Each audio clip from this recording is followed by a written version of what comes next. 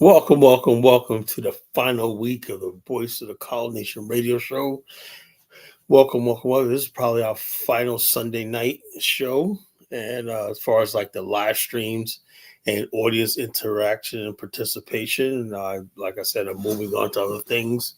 And also, I cannot do this at night anymore. I've given it a whole year. Like I said, you guys are tired of hearing me talk about it, but it is what it is. So these last couple of days, I just want to go out with a bang and give the best announcement. I want to leave you with something. I want to leave people with something. And like I said, the talk about the Matrix is one of my best. I did one Matrix show I think a year ago when I first got on. The first month I got on, it was like a year ago. I did a show about the Matrix, but I want to talk about it in depth tonight. What I mean by the Black Matrix. See, the whole thing is you could never understand this unless you're Black American or African American. You will not understand what this topic is about and how it works, because I listen to people talk and I listen to people like Alfred Dumbass and people like that. And all these people who talk about Black America, they swear they're experts on Black people in America, Black American experience. And they know very little about us and they know nothing. They're not even clueless. I don't think white people know anything about us, how we operate, why we do the things we do. There's clues out there that tells you why we do things we do. For example, see, the Matrix can be summed up into this. It's two different realities uh, all at the same time. There's two different worlds that we're living in the same space, one world that we control. That's the world we choose. For example, when we go to Black churches, we enter into a matrix. That means the pastor, he's somebody that's powerful. The deacons, sister such and such, on the choir director and everything. But then when the church is over, we go into another matrix, which is the white man's world, where that pastor may be Pastor Reverend such and such, they esteem honorable like that, but he may be just Leroy the janitor in the white man's world. And so therefore, it's funny, like when you meet somebody in one matrix, oh yeah, he's somebody else. And then when he goes into the other matrix, the white man's matrix, he's like, well, geez, man, he was so powerful and he has status in our area. He's known as this, but we go to the white man, he's saying yes sir, no sir, but that's how we survive in Black America.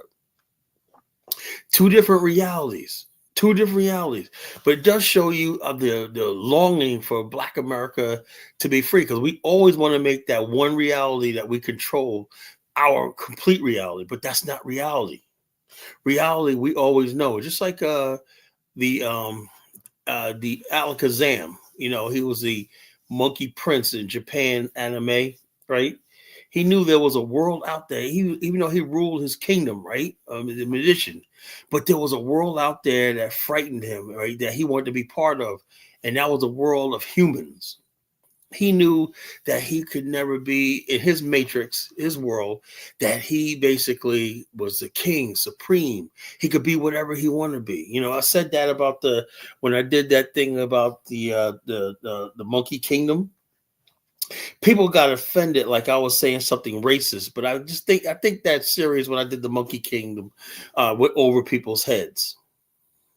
So in other words, basically what I'm saying is some people live in their own matrix where their own reality is reality, but when it's tested against something else, it crumbles. And that's really dangerous, because when people have their whole world crumble, you can see that in Liberia, any country and everything like that took on modernization, right? Suddenly everything is invalid.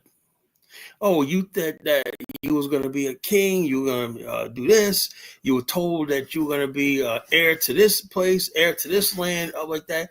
You are this, but then when you look at the reality is, when you step out of that matrix, into the other matrix, that's created, you feel like you're incomplete.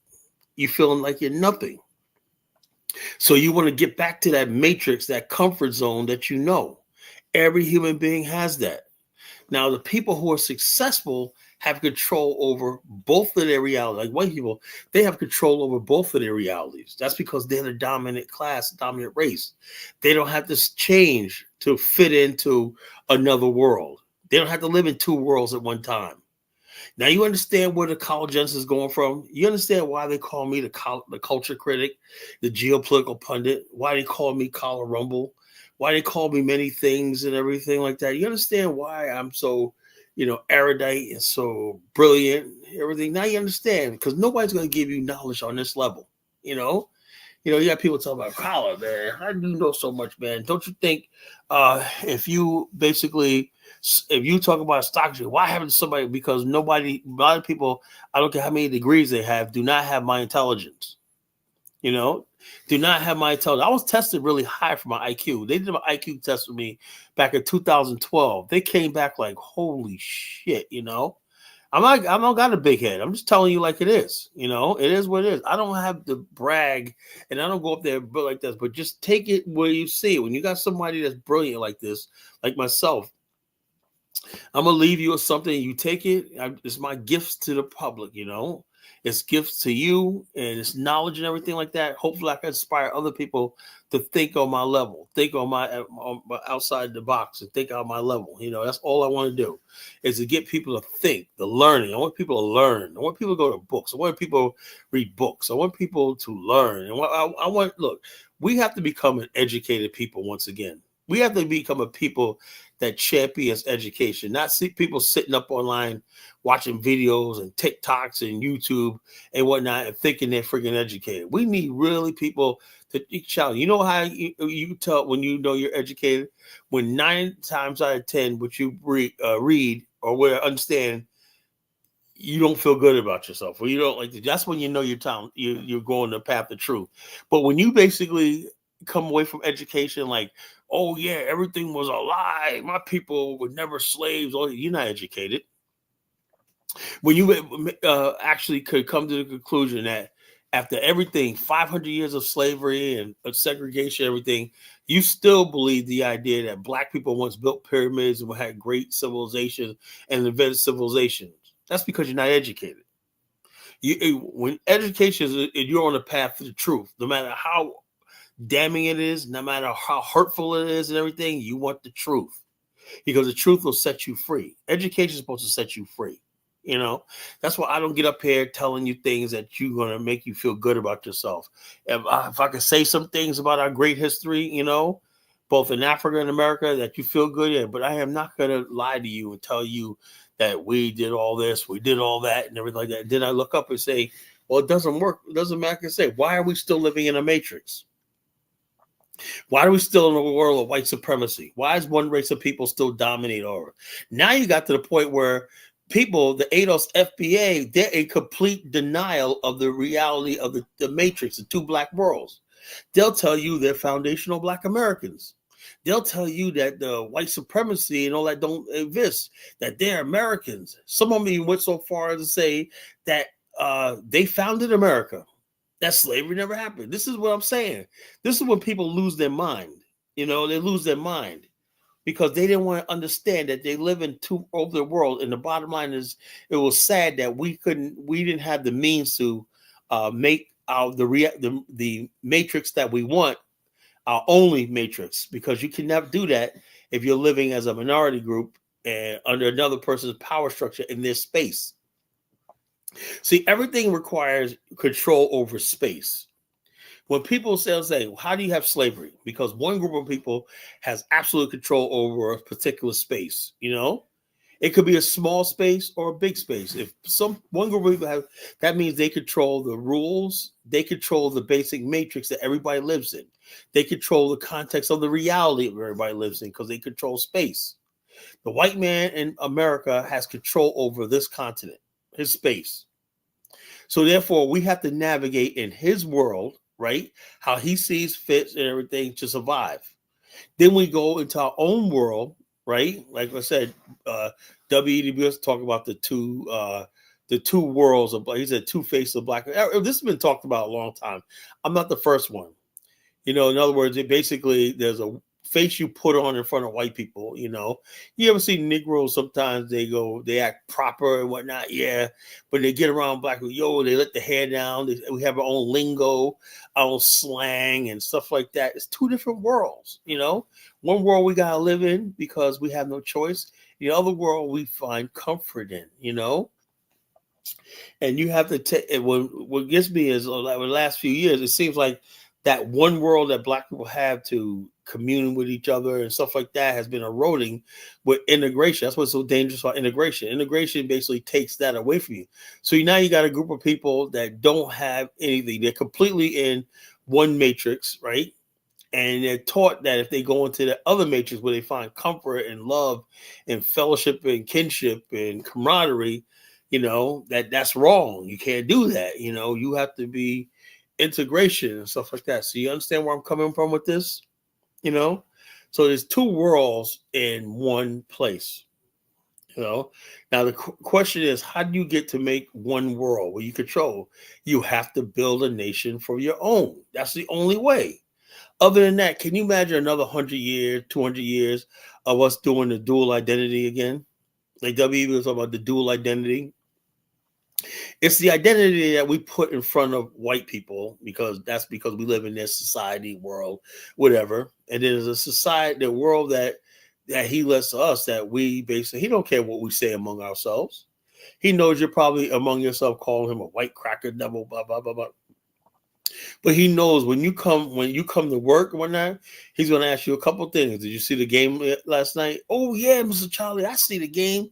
You know, Rufus, give us that jig dance that the player did after he did the touchdown. Then you go out there, you got your degree and everything, and then next thing you know, you're doing a jig dance for the white man, and you act like you're spiking the ball. See, there it is.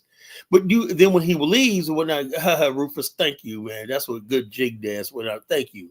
You know, when he leaves and whatnot, and he goes back to his office, you're saying, the motherfucking damn cracker, blah, blah, blah, cracker, blah, blah, blah. He don't give a damn, you know? He knows in front of him, you're going to basically buck dance, you're going to coon, you're going to smile, and you're going to love it. You understand where the college genesis is coming? Do you understand that why, you know, that nobody else can bring information and knowledge like this, you know? So it is what it is. You know something?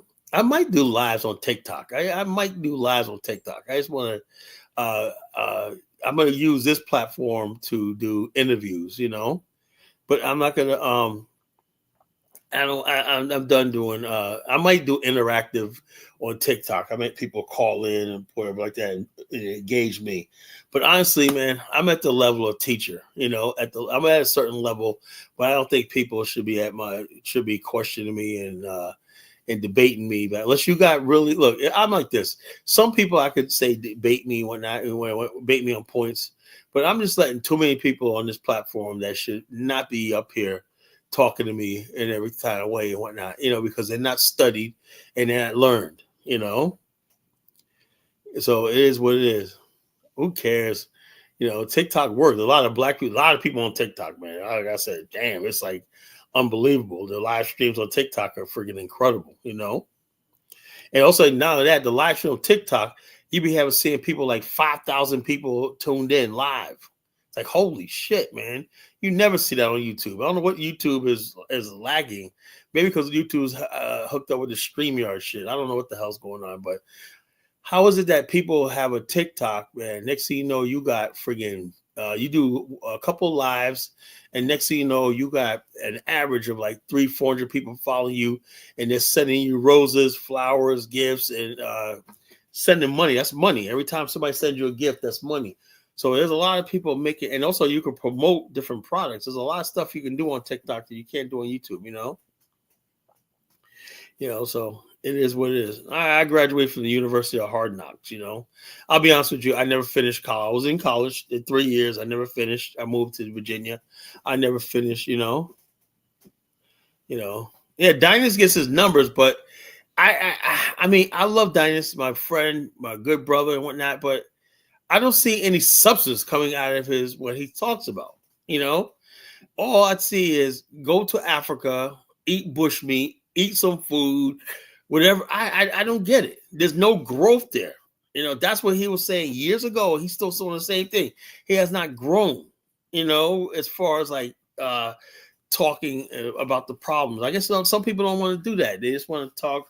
There's nothing to talk about the problems in Black people. But if you don't have solutions, I have solutions, and I like to talk about these things, So I don't. And it's not even about the super chats, to tell you the truth. It's not about the super chats. It's just, I just don't think YouTube is just for me. I still think I'm gonna do live interviews on YouTube. I might have it hooked up where I got TikTok and YouTube on at the same time. All I want to do is, in this point now, I'm doing interviews like an hour and a half. I'm interviewing this person and whatnot, and that I have questions and answers, and then I'll take questions from the audience if they do a super chat. I'll ask them, okay, if I have important guests, I'm gonna try to recruit a lot of important guests to talk about some of these things, particularly Liberia and stuff like that, and the Pan-African world. And I want to basically really make this a platform where people, like I said, I want to have my Angolan people call in. I want to get my Zambia people online. I'm going to open this up to the Black world that want to connect with on the right way. It's going to be Black African infrastructure, colonization way of Pan-Africanism. Because I'm looking now and I don't like what I see. I don't approve of what the Dr. Arakanas. I see all these people. This guy's on YouTube talking about, this country of Benin just offered African American citizenship. No, it don't work like that. Don't work like that. You have to have somebody that basically says, okay, let's have a real discussion about our people if they're going to go to these countries. It's not haphazard. There's nothing. This is why people, they spend years in countries like Ghana and they got nothing. They have no audience with a government. You're bringing them millions of dollars, right? And you don't even have an office that deals with your concerns. You have no say-so how your money's spent. You have no say-so over infrastructure and development and stuff like that. Stuff you could actually do. If you built a community in Ghana, you could basically build a tax base.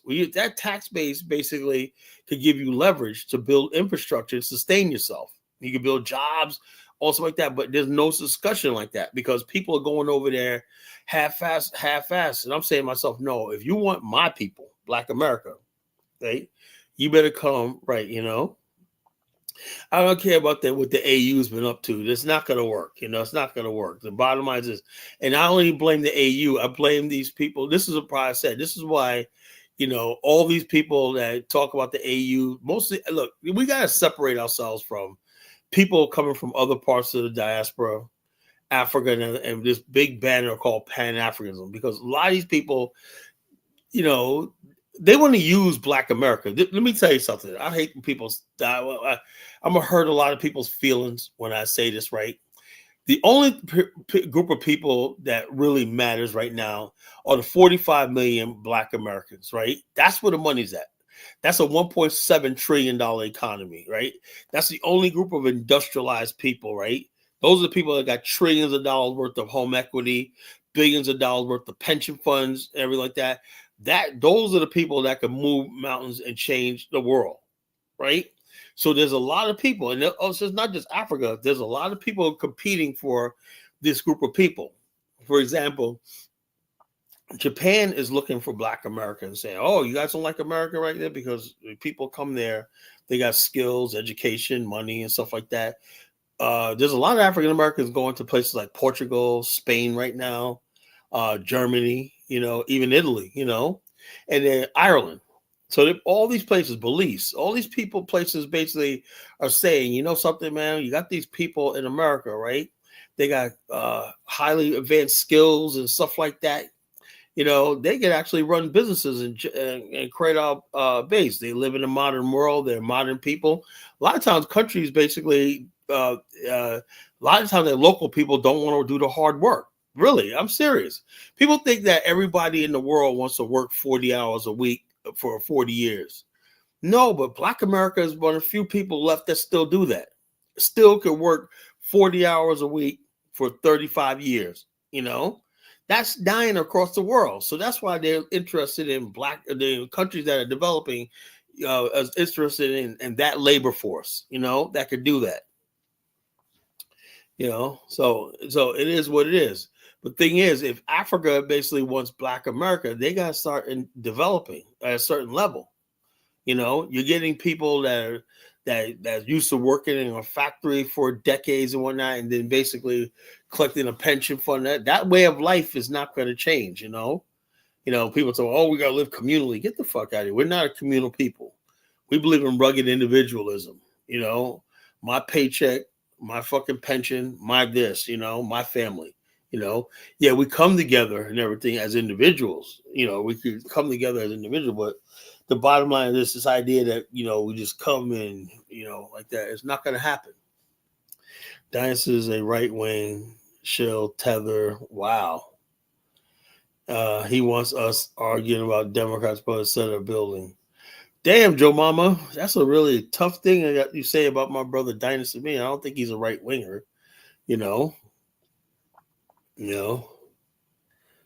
So some people building and nation building is not in everybody's blood. Not everybody's going to be talking about nation building. That's what I do. I talk about nation building, and nothing else turns me on but nation, the idea of building cities, building towns, building a stock exchange. Why the fuck that we don't have that? I have no idea, Well, I talked about that last night, and I got all this blowback and whatnot. So I'm just like, sometimes you just feel like giving up, man. Black race is just fucking screwed up.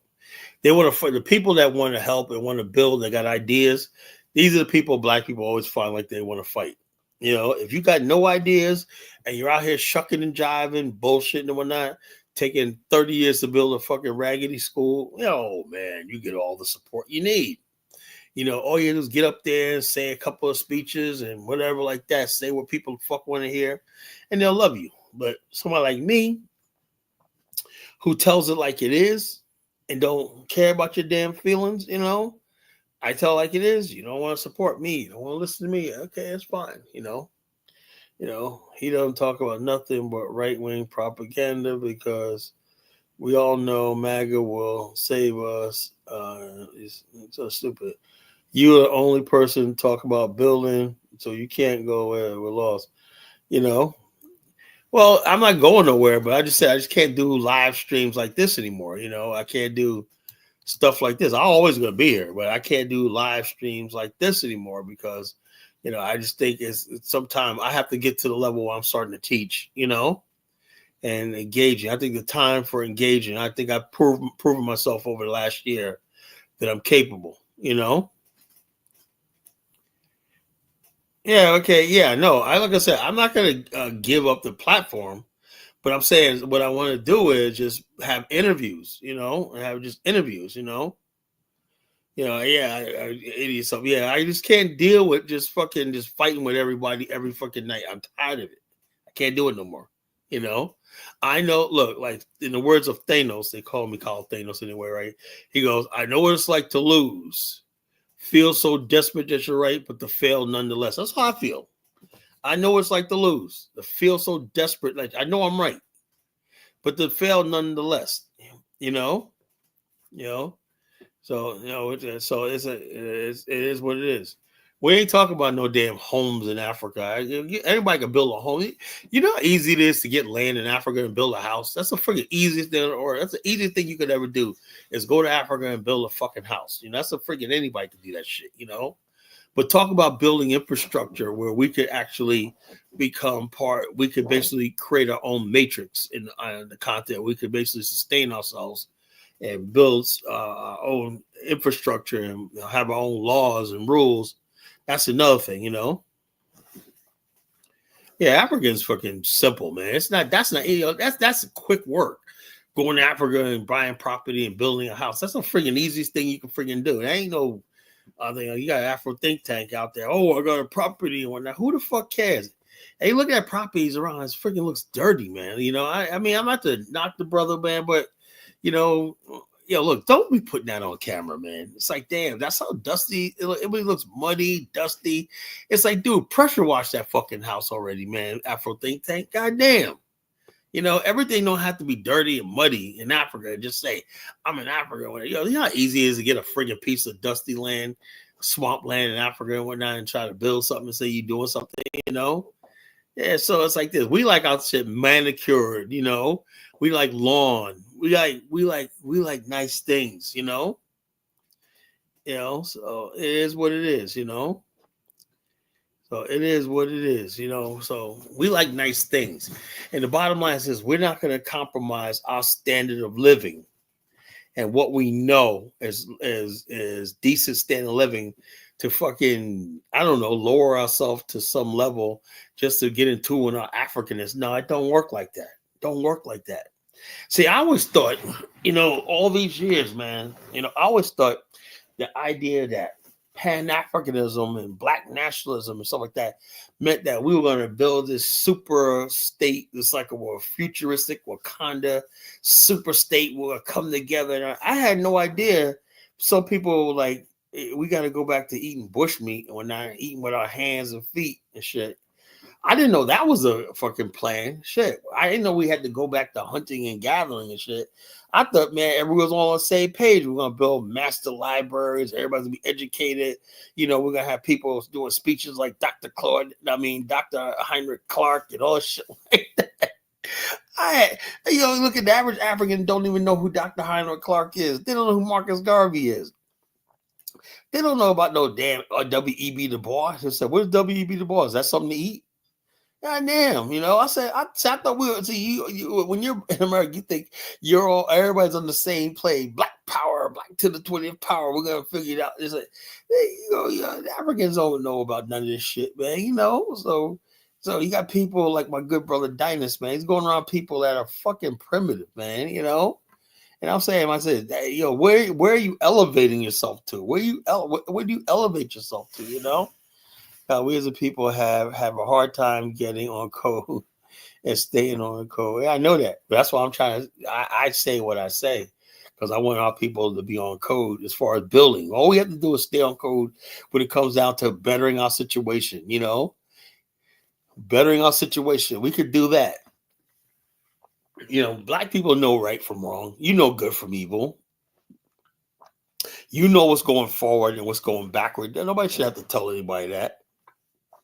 Is when you delineate for it and deviate from that, that's where the problem comes in. You got people out there, oh, no, Carla, we don't have to worry about modern medicine, even though it's proven, whatever like that. We can listen to some bush doctor from freaking Honduras selling us fucking herbs and all this shit like that, an illiterate, selling us all these herbs and whatnot. We die anyway. He got to prove nothing. Yeah, he can't be sued or nothing like that for malpractice and misinformation because we love him. We call him doctor and all stuff like that. How do we get to that level? How do we get to that level where we was the people that produced Charles Drew, first human heart transplant, shit like that, How do we get from people that produce Lewis Latimer, invented the incandescent light bulb, How do we get from all these people that basically were inventors, scientists, everything like that? How do we get from George Washington Carver, 300 products from plants and everything like that, to friggin' listening to friggin' goofballs from fucking from the Caribbean and Africa tell us science? How do we fall down like that? It's because we've been so all-encompassing with this fucking Pan-African shit, which is dangerous, Pan-Africans should mean people coming to our level, our level, and it's the bottom line. People don't like that. I'm sorry if you don't like that, man. Well, look, I'm sure, if they don't know, I'm going to teach them who Charles Drew was, I'm going to teach who Charles Drew was, we're going to celebrate. We're going to get back to in Black America, honoring of the inventors and stuff like that. The people actually did shit in Black America. Reginald Lewis. How many people don't know who Reginald Lewis is? World's first Black billionaire. He made his money in America, right? He didn't have a government backing him and shit like that. He made his money. He basically went into the belly of the beast and came on top. The Bible says in the 23rd Psalm, that prepared the table before me in the presence of my enemies. He became a billionaire in the white man's world. You know, we're the only people of color that could become billionaires in the white man's world. Chinese people can't do that here. Japanese people can't do that here. You know, no other group of people has ever become billionaires in America besides the African American man. You know, that's the truth. So we got to honor our people and tell us how strong we are and whatnot. Stop walking around with your head down. Be proud of who you the fuck you are, you know, because nobody has matched us yet. Nobody, you know. So I tell people all the time, man, be proud of who the fuck you are. Don't let everybody tell you fucking you got to put on a damn grass skirts and fucking walking out and do boom shakalaka and shit like that. You know, get the hell out of here with that shit. You know, if you do it, you ain't hearing it from College Genesis. You know, kick me out of the damn Pan African movement. I don't give a damn anymore, you know, but I'm sick of seeing my people go down, lowering our standards, you know, just to accommodate fucking people, you know.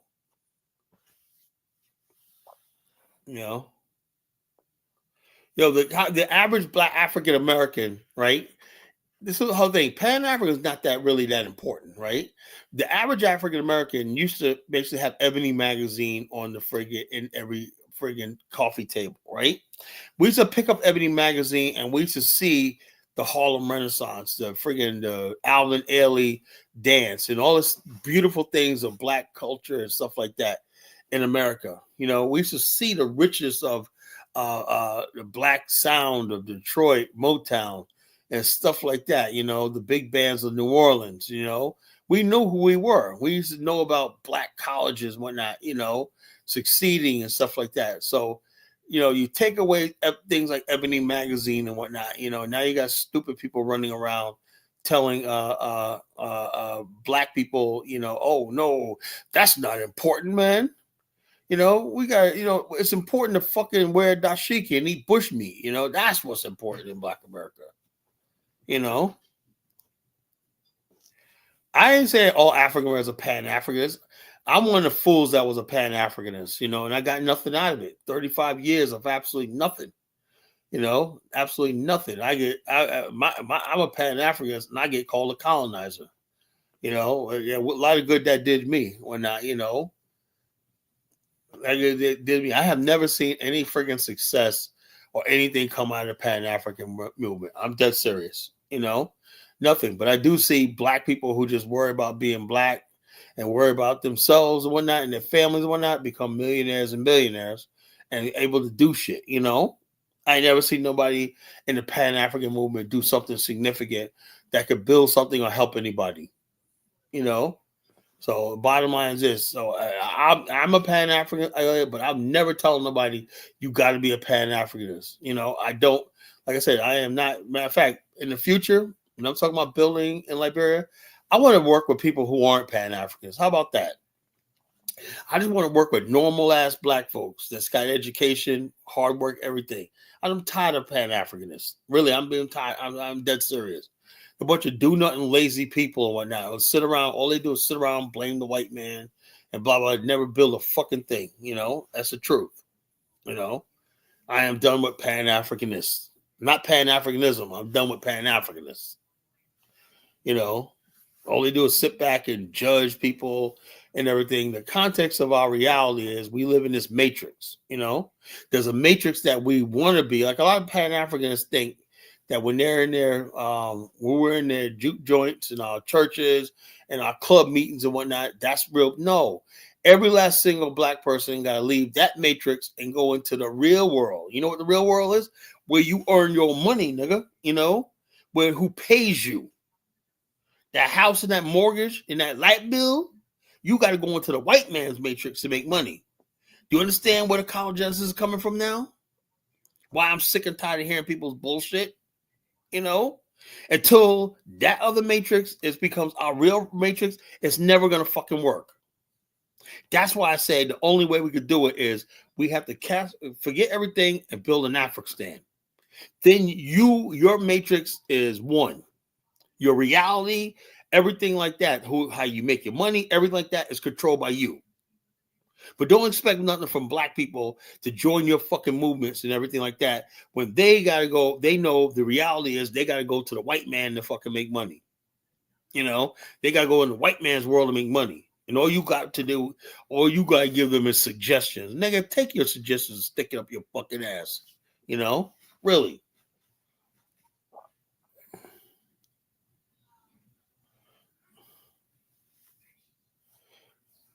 All Pan Africans, he teachers, masons, preachers. I have no idea where you get that from, Principe, man. You know, the reality is the Pan Africanists, they're good for a good time. They're good for to rile you up and whatnot, listen to a nice speech, man. But in reality is when you got to live in this world, the real world, you know, you got to leave that Pan-African black church, all the stuff like that, that matrix, and you got to go into the white man's matrix, you know? You ain't going to be Principe, Tola, Mela. You're probably going to be, what's your name? Pierre Baptiste somewhere, you know, a Haitian migrant working for the white man, flipping burgers, you know? You ain't going to be Prince Torin, whatever the hell you call yourself. You ain't going to be a Ras Moisture and whatnot. Chukwu ain't going to be no Chukwu Igwe. His probably name is Bobby Igwe, you know? And he got to better go in there and he better buck dance and shuck and jive for the fucking white man for that paycheck. Come on, let's get real. Let's get real. We're going to get real in this show, you know? I'm going out with a fucking bang. We're going to get real. Everybody's a fucking clown, you know? I am sick and tired of dealing with you fucking clowns, you know? Talking shit, you know? No, the African has to be first built in the mind. It ain't about where the African's going to be at, bro. It's about, there's plenty of land in Africa, you know? I got plenty of access to land all over the fucking continent, you know? I got people over the years, over 30 years, I mean, you know how many people all over the continent, Zambia, telling me, Kala, come here, man. We could build a nation here. I had people in Kenya at one time say we could build an African-American state on the friggin' coast of Kenya. I had people all over the damn continent. Angola, Namibia. All that land is not going to be a damn issue. It's the mind. It's the imprisoned mind that's the problem. You know? You know? You know? It's an imprisoned mind. Black people are in a matrix right now. You know, a matrix that they don't know how to get out of because they really do believe in their heart and whatnot. No matter how much you get on the line, like I say, perfect example.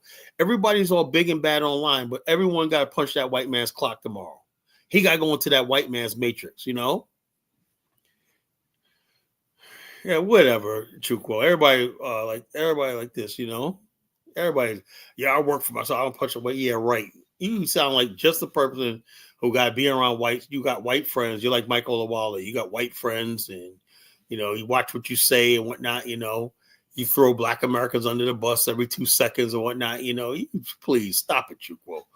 Stop it! Stop it! Stop it! You know, stop it! Stop it! Stop it! You know, I got a PhD in Negroology. You know. I'm the PhD and doctor of Negroology. I know the American Negro. I know the Nigerian Negro. You know, I know the Liberian Negro. It's a Negro, Negro, Negro. Negro, Negro, Negro. You know? So it is what it is, folks. You know? This is the College Genesis spitting fire and brimstone, you know? You know, because the bottom line is this, you know, after I'm gone, like doing this stuff like that, you know, you're going to have Search for Huru, you're going to have Afro Think Tank, you're going to have Afro Dumbass, you're going to have all these other people to come with when that. And I want people to sit there and think. When I'm gone, I want people to think. It's like, damn, you know, and I want you to freaking think, damn, I'm not getting edified. I'm not getting edified. I'm not getting something not like that because it's as long as this is not real to you. I understand that in this matrix, this is what you just guys listen to just for entertainment, whatever like that, because you know the real matrix is the white man that you got to wake up to in the morning and report to. I understand that, you know. I understand I'm not going to get anybody here riled up about an African and stuff like that because this is part of this is what Black Americans do. We get online. Look, this is nothing new. We've been going to Pan-Africanist meetings for almost 200 years. You know, we used to have them in fucking on the plantation or not. But the white man used to let us go at a plantation. We air our grievances. We become this and become that. They let us have our own structure. But when the time comes, when it hits that bell, I mean, it's time to get back to fucking working, picking cotton, you fall right back in the line. Same thing you're going to do tomorrow when you hit that clock in the morning. You're going to fall right back in line in the white man's matrix. Is that a little cruel to you, what I just said? Does that hurt your feelings? Good. Because I'm telling you like it is, you know? So best thing you could do is this. Either quit this movement, go out there and just live your fucking life, and then quit all this dumb shit right now, and you could be free. And the bottom line is, no, I don't have to work for the white man, but the bottom line, I know I got to work in this world. That's reality, you know? Because all I wanted Joe Mama is to be free. I really thought by now, Joe Mama, that, you know, especially like when 20 years ago, the movie Blacks Without Borders came out, I was absolutely adamant that we were going to come together, build these investment firms and whatnot. I would have a nice office somewhere in Johannesburg, and I lived that African life, man. I'd be taking airline trips to Kenya, Dubai, working on multi-million-dollar deals. What the fuck happened? I really thought this was going to work. Not here talking about shit. Not here trying to do a fucking tour. I thought we were going to be fucking rolling by now, you know? And it didn't fucking happen. Because the only reason why it didn't happen is because black people are in two worlds, right? Until you kill that one world and say, look, it's time for us to have a nation of our own. It's like that. It's never going to work. You were never going to build anything as long as those two worlds exist. Because white people know you find comfort in their world because they pay you. They give you a way of life. Until you could build your own shit, build your own nation, and create your own reality, it's never going to fucking happen. You know? Personally, don't get it. We are building our own community. But the bottom line is this. I just talked for an hour, and principally still don't fucking get it. You know? It doesn't matter what you build, but the reality is, as long as these two worlds exist, it doesn't mean anything. Your family means nothing. Your so-called community means nothing. As long as the one group of people, the one world exists where that's your real reality, you know. So like this. So yeah, you have the heart to talk. Have heart talk. Yeah. The bottom line, I'm just telling you like it is, you know. Long as those two worlds exist, whatever like that, and it's been like that for 400 years. There's a world we live in where we give ourselves titles and names and pump ourselves up, and then there's a fucking world we go to where we fucking where we friggin' deal with friggin' the reality of who's in charge, you know. So it is what it is. I exist in various international matrices. No, you're broody. Stop it, you know. Matrix is a reality. Every African, you're an African, right? This is what it is. You cannot go to your country of Uganda and live because you starve. Your reality is probably worse than ours, because at least in Black America, we do have some sort of community here, and we can make it here. You cannot make it in Uganda. That's why you're here. That's a sad thing about being an African immigrant, you know. The only reality they really have is here in America, you know, and the West. At least Black America got this pretense of a community here, you know. So it is what it is, you know. But yeah, so we have two worlds, you know. One world is the reality. One world is figuratively, you know. Black world is figuratively and suggestively. But the white man's world, you know, with his police, his courts, his banks, his power structure, and all stuff like that, that is the real reality. That's the matrix you live. That's the real matrix. You know, we get online here, we become whatever we want to come to. We become Principes, we become Chukwos and Zongos and who else, you know? We become all these things online, you know, but the reality is You're going to go punch that clock with the white man. You're going to pay your taxes with the white man. You're going to do what the fuck he says do to get along with his world, his society. You're going to obey his rules and everything. That's the only thing you have to do to survive, right? Because you fuck up one time, he's going to throw you under the jail. That's the system. That's how brutal the system is, You don't have a chance to get out of line, so that's what it is. Two matrix. One matrix is a slave plantation matrix, and another one's a friggin' white man's world and everything like that, When he says jump, you ask ha ha. What about a white man? Look, let me tell you something. This is how it is, right? So I'm gonna put people on some game how to survive in the white man's world, right? What you don't do if you're on a white man's job, whatever like that, you always got to make sure that you're talking about sports.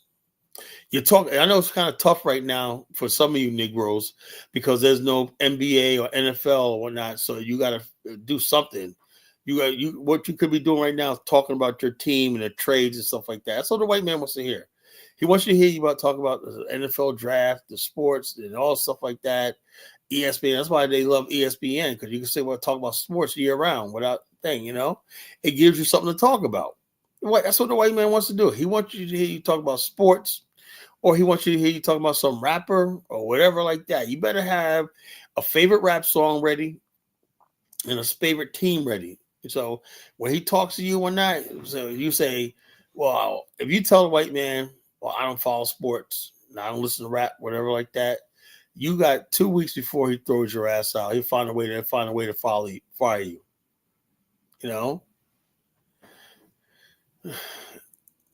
That's another myth that Black America built. We do got nuclear families, Truco. No, Truco don't know shit about Black America. We do got nuclear families. What the fuck are you talking about? People have this idea, Truco, Black people in America built communities for hundreds of years. There's whole Black communities in Detroit, down here in Virginia, Maryland, all across America.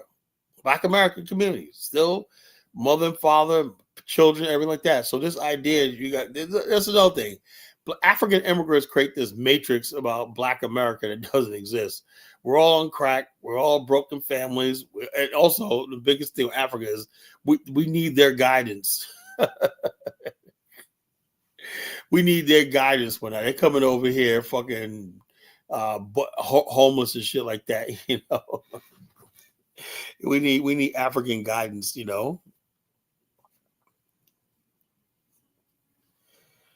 Look, Africa has all these things, but why is Africa not developing them? If you got chocolate, minerals, and all stuff like that, how come you guys aren't getting rich off it? That's what I'm saying. I would like to see Africans have their chocolate, their gold, their minerals, and get rich. But the bottom line is this, would you interested in presenting? Nah, I don't think so. I don't think so, Baruti. Thanks, but no thanks, bro. I don't think so. Look, the only thing I'm interested in is an Afghanistan. If there's no Afghanistan, it does not exist to me. That's the way I see it. Now you can probably go get Dollar Bill. He might be one there, go down there with you, and that's my good brother. But the bottom line is, if anybody wants College Genesis, and the bottom line is this, like this. The Black community is never created. Truco. I never smoked crack. I never like that. These are all white supremacy talking points, and also these stupid Black liberals. Oh, the school, the prison pipeline. Oh, that was all overblown, stupid talking points that fucking Black liberals tried to use. There's no school to prison pipeline. There was no crack cocaine epidemic and whatnot. It was fucking all bullshit they was talking about, Well, that stuff was bullshit. I was there, Yeah, was there people doing crack? Yeah, but the bottom line is like, yeah, you see somebody like, damn, that's a person's a crackhead, but you stay away from them.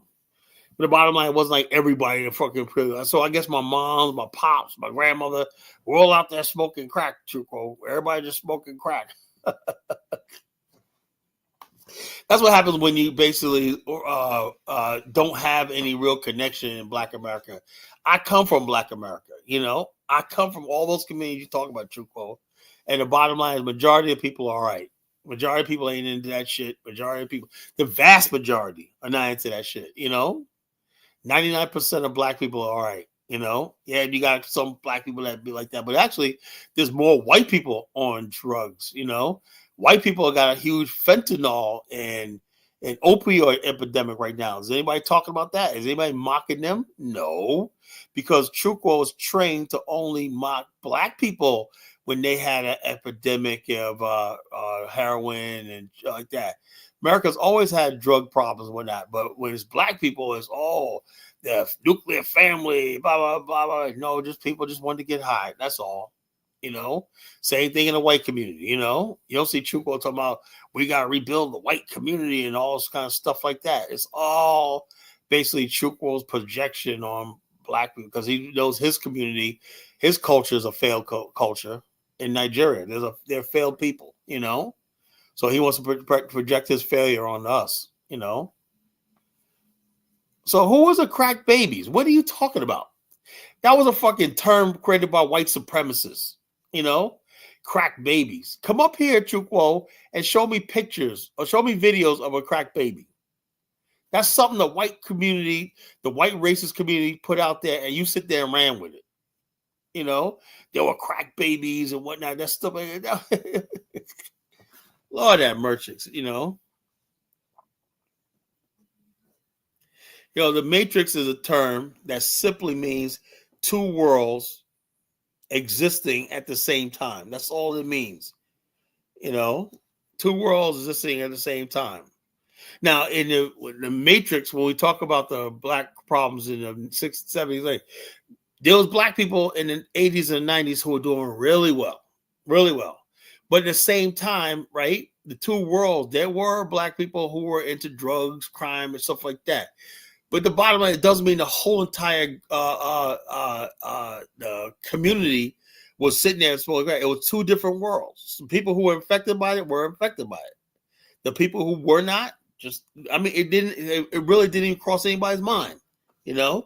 Those who were affected by it was affected by it. It is what it was. It is all about choice. If you chose to go down that road and get in the streets and the drugs and stuff like that, that was on you. That ain't no social problem that we all got to freaking solve. That was an individual. You make your own decisions in life. That's how we always saw it. Life is about choices. If you make the wrong choice, yeah, you need a thing.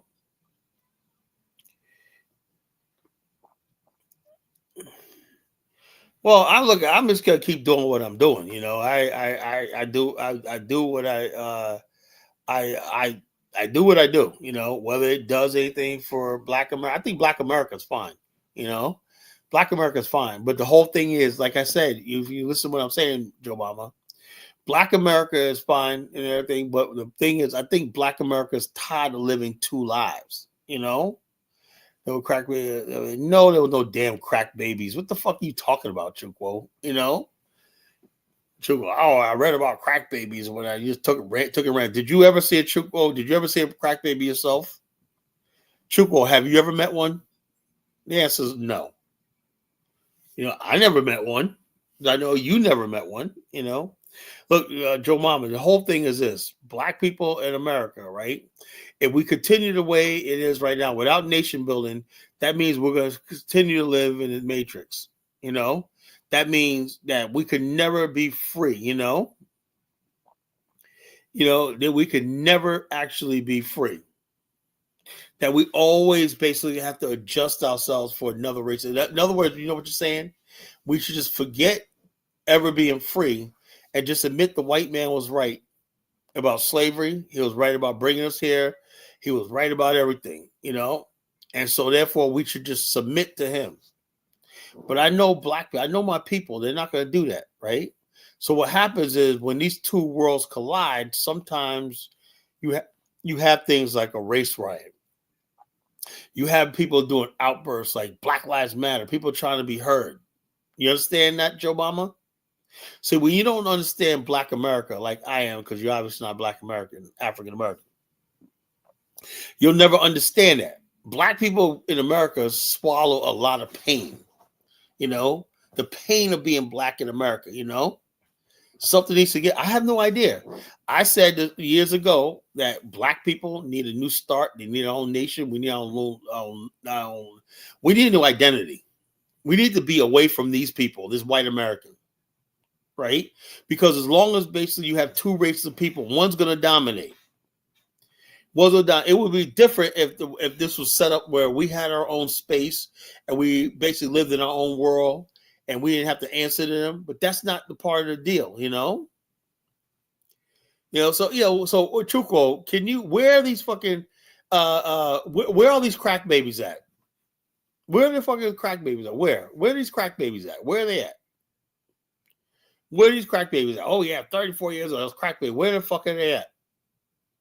You know, people just run with it. Crack babies, crack babies. There wasn't a lot of people doing crack, bro. Trust me.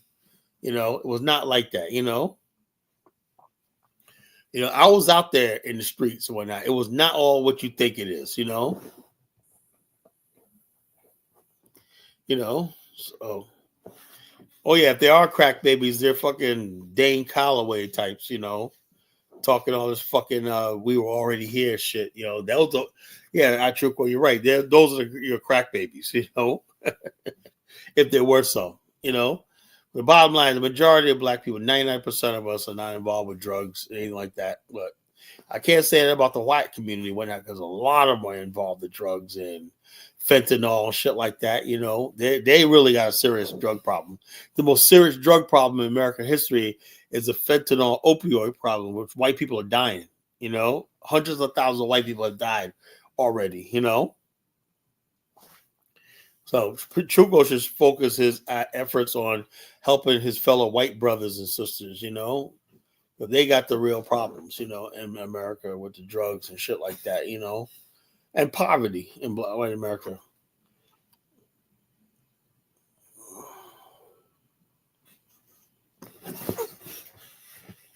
Hugo, caller, are you very familiar with the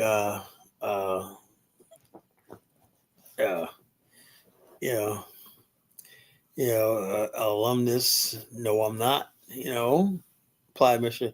Look, all these people, Baruti, man. To me, I appreciate higher education from the HBCUs and whatnot. But what it really doing all the HBCUs and black education did was make us better Negroes. I'll be honest with you. Even the Nation of Islam, right?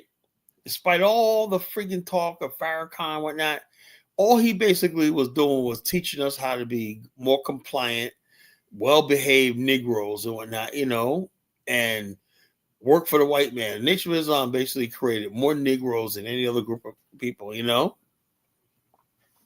More Negroes and whatnot, because the bottom line is this: the Nation of Islam knew that you guys had to go to get, the Nation of Islam knew that you had to have productive members, right, to go out there and work for Mr. Charlie, right, so they could bring half of that income. What was what they say? It was a third, and they give it back to the Nation of Islam.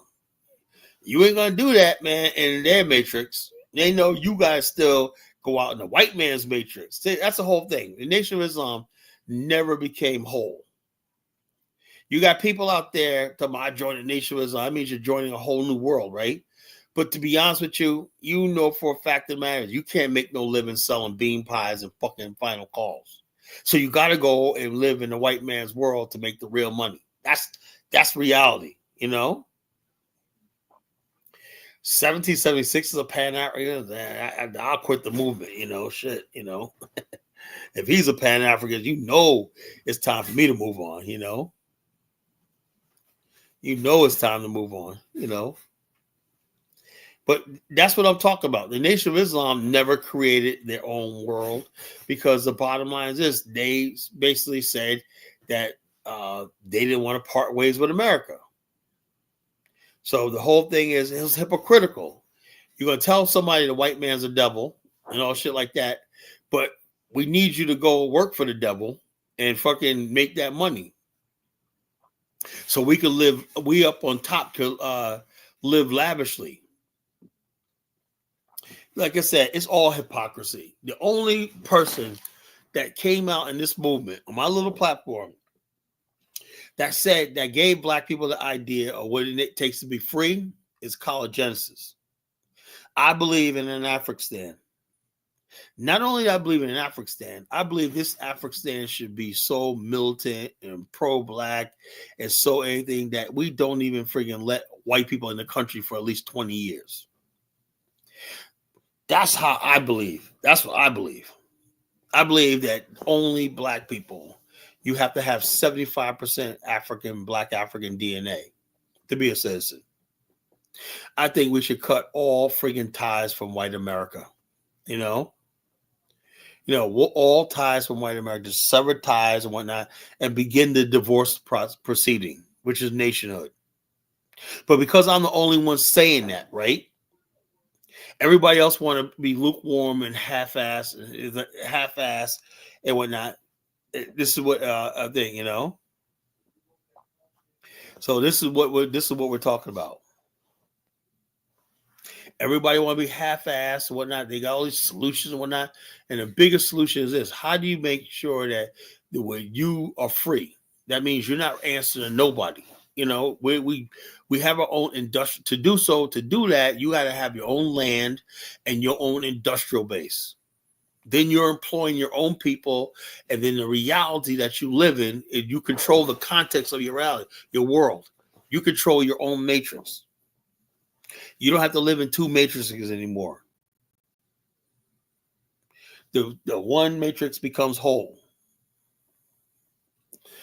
So it is what it is,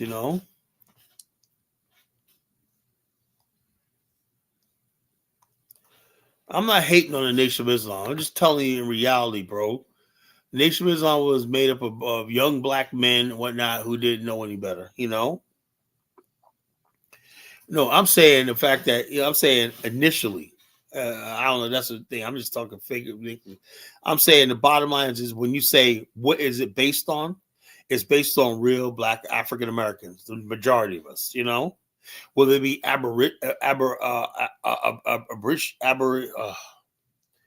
people deviate from the norm? Of course. Will we have mulattoes? Of course, right? But the country, but there's no way in hell that, as much as I love Adam Clayton Powell, I'm sorry, I can't do it. We're gonna let the world know that there's still some black people that are proud to be black. No, it ain't the black church, man. Shut up, you heathen, Kwame. The black church is the best thing black America's ever created. I'm fucking black Christian, and I say like that: the black church, the only institution in black America that we created. And the fact of the matter is, it still stands and whatnot. Yeah, the church has been corrupted and everything like that. But the rest of these people, the black church gave us black scientists. They gave us black educated people. It gave us black families. It built black America, right? All these other stupid, dumbass cults that popped up in black America, particularly introduced by people from the islands and whatnot, never did a damn thing in black America, never did a damn thing for black America. The black church created the first colleges. They encouraged everything, the black church is, first of all, Kwame, the Pan-African was actually born in the black church. It was born in the black church. That's what it was born in. It was born in the African Methodist Episcopal Church. The black church is black America, bro. I don't know where you come. That's why I said, when you got people coming from the islands who don't understand black culture in America, right? They don't understand the black church is the blackest thing in black America. The black church is the blackest thing. The black church is blacker than the Nation of Islam. It's blacker than the fucking the 5%ers. It's the most blackest thing you can do is a black church. That's the truth. African, purposely in Africa will go assimilate in Africa. No, they won't, because people do not go backwards. True call. People can't go backwards. African culture is not a culture you could assimilate into. It's like this, So good try, true quote. African Americans will never assimilate into African culture. It's not going to happen. There's got to be a meeting halfway. Africans got to pull their culture up, to a certain level for that to work. So People do not go backwards, you know. Just like if you put African Americans and Africans in the same space, the African Americans are going to dominate them. Same thing happened in Liberia. That's why people who are cultures are more advanced are going to naturally, even if they're smaller numbers, will dominate over people who have larger numbers. You know, for the black church is stamp out no African culture. African culture, Kwame did not freaking. Black culture in America is African culture, but just a freaking different version of it, right? Kwame, we're not Africans like from the continent, you know? Yeah, voodoo is a freaking dumb. Look, I have family members that practice voodoo. It was done for evil. Look, have you ever heard somebody doing voodoo that they're gonna bless somebody? Now, in church, we would pray for somebody that God bless them for to pay their mortgage. I remember that growing up. We used to run charities for people and whatnot, for people who were sick and whatnot. But every time I knew family members did voodoo, was always trying to put a curse or a hex on somebody. You know, So that's like see, like I said, Kwame is one of these voodoo island people. I said, I wish the guys a lot of luck, but these people can't be with us, man. They can't be in our culture, man. That's one of the reasons for delineation, man, because people like him don't understand who we are. I'm trying to tell him who we are. He's gonna try to tell me who I am. I've been in Black America my whole fucking life. I know what's good for my people. You can't just come here and tell me what's like this. Look, that's another thing, Chuko. You go to any black church, nobody got no picture of no white blonde Jesus. That is not in the black church. Now, some people put out stuff and whatnot, but the Bible says, Chuko, if you ever read the Bible, you heathen, you savage heathen, right? The Bible says, do not make any graven. It was in the 10 Commandments. Do not make any engraven images unto thee. You know why he said that? The Bible said that in the 10 Commandments because he knew the friggin' I think look, the African Methodist Episcopal Church always had a black Jesus. There was a controversy about that way back in the days. They painted Jesus as black.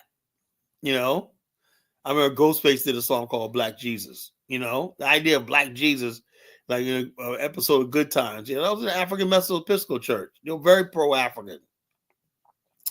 So what I'm saying is the commandments was like, don't make any engraven images unto thee. What that simply means is God knew man's heart. If you basically show God, in other words, basically, God didn't want you saying, God didn't want us. God is omnipresent with everybody. That means God is not a white man. He's not a black man. That's the way we grew up, right? He's not a white man, black man. He's a spirit. So when mankind makes image, it's called idolatry. When you make God in your own image, that's called idolatry, and that's a sin. So if you ever went to church, you would understand that. You're not supposed to make no images unto God, unto thee. That's called idolatry. So if somebody who grew up in church like I did, I understand that. So if you basically have what you call, if you basically like this, I have no idea what I grew up in a black church. I didn't go to a white church. I grew up in a black church, and I'll be honest with you, the black church, and out of all the things I've joined Pan-Africanist groups, I joined all stuff like that. The black church is the closest thing to blackness I ever knew. That's the black church is the blackest institution ever created. So it is what it is. And also the way we did church and whatnot, our praise and shouting is directly from Africa. Our shouting and praying and all stuff like that, that some of you fake Negroes talk about, oh, y'all be up in that hooping and hollering.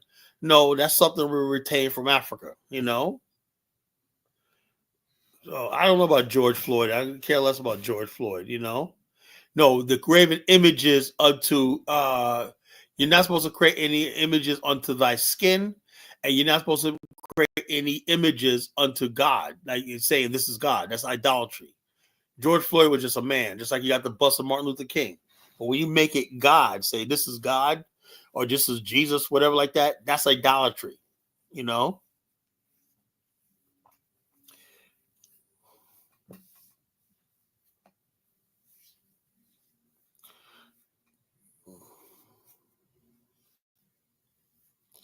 Oh no, here comes Kwame. Kwame, really, I do not want to discuss religion. You know the topic, but I don't want to discuss religion.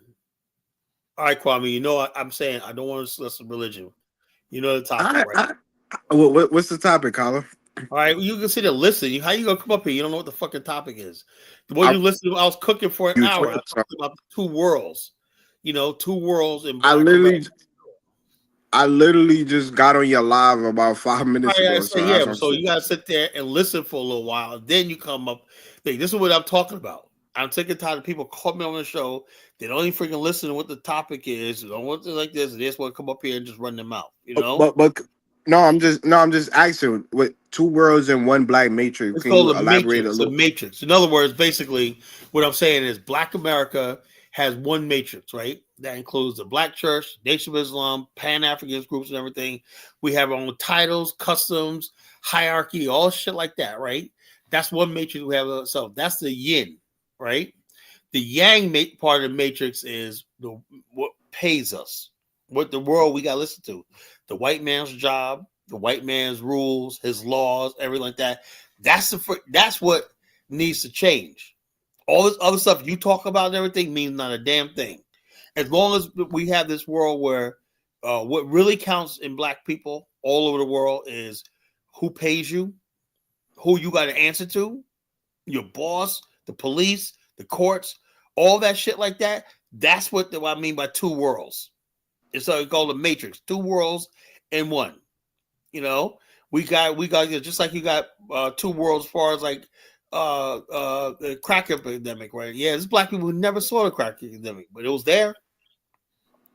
And you Right. chose to be part of that, you know, that life. Yeah, it was affecting you, but the majority of Black people did not. That's why Truco gets up here and said, "Oh, Black people suffer from never recover from the crack." That's bullshit talking points he probably heard online, you know, repeated online. Most Black people didn't. Dave, were you on crack back in the days? Nah, I don't know nothing about crack, man. I don't know. Nobody did, you know. Have you ever seen a crack vial or anything like that? Nah.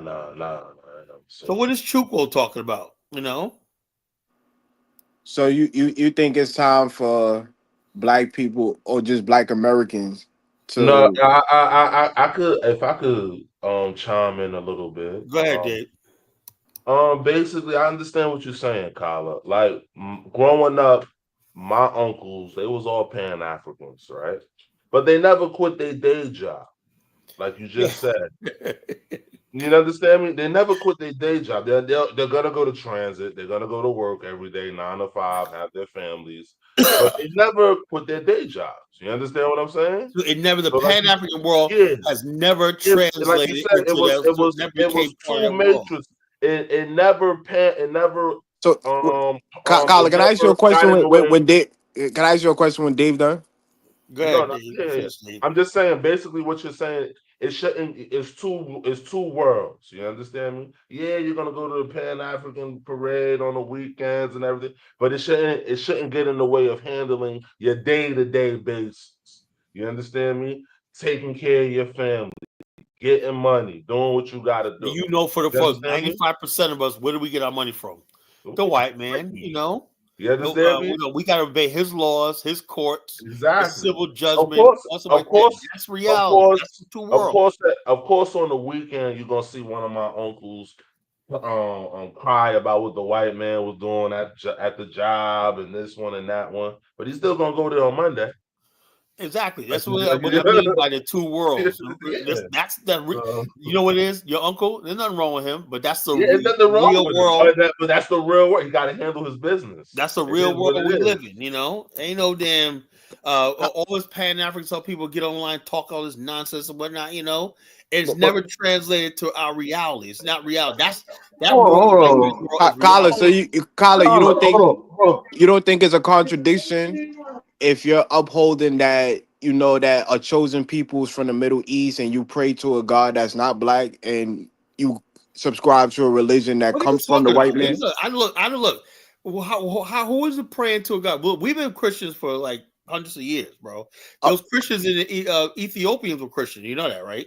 yeah, they was converted by So no. Frumentus. Ethiopians were the first Christians. That were the No, first. no, they wasn't. Yes, they Armenia were. was. We could look it up. It doesn't even matter. So what's the I mean, I'll ask you a question. What is the fucking difference between who somebody pray to? You talking about thousands of years? If you never done anything for you, you know. Hold on. If you're subscribed, if you're trying to say that, so what I'm trying to say is this: you're talking about something that does not think. Now, the only way I could basically say that when people talk about Christianity, stuff like that, the only people, and I'm not gonna say this for you, whatever like this, Kwame, right? Is people engage in something deviant, right? That they feel the church condemns, you know. But don't you sound like a European? That's how they came to Africa. How am I a European? You know, how am I European? If you let me elaborate, I could explain to you, and maybe you could rebuttal. So only Europeans believe in morals. No, but you acting like Christianity is the only system with a moral system. No, the I'm same not way. Saying that. I'm saying that what you call look for all it's worth, right? I grew up Christian, right? I'm not giving my religion up, whatever like that. Majority of it. So those black Christians, right? Those black Christians built communities in America. They built Liberia, you know. So what the heck? So okay, Africa built empires without Christianity. Yeah, but hold up. What is the so-called Africans have built in the last 500 years? Can you name something? Black America, right? You say Black they became Christians during that time period. Hold up. Black America, in this black Christian civilization in America, right? They gave the world so many inventions. Okay, but Kyla, what's the difference between you saying that Africans, I mean, people that subscribe to voodoo or Ifa or any of these traditions, is devil worshiping versus what the white man when he went to Africa and said the same thing? Let me say this. This is what I'm saying, Kwame. I mean, let me put it to you like this, right? I have family members that practice voodoo from the South, right? And to New York or the South. I had them, right? And this is what I remember growing up, right? Everybody that practiced voodoo, right? They never did anything good. They never cast spells on somebody. They throw the root works down people's house and all shit like that. It was always to do something evil. But that's anecdotal, though. Hold on. Let me say this, right? And you could come in, right? But I was growing up in the church, right? We would always have prayer for you. Pray for such a person sick so they can get through the operation. Let's pray for such and such. They're behind the mortgage so they can get life. We take up offerings for people. We feed the hungry, the homeless. Have clothing drives. Good, right? The Bible says, Kwame, a tree is known by the fruit it bears. What you have to do is show me the good works of voodoo. I don't want to hear. So what about people praying on bombs to kill people? Is this right? I'm at the point in my life where I don't give two shits about Africa. You know, I don't give a shit about Ifa. None of that shit. You guys show me your good works, and that's what it is. We as black people in America have been hanging on this stuff, what I call sacred cows. Oh, we got to hold on to just because it's African. Now, as soon as Christianity stops being good to me, in my eye. I'll get rid of that too. So was it good when they said black people was cursed by God? Was it good when they went to Africa? That did that. That wasn't Christianity that did that. You said judge a fruit by the yeah, I know, but that was not Christian. Just because somebody does something, the Ku Klux Klan is not Christian. You know, a Christian means Christ-like. That means you're doing something in the spirit of Christ. If you're doing evil, murder, killing, and slavery, then you're not a Christian. You're just a Christian. When did Jesus ever denounce slavery? Yo, bro, slavery is not even mentioned in the New Testament. What are you talking about? When is it denounced? It is. Yes, it says slave respect your masters. It has verses that Jesus didn't say that was in the Old Testament. And also, if you look at it, that's Paul. Paul writing. That's not what the thing said. Which we call, if you understand something, right? That was an interpretation by King James Bible, who was a white man. You know, slaves are based, and white people went along with that. That's what Paul. That's what. Hold on, Kyla. Can you read Greek? Hold on, Kwame. You're not reading the whole scripture. The whole scripture is he was telling us the slave to obey the master, but also the master to treat the slave with respect. It was like a virtue of both treating one another with respect. So the New Testament promotes slavery. Hold on. In those days and times, it was a different, more like an indentured servitude type thing. In those days and times, how you know? Hold up, Kwame. It says, I'm gonna give you a chance to talk, right? in those days and times, you didn't have prison systems. People had debt. People had debt, fell into debt. You had to work that debt. If somebody buys your bond, right? And it was more like a slave was more like an indentured servitude. You had to work that debt off, and stuff like that. And so, therefore, in the Bible, it just basically says obey your master. Because in other words, he's your master because he paid your debt, and you have to you owed labor to him. Same thing that happened. And when they brought the Irish and everybody here, there was indentured service. You had to work your debt off. What Bible never condoned chattel slavery. Two different things. Chattel slavery. So when it says in Genesis 9:26, and it said that Ham should serve his brothers for eternity, basically, that's not chattel slavery. That's Ham? Who was Ham? Well, according to the biblical scholars and the people. Yeah, I said who said the biblical. The African race. African race. But hold up. First of all, you know what they also did? What you don't know is over the years, something they tried to run with that, but then it went against their theory, right? Ham descendants built great civilizations, right? So if you say black people were Ham, then you admitting that black people built civilizations. So they changed it. That's part you don't understand. See, I studied this. When did they change it, Colin? They changed it when they started realizing that if we call black people the curse of Ham, right? They were also saying that the Ham's descendant built great civilizations and stuff like that, had learned scholars. They looked up Hamite scholars and also like that. They said, we cannot tell black people that they built civilization. The whole idea of slavery in America is that the black man never built anything. You understand, Kwame? No, the whole idea of slavery was based on Kwame. It was all bullshit. The white man's bullshit. So we should give back everything to the white man. No, I'm saying if we should just keep Christianity. Look, I'm saying if some people want to practice Christianity, they can. So what people Islam, I don't give a fuck what your religion is. But as long as they don't practice voodoo, because you would think that's devil worship. I don't know. Hold on, you can practice voodoo, but here's the thing. If you're doing something, basically, because I won't believe that shit works, and you can practice voodoo. I don't believe praying to Jesus works. I don't believe voodoo works. You can put all the curses you want, and shit don't work. So what about our ancestors that prayed to Jesus? When did he practice God? Look, if that's what you believe in, that's fine. But I'm saying whoever prayed and it worked. Voodoo, if you believe if you believe in that, you should be able to practice it like that. So Kyla, which one of our ancestors who was praying during slavery, which one of them prayers worked? Well, I'm saying like this. Obviously, voodoo, they practice voodoo. That didn't work. It worked in Haiti. They defeated the Hey, that's another thing. That's another lie people keep saying. Hey, what's going on, fellas? Hey, hold up. You know that the Haitian Revolution was caused by black Frenchmen that came from France, and there was a dispute over land. So Bookman came from France. Hey, fellas. Bookman come from France. Stop, slavery. Stop. Bookman didn't come from France. Dessalines didn't come from France. Toussaint is a grandson of a prince. Toussaint that led the thing came from. You got Prince. His grandfather is a king in Benin, bro. And Toussaint Louverture was a black Frenchman. He wasn't a Haitian. How is what are you talking? All of us was Frenchmen. It was a French colony. What are you talking about? When people say Haiti, the war basically started. He was a free black, bro. He was a free, something called free black. Toussaint was a free black. Dessalines was a free black. The conflict was between the black Frenchman and the white Frenchman on the island, and they used the Haitian slaves uprising. That's what it was. Fellas. Like you guys decided to rise up. Hey, fellas, let me chime in. Let me chime in for 10 seconds. Hold on. Wait, let me chime in. You can't read the room, bro. You can't read the room, bro. Learn some manners, bro. I know you don't do that in the military, bro. Hey, Prince, you do not do that in the military, bro. Hey, You Prince, just I let you you you talk. just got here. Hold on, no. You just got here. You But I need skipping to the line. There's address other people. I need to address a salient issue, Principe. When You Paul don't be said saying shit, bro. when All Paul right, go ahead, said go ahead, go ahead.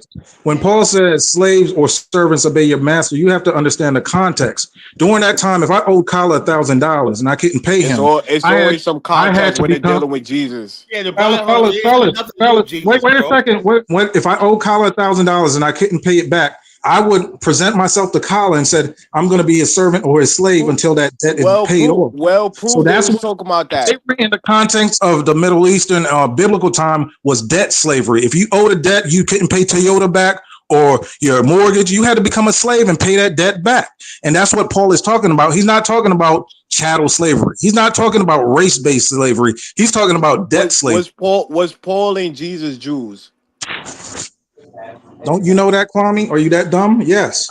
Oh, okay, so they adhere to the Old Testament and the laws that was passed down by the rabbis, and we could go look at all the rabbis teaching Sanhedrin 106b, Sanhedrin 106a, when they literally explain to you literally that black people are should be slaves You to them see, and the other nations. See those So that's the rabbinic writings. context of it. Those rabbinic writings are like FBA, right? Say 1,000 years from now, and somebody reads FBA. No, wait. That's That's their not. book. The But rabbis are the that's authority. not part of the Bible. The rabbis are the Just authority because of the somebody's a Torah. rabbi, yo, Kwame, That's just because somebody's a rabbi or Catholic priest, that Yeah. don't make it the Bible, bro. That doesn't make them an Kala, authority. the Bible, the bro. Torah is a Jewish book. It's not. Yeah, but It's hold not up, for the world. yeah, but there's like many different Listen, interpretations of see, the but I Bible. don't understand why So how you people talk. Kala? Time out, That's their Kwame. book. You don't know Kwame, more there's than any Christians book. all around the world. There's Christians in Singapore, China, all around the world. They build. Everybody builds. Only Africa Christianity don't work in. Explain that shit. Yeah, because Hey, it's not. It's not for 1776. the Christianity is You're not for supposed to Africans. say the slave is borrowed to the lender Yeah, to fact. defeat Kwame's argument. Yeah. It's bro. literally There's that. there's Yeah. whole text about how to treat those who are non-believers in the Old Testament. Man. What are you guys talking about, There was no believers in the Old Testament. You know that's the New bro? Testament. There's a covenant, and there's the covenant keepers, and those who are covered under the covenant Yeah, and versus those the who are not covenant covered is under the only covenant. Hey, for. didn't Colin said he didn't want to talk about religion tonight? So why are you two imbeciles still talking about religion? No, because Bro, you the one who brought it up, no, Goofy. But I was talking about something different, bro. the only reason I'm asking Kala about the religion because if we gonna give back everything to white man, we got to give him back Jesus too. Look, let me tell you this, Kwame. This is what I could never understand. I said, I'm saying it like this: Negroes, right? Like you, like the Nation of Islam, right? I've been part of all these groups, right? They'll give the white man back everything, but his land, his infrastructure, his nice government, his nice roads, his all this shit like that, his money, all the shit like that they love so much, right? They always say shit, but the bottom line is the one thing they need to give up is the white man himself and his land. So when black people start doing that, then I'll listen. You know, Kala, we in the same boat. Kwame, you're an immigrant from Jamaica. You came to the white man's country. You have no argument. You have no argument. Kyla, hold on. 'Cause 76, you keep cutting me off. Hold on. Can I make my argument? Can I make my argument? Because the white man goes around the world. Hold on, bro. Hold on. Y'all got no manners, bro. I waited to let y'all speak. The white man goes around the whole world preaching about democracy, about how America is the best nation in the world, how people should follow his procedures, how people should follow his constitution, how people should come visit his nation to see how democracy works. So what are you talking about? No. He doesn't go around the world preaching that. He goes around Santa Claus. It's just that, that other people say, look, I can go along with a joke. Okay, you know something? I think what the white man says, that might work for us. They take what they want from the white man and build like Singapore. We're not going to take everything. What happens is Africans, they look at the white man and say, okay, Mr. White Man, take everything and y'all, and they end up with nothing, enslaved, you know? Other people are like saying, you know something? That thing about a government, a constitutional government, we'll use that. That But thing Colin, about Colin, so Colin, when are you Colin. gonna leave America banking then? system will use that. They take what they want from the white man. You know, we're adopted for Kala, themselves. Do African Americans? You talking about the two worlds? This the two worlds. Do you understand what white supremacy is and what white Oh people yeah, used to yeah, live the like big before the boogeyman, system white of white supremacy? supremacy. The Colin, big you The can't boogeyman, white, you white the can't white. supremacy. separate Christianity from white supremacy. No. It's You can't. tied You into can't. one. No. But you keep trying to go back to religion. Yeah, I'm that talking was the about dumbest just thing I ever heard. policy and resources. When you talk about Singapore versus countries like Congo who have key resources, why would he allow the government to self-govern themselves when he has key resources he's Also, trying the to white dominate man's and Thanos. have for a The white cheap man's price? Thanos. No. The white He's man's Thanos. manipulating. You know. No, but Yo, he's but hold on, yo, manipulating the Prince circumstances of P. to have certain According to people like prices. you and Kwame, y'all told me Africa was rising. That's why I got into this shit, man. Y'all told me Africa was rising. Africa is rising, man. It is rising, Well, but how can you're you be not using rising it. and you talk about Donald Trump is controlling Congo at the same time? It don't make no fucking sense. This is what I'm talking about. Who said what? Who said what about? I ain't saying You about can't Trump. be I'm so you saying feel like on Colin, one hand saying one Africa's country, rising, on the one other hand talking about the white man's not gonna let something happen, man. What is it? Colin, no, no. one You're country comparing. don't You're determine comparing. the whole You're comparing continent. Hey, Singapore to like can Cameroon. I interject real quick? This is the part that really kills me, man.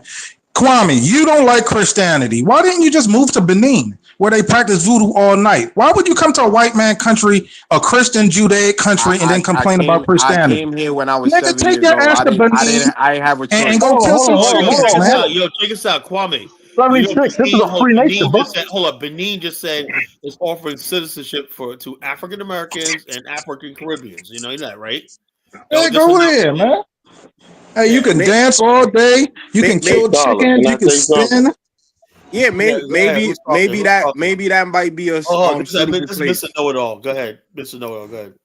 Okay, what I'm reading from the Zondervan Compact Bible Dictionary. You know, this is backed by scholars. So this is scholarship. It says Ham, the youngest son of Noah, born probably about 96 years before the flood, and one of 8 persons to live through the flood. He became the progenitor of the dark races, not the Negro, but the Egyptians, Yeah, Ethiopians, that's what they did. They Libyans, said that. They and said because they want to Canaanites. give black people the Hold credit. on, hold on. I didn't even get to finish my. Go This ahead. okay, Go ahead. Carla. Go ahead. That's you talking. Go ahead, Carla. No, I was saying you're right. The bottom line is this: they changed that when they said, "Wait a minute, we're running with this black people on the curse of Ham." They said, "Damn!" But when we start studying a little closer, man, these people built great civilizations. You know, and we're telling the black men they never did nothing, so they had to change it to black people. Then they start saying black people. They started using science, and they said the black race is a highly form of beast. You know, they went from the curse of Ham to black people are subhuman. You know, But go ahead, but Mr. Know-It-All. in the scholarly books that you read, it says that Ham became the progenitor of the dark races, not the Negroes. That means the Negroes come from somewhere else, not Ham. Yeah, I always knew that. It's I always called, knew that. They listen, never listen. Everybody listen, it's called the Zondervan Compact Bible Dictionary. It's backed by scholars. No one can refute it. No one can refute it. And it says that basically Negroes are not African. Wow, I never knew that. The Let Zondervan me You know Compact what are Bible Negroes? Dictionary, Are Negro Shemites? let me they get are Elvis on. Shemites. I mean, Negroes are you Shemites. implement it to yourself. Not the dark races, but the Negro is a part of a dark race. You muffle, you That's muffle. why I made a distinction. It said not the Negroes, but the Egyptians, and it went into who it who it's talking about. It said not the Negro. It made a You distinction, said he's the progenitor of the dark races.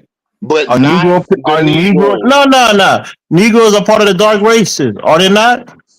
But listen. I'm gonna read the definition. Give me 20 more seconds. I'm gonna read the definition for you. This is page 213 of the Zondervan Compact Bible Dictionary, and it reads: Ham, the youngest son of Noah, born probably about 96 years before the flood, and one of 8 persons to live through the flood. He became the progenitor of the dark races, not the Negroes, but the Egyptians, the Ethiopians, the Libyans, and the Canaanites. That's what he said. That's what the scholars say. So you cannot call us African. Negro is not an African. So who do you think? Who do you think the dark Africans in West Africa is amongst Well, all those at one groups that point in you named? time, everybody was dark on earth. That don't mean everybody was the same. I'm asking you a question. Who do you think the West Africans are when you list all those different names? In Are the they Bible, from Ethiopia? Are they from Egypt? Are they Canaanites? What are they? Are they Negroes?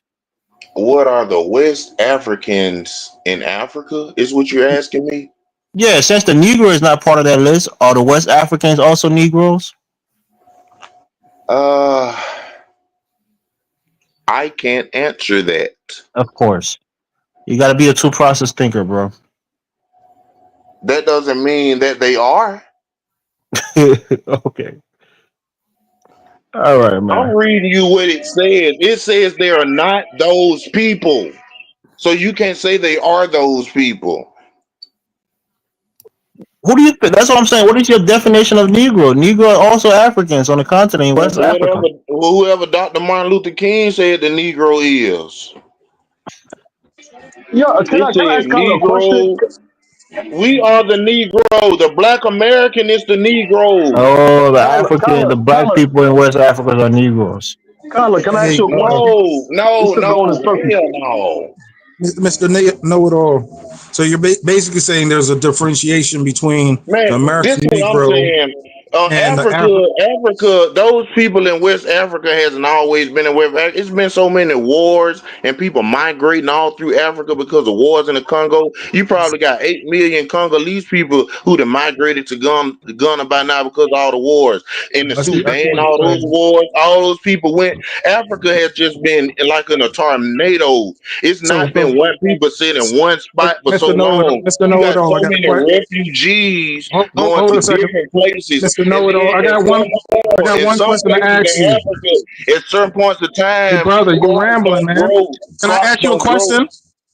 Hold Can on, I let me finish my can I thought. ask you a question? And yes, you can in 1 second. In some places in Africa, crops don't grow in certain periods of time, so those people have to migrate to other areas So, where the crops are growing. So Africa, the people are always migrating. It's no so one basically, set people sit in and one spot. You got tribes intermingling with each other because of wars and all this. So you just can't say this one people just being here by themselves. No, Mr. Know It All. Check this Africa's out. war So just torn, hold up. refugees moving around at all times. It's no one set tribe being just homogenous. Hey, No, Mr. Know it's on the not. It's show. not Pass even the mic, bro. possible. Pass the mic. Somebody All wants to right, say something. nigga. Damn. Mr. Know It All, you got to talk and let people respond. So basically, you're saying the Africans that were progenitors of Ham knew that the African Americans were different, and that's why they sold them into slavery because they knew they were two distinct races of people. Or is that what you're Yes. saying? Yes, Okay. because hold on, listen, because the Israelites their laws and custom was to never mix with other people, and the Africans were jealous Oh, because and the they Africans probably, wanted. hey, Mr. Know It All, Mr. Know It All, they probably were circumcised. If you That's why they knew. go into the Israelite law, if you go into the law, it says you can't mix with other people, and so Yeah. Africans didn't like The that. African Africans American mix wanted with us other to people today. assimilate. Listen, Africans wanted us to assimilate into their The culture, but we African American wouldn't mix do with it, other people and today, so they brother. hated us But for Mr. it, Know It All, and they I can sold us understand. into slavery. I understand what you said because they was following the Torah, they were circumcised, right? And they didn't intermingle with the Africans, and that's how they Yes, knew who to get and send yes, away. yes, yes. Okay, Hold on. brother. You do know that I certain mean, the African guy is a tribes blatant brought the Hebrew male and the Israelite, but female he's trying to act like circumcised. he's not. You're just spreading Hebrew Israelite bad one, man. We knew all that. That's not Hebrew Israelite Bible. That's the truth. They It's were not a jealous truth. because the Africans, just like today, they want our women, but our women don't want them. They hate us What? for it. They hate us for being separate. They hate us for wanting to be separate. Brother. Come on, Listen. Please don't embarrass us like this. Dude, Don't man, embarrass us like every this. time you say Kyler, something like that, you make Africans fucking make Kyler us show look attract the deadly Clowns, clowns, Kyler, the man. deadly clowns, Kyler. The yeah. circus, the Dude, man, circus. I don't want to hear that nonsense. Collar, you think he speak like that at work? What you say? He ain't got no job talking like this. My whole thing is, I will say this. Hey. Right? I will say this. Until basically 1776. Stop egging him on. hold on. I would say like this. Right? Until somebody could show me something better than Black African American Christian civilization, right? And I look at everything we've accomplished and under fucking duress, with no government, no nothing right there. The huge middle class, millionaires and billionaires, scientists, everything like that. Until you show me anything better, I'm gonna stick with what I know. That's all I got to say. Hey. About that. But I just want suppose Kyler change the name. This man, I guarantee you'll be at 50,000 subs, man. Kyler Circus. No, my whole thing, you know, I really care about that. You know, like I said, you know, this is my final week, and I'm just gonna basically do interviews. I'm gonna do a lot of interviews and stuff like that. You know, and I don't know when I'm gonna come back and doing live stream, engaging. You know, but like I said, maybe if I get 1,000 people and I could do super chats, it'd be worth my time because I say people can support this, and I could take that money and do what I need to do over in Africa and stuff like that. That'll be a help out. But until then, I'll see. It's just taking too much of my time. But like I said, Kyler, you close as hell to 1,000. Yeah, man. What? Hey, man. You close as hell to 1,000. Take a month Yeah, off man, and come back, it's Kyler. like- You probably be It's like you well, dug a mine. It's like you I dug. can be on here in August. I got too much training and shit to go on, so I can't do nothing in Yeah. August. It's like you dug a mine and you're like 5 feet from the diamonds and you quit, man. I'm not quitting. I never said I was quitting. I'm still gonna do shows, upload videos, and stuff like that. You know, and so. But you're gonna let Afro Think Tank outdo you? Come on, you're gonna dig deep, man. I'm saying like this. See, this is the whole thing about Afro Think Tank, right? Nothing against him personally, when I like that. Here's what happened is when people have too much access to YouTube. It's starting to sound crazy, you know. He started to sound crazy. Even when that video, he made a threat against ADOS FBA. Now, I don't like ADOS FBA one friggin' bit. But what you gotta do, what I was able to do with this platform was like, I'll take their premise away from them. Because let me tell you something. Nobody that has a movement like that, right, does not have some sort of legitimacy. What you do is take what they have, the legitimate arguments that they have, right? And you strip that from them and you bring it to your fold and you become the argument. So people say, yeah, well, Collins doesn't believe that we should get rid of our identity.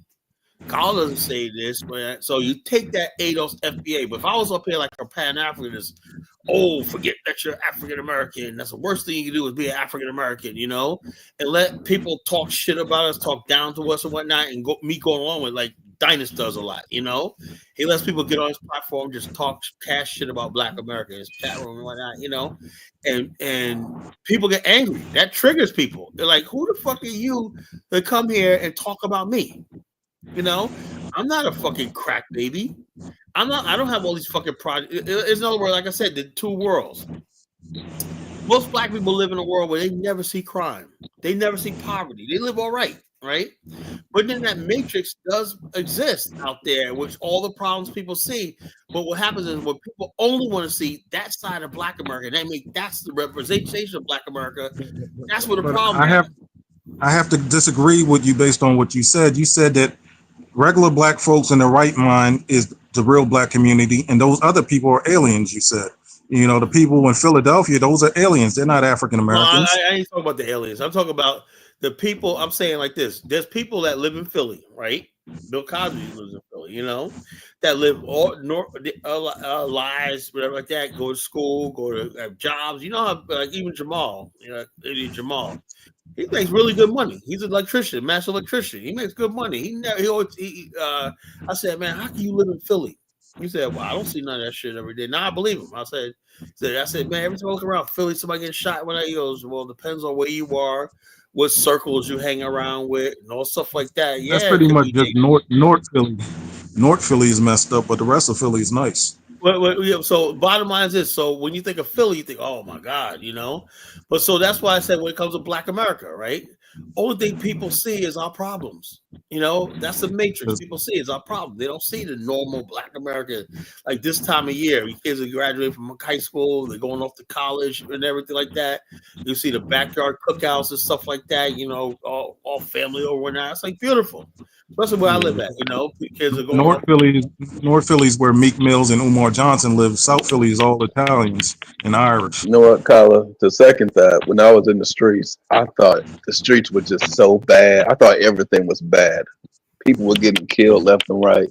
And then when I got out the streets, this motherfucker saved to the motherfucker. Ain't nothing wrong with this place. Like I said, it's really about who you hang out with and what the hell you choose to do. I said, look, when I was like 19, me and my friends, 18, 19, we get in the car, we go down to the city. We were trying to find hookers. We were trying to find drugs to get into. We were trying to find crime and everything like that. You know, so we would drive all throughout the city, every borough, Manhattan, everything like that. And then till the sun comes up, okay, if somebody going, we did nothing, you know? So this idea that back in the 80s there was all this crack crime and everything was just live and whatnot, that was bullshit. We used to go to the projects and everything, never saw nobody, you know, never saw nothing, you know. I didn't say it was there, but we didn't see it. People have this idea that there's Black America, even the roughest neighborhood, is like the Wild West, you know, and there's all the shit going on and whatnot, you know, and then other people are too, well, man, the crack but never hit the Black community. What the fuck are you talking about, you know? The hell are you talking about? Like I said, it's two worlds, you know, that we live. We have like actually two worlds. Then we got two worlds in the Black world, right? The world that we go to, we try to be Christian, Muslim, whatever like that, and then at the same time, we also got people in that about that life. What they say about that life in the same world, right? But the thing that really matters is when you go off to the world where the reality is, where the white man is. You know, that's your job. And like I said, I got a few tips for you Negroes working the white man, right? Always have a sports team. Always keep up with the scores. Always know the latest play and whatnot. When he tells you see that touchdown, you better know it, right? Because the last thing you want to do is be on the job, and if you don't have a favorite rapper, or you're not singing and rapping and dancing, whatever like that, and you're not talking about sports, whatnot, he's gonna think, "Oh man, what is he talking about?" They want to know what's on your mind at all times. Yeah, just punch the clock early, man. That gets you fired more. Once you punch the clock early, he's gonna find you. He's gonna find you. You can be at the water cooler and say, "Hey, Rufus, whatnot? You see the game last night? Oh yeah, can you do that touchdown jig that the guy did? That's it right there. Now get back to work." Then when he knows you're gonna go back and say, "White cracker devil," whatever, he knows that, you know. But in front of him, you're gonna do your jig dance and you're gonna say, "Yes sir, no sir." That's the world we live in. That's the reality. Until somebody breaks that impasse, I don't want to hear nothing about the Nation of Islam. Because the Nation of Islam never fucking delivered us from the shit. Nation of Islam said, white man's a devil, white man's a devil, blah, blah, blah, blah, blah, blah, right there. But guess what? They trained us how to be good Negroes, to be hardworking Negroes. But the thing is, like, once you make that partnership with Liberia, I think Farrakhan would deploy some of his troops, you know, the Fruit of Islam, for security and building. Like once you build that bridge. Well, look, the bottom line is, I think Farrakhan should worry about what he loves, America. Let him worry about America, man. The bottom line is, you know, we got this on Liberia. I got this on Liberia. You know, Farrakhan is in his 90s. Yeah, 93 years. Come on, y'all. But like his military never deployed, you know. Yeah. The bottom line is, come on, you try to be funny. He has no damn military. It's a bunch of guys. They do dances. You ever see that Fruit of Islam dance? They do that shuffle really good. They're in unison. Yeah, they look good, man. They're really good, man, with that. But has it ever been put to the test? You know, the answer is no. You know, so it is what it is. So reality is this: we look to the nation with a lot of hope, but reality is, you know, in the white man's world, also, right? The drug dealer, the thug, the criminal, they wreaking havoc because the white man allows that. That's You have to give reality. him credit. You have to give him credit for galvanizing 1 million men 2 times to DC. You know, Well, did yeah, but twice. the whole thing is nothing came out of it. You know, I was part of that in '95, but nothing came out of it. You know, nothing came out of it because why? Because I used to have arguing with older dudes. I was young back then, right? I used to argue with older Nation of Islam dudes and whatnot, and they said I was a rebel because I was talking about nation building back then in Africa. They used to be like, I ain't no damn African. I'm an Asiatic black man. These are fucking dudes older than my father, you know. I used to have, I said, that's when I said I created the Collar Nation. I said, nah. I said, that's why I walked away from the nation. I used to go to rallies every Sunday and whatnot, you know, meetings and whatnot, you know. I said, this is a fucking joke, you know. That's why I kind of want Africa to develop and become a first world nation, because people would start to have pride in Africa. But most people here, man, you look at Africa and you see that torment. You don't want to identify. Everybody wants to identify with a winner, you know. And Africa has been catching L's. Now people say they're Asiatics, they're indigenous, they're Indian, they Pocahontas. It's just a bunch of mental, you know, health problems because Africa isn't doing what it's supposed to do. Yeah, that's Well, why I hold said on, I Kala, gave it Kala, years Kala. ago. I said, good, Dave. The Nation of Islam got land in Ghana, man. It's a brother by the name of True, Brother man. Akbar. I He already got know land in Akbar Ghana Muhammad. for over 30 years. That was there since I don't know how long. They never did nothing with it, you know. Akbar Muhammad, he's a good brother, you know, and everything like that. But the bottom line, he has no ability to develop it and whatnot. You know, he's a good brother. Akbar Muhammad's a good brother. You know, back in the days and whatnot. You know, he goes way back. You know, but the whole thing is this: I told you, Prince B, having land in Africa is no fucking big deal. Anybody on this panel can go to any country in Africa and get land. That's no big deal. You know, it's probably easier to get land in Africa than any other place in the world. To be honest with you, right? Now, doing something with that land, in order for you to do something, to develop it, you need an organized geopolitical entity by which you can get loans and loan guarantees from international bodies, governments, and everything to help you build and develop the basic infrastructure. Now you got something. You got roads, you got tunnels, you got all shit like that. You can build schools, hospitals, all that. Now you can build a friggin' a community. But just having land and no capital to build it, anything like that, means absolutely nothing, you know? You know, so it is what it is, you know. So, like I said, when people tell me we got land in Africa, oh yeah, and what else? You ever like, I don't know, in your neighborhood, sometimes they got to pave the development and you have to move your cars to the side of the road while they pave it. That's what I wish for Africa, like, you know, for the West to just move all the Africans out and just terraform the continent to make it livable, you know, and then move the Africans back in. And No, that it's not going to happen. That's not going to happen until Africans basically say that they think they deserve a modern way. Like most Africans, so you're thinking from the black man American point of view, right? Most Africans think it's perfectly all right to have only a few people with the basics, the essentials, whatnot, and everybody else just suffer. You know, they think it's perfectly all right. Like, what are you complaining about? You know, so we don't have clean running water, we don't have electricity. Kala, that's not true. Why you think a lot of African nations support BRICS? Because they know that multipolar world equal to better trading There's nothing going to happen with that BRICS for Africa. terms. Because if you Yeah, look, what Trump said. Trump said, "What is BRICS?" you know, BRICS will work with countries that are serious about their people and serious about development. Most countries in Africa are not there, bro. So you can have all the BRICS, you can have everything. Africa had everything. It has all these natural resources. It has lithium, has everything like that. They could have negotiated to be the main lithium electric battery making part. All over the continent could have been making electric batteries to be part of the electric car supply chain. Did they do that? No, because they don't think about the long term or their people and everything, you know. So until that culture changes, nothing's gonna happen, you know. But Abraham Troy, he's making electric cars and stuff like that.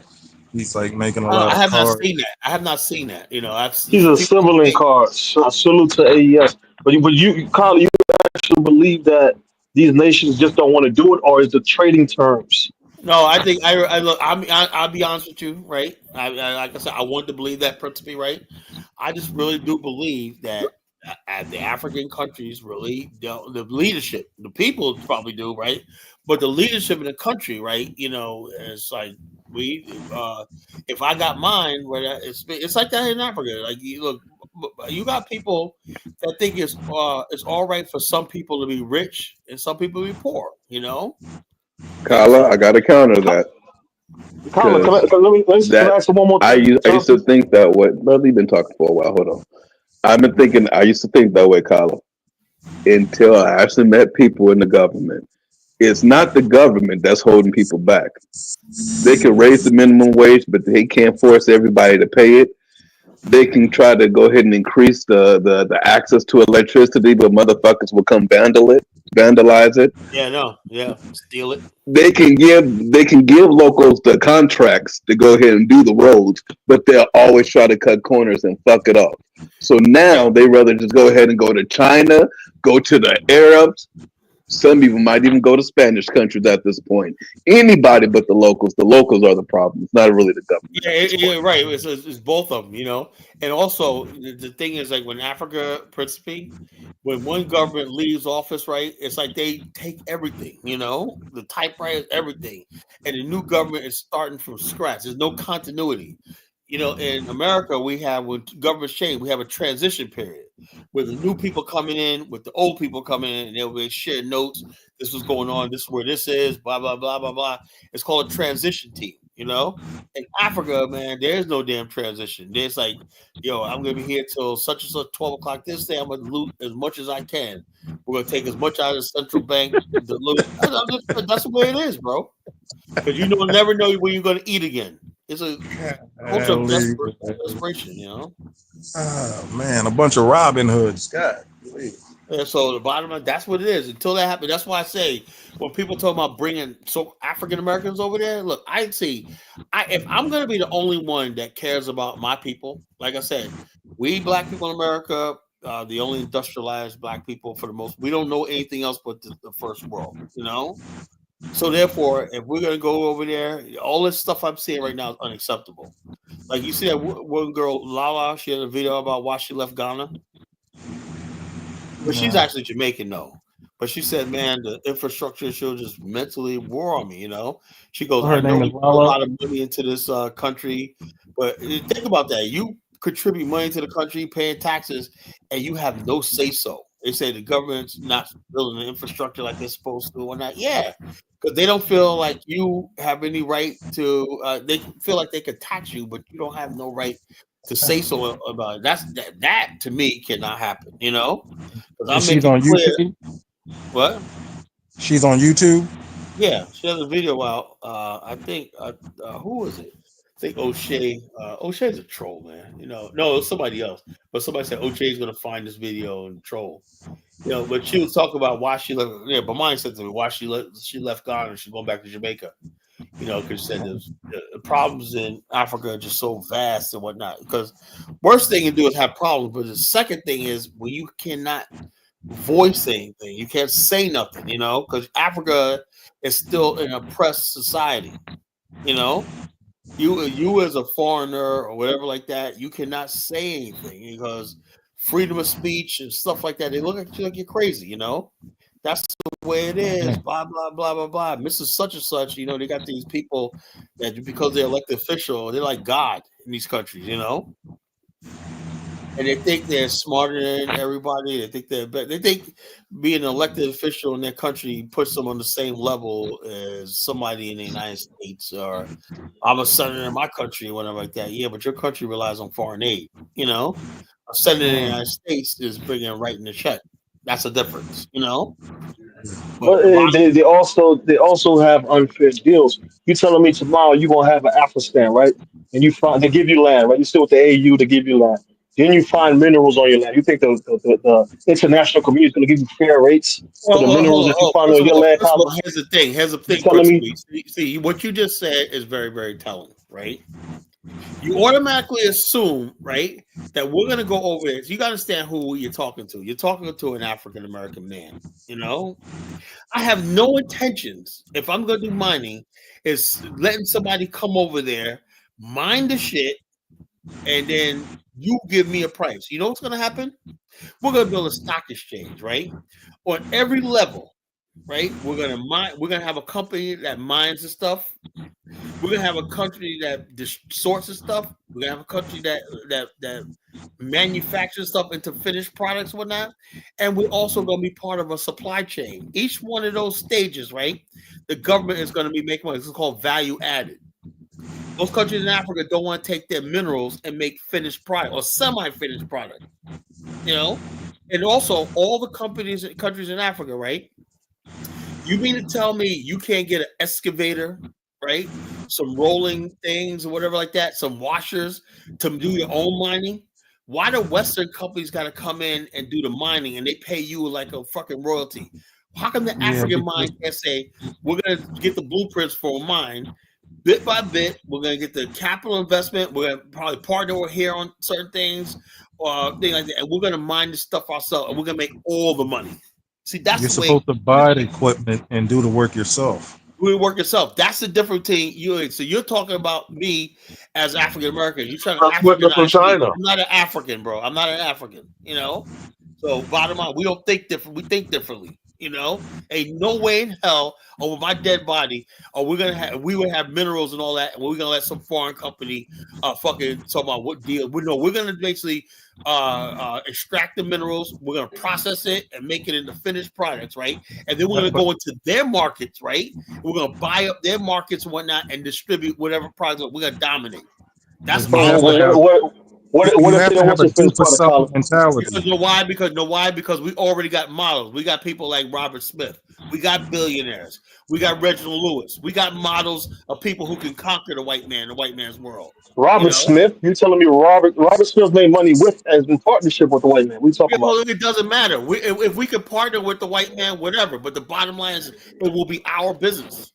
You understand? No. But I'm saying that some of these African nations have offered to quote unquote give them more finished product. They don't want the finished product. They African, like I said, when Amara was on here last week, right? He said we discovered some mineral in his land right there, and Jonathan basically said to him, so in other words, you're just going to basically have a white man come in and mine and stuff and give you a little nickels and dimes or that. His mining is not about I'm in America. Let's study how to the market. Let's study how to make this stuff. Let's study how to make the capital or get partners to make a finished product. Even if you basically start a mine and you have a 50% ownership in it, right? The people doing the mining, the people that's equipment, the capital and everything like that is owned. Because basically when you have let's say you open up a mine, right? Let's say it takes $1 million for capitalization, everything like that. Once this stuff starts extracting minerals and whatnot, and to sell, the value of that investment will go up tenfold.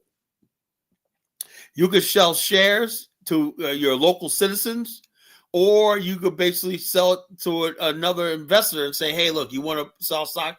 If it was a government corporation, you could sell it to your own private investors. That's what happens a lot in the world, right? Where certain qualified investment groups, right, that can manage assets like that are giving liquidated and giving government-owned shares of property to manage and stuff like that. That's the type of economy we want to do. I know we have the intelligence to do that, you know? We have the intelligence to run complicated businesses, you know? We're not going to be like sitting there and the white man's going to come not and give us a right. Get the fuck out of here, Principe, man. That's why I try to tell you, man. When we make a move, we're going to make a move, you know? It's going to be for real, you know? It's going to be something like you've never seen before, you know? You're speaking also militant, but some of these things is like, it's not. I'm saying from day one, that's how we're going to go in, you know? We're going in with the attitude that, or we don't have no deal, you know? The bottom line. I got a question. Yeah. But go ahead. No, why is it only Africa that got these badass deals? Why no other parts of the world got these badass deals? It's laziness. That's why. Bro, so hold on. Venezuela had bad deals. That's why he opted out. That's why Hugo Chavez opted into. Come on, man. Don't let me go down the list. Hold up. Venezuela, no, not necessarily. Principe for the win. Had their own corporation. Citco. Explain the deal, Principe. Bro, the majority of the shares was going to what was the company? It was I forgot the name of the company. Oh, look. Venezuela got into the oil business. They got into the refinery, and they got into Take the a Chevron. They got into the retail. Citgo, and Mexico got Valero. These are all freaking companies that were distributing oil as gas throughout the United States and making the real money. You know, that's why basically they came at Venezuela, because they were actually making the real money in the oil industry. Not like Nigeria, where one company is taking all the oil and giving Nigerians nickels and dimes and whatnot. Venezuelans got into the oil business. You know, well, No, they had to kick out. They had to kick out some of the American companies that's not what because they happened. were getting the majority of the shares, man. That's not what happened. So why are they sanctioned today, Colin? Explain why they sanctioned today. American port of the corporation, right? It was a corporation, a partnership between an American firm and a Venezuelan firm, right? And all the freaking which we call did was take the majority share of this corporation, but it wasn't like the Americans were down there mining the freaking oil, and the Venezuela had nothing to do with it. No, it was an equal partnership. The management and stuff like that was 50-50. You know, that's a difference. We're talking about the shares, Colin. Nobody's talking about the management. We're talking about the shares. The majority of the money was going to the American companies. We talk about this. Hold up, the equipment and all that stuff like that. Usually, in African countries, are controlled by foreigners. The drilling docks, all that. That's by foreigners, and the foreigners, since they put up all the money, they say we own 100% of everything. We just gonna give you a royalty. That's what happens usually in Africa. In Principe for the L. How you like that? No. Venezuela is kicked out those companies and currently have an embargo on it for a reason. And Colin don't want to go into details there's other companies that were trying had a shitty deal. So we don't know the real deal. But the bottom line is this: it's not anything like that. And that was not the oil company, right? That was the Venezuelan government that was sanctioned. You know, the Citgo, Colin. Even the turmoil that's going down in Haiti right now. When Trump was in office the first term, right? He called Jamaica. Kwame, you remember the other 4 countries into the office? The last 4 countries that didn't drop Venezuela and continue to purchase Venezuela cheap oil from Venezuela. Do you remember the countries, Kwame? No, I He don't. look it up. It was Jamaica. It was a couple other islands, and I believe it was. I want to say it's DR. These countries were the last to drop Venezuela's Petrocaribe. They had an oil distribution company which was distributing cheap oil throughout the Caribbean as well as the Latin Americas at a cheaper price. America wanted to isolate them, so they called all these nations and told them not to purchase the oil from them. It was called the Petrocaribe. You can look it up. Hey, President, did you just say that the white guy called y'all countries, to do that, and y'all did it? Well, Haiti was one of the last countries to opt out. Some of the first countries were other Latin Americans. You did it. The other Latinos, they're lookalikes. They're the first ones to opt out. So Haiti was one of the last. But at the end of the day, that only proved my point that America was trying to put pressure on them because they gave them a shitty deal and they opted out of the shitty deal. So it's not only singular to Africa. The same shit happened in the Latin Americas. So I'll pass the mic, man. Hey, Prince P, man, you gotta know, Kala got a thing for, basically just saying Africans and Caribbeans are stupid and stuff like that. Wow. I resent that, man. I never said you're stupid. I said sometimes you guys are slow. Stupid. I ain't saying this. Nah, I can understand you. It's okay. You in the greatest white man country to probably ever exist. Yeah, but hold up. But the thing is, though, hold up. This is I know you're going with this, right? But I basically reassure myself with the fact that since day one, our people was inventing, building. There would be no Erie Canal, and the canal that links Lake Superior with the Mississippi River. It wasn't for black people, There would be no friggin' railway system in the South, black people, right? Black people was instrumental in the shipbuilding. And African Americans got the short since day one in this land. Yeah, but it don't separate you from the Africans that get the short end of the deal. Y'all got the short end of the deal too. When I'm saying look, Africans basically, when I put it out there about an African, I was saying, look, we're going to take our genius as Black America, right? Because we're in an advanced position like that. And we're going to basically unite with Africa to build Africa with that. But instead, right?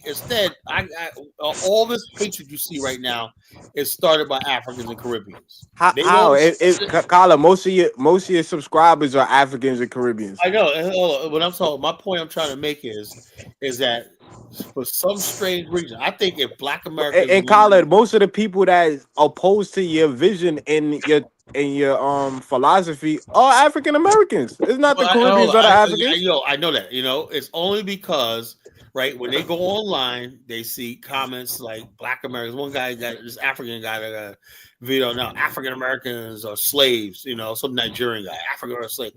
Just stupid stuff, savage stuff they say, and they don't understand when you say that stuff online, it gets out there. And so when the FBA ADOS people come crawling, I used to be able to fight them. African Americans been calling Africans uncivilized for nearly 250 No, plus I don't years. think so. Look, I don't think so. We could start with Frederick Douglass. We could start with it's valid, Kwame. That's the problem.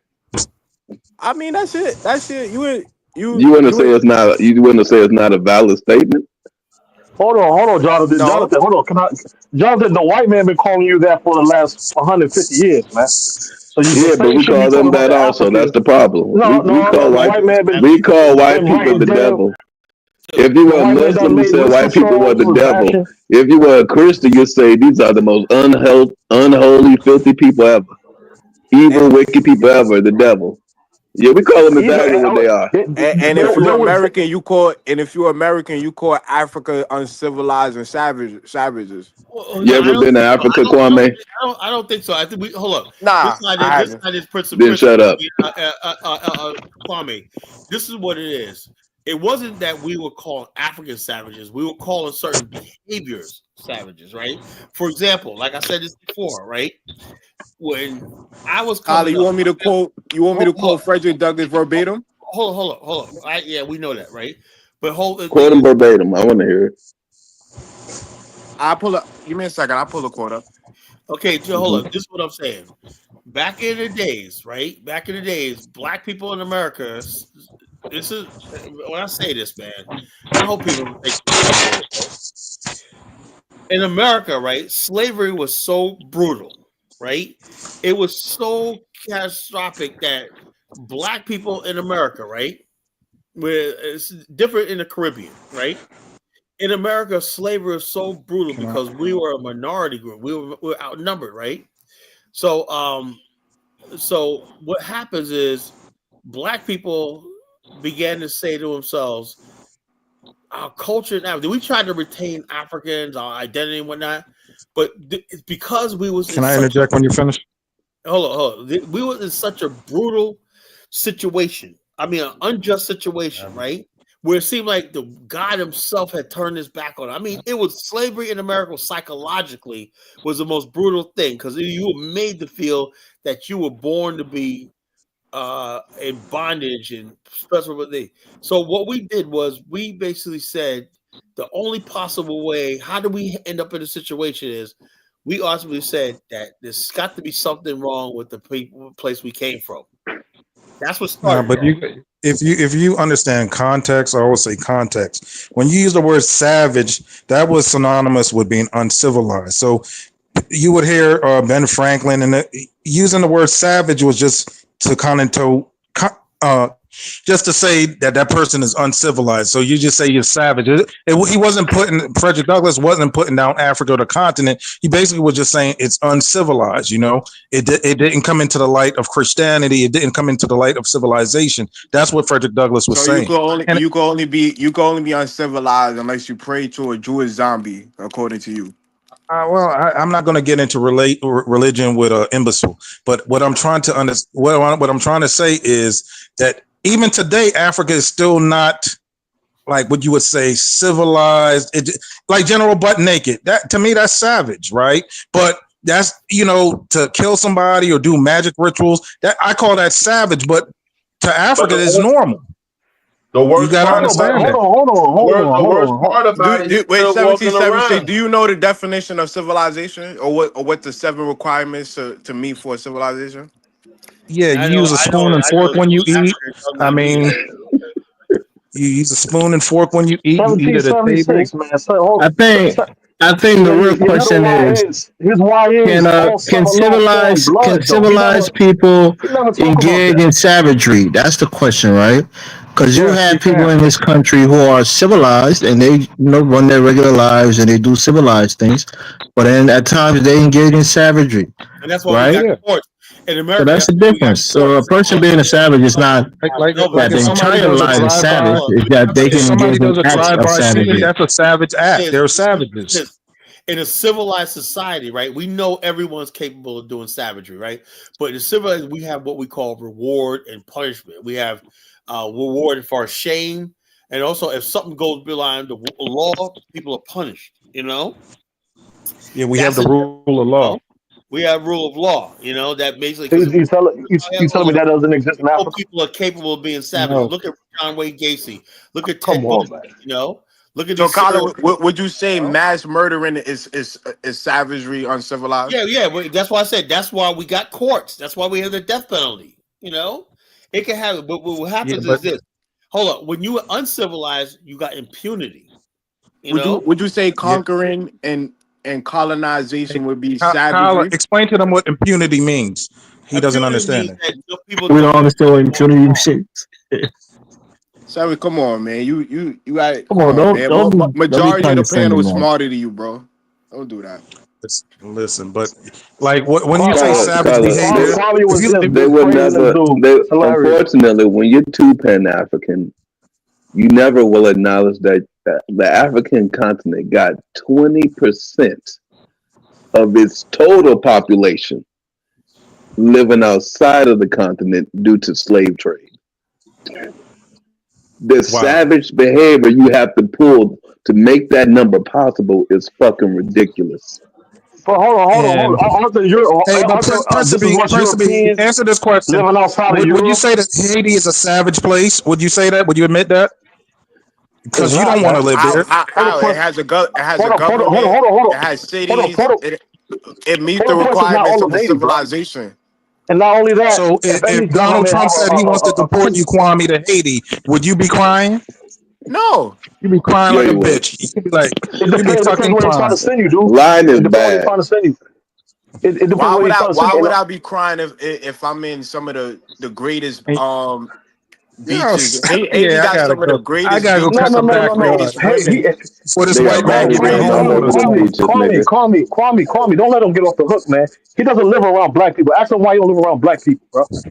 Because I live in a rural setting. I live with civilized black people. No, you don't. You said you live around Latinos, Hey, right? I live No. around country blacks. Wait a minute. Yeah. Wait. I don't want y'all I to try love to get I away love from it. black rice. I don't want y'all to try to get away We know from y'all the like fact to two-step that around the country, man. 20% of Africa's population, all Lives in the coming from rural. one region, lives outside of the damn continent because of the slave trade. How do you get those numbers without savage behavior? Brother, Hey, hold but on. Jonathan Miller, Can you I answer forgot that? about the slave trade and the running What trade. about the Today we have the running trade where the whole of West Africa is running to England Hey, or America. It's called a running trade. Yeah, E- after you even with destabilize the that, country, even when you add that number, it still ain't enough to justify 20%.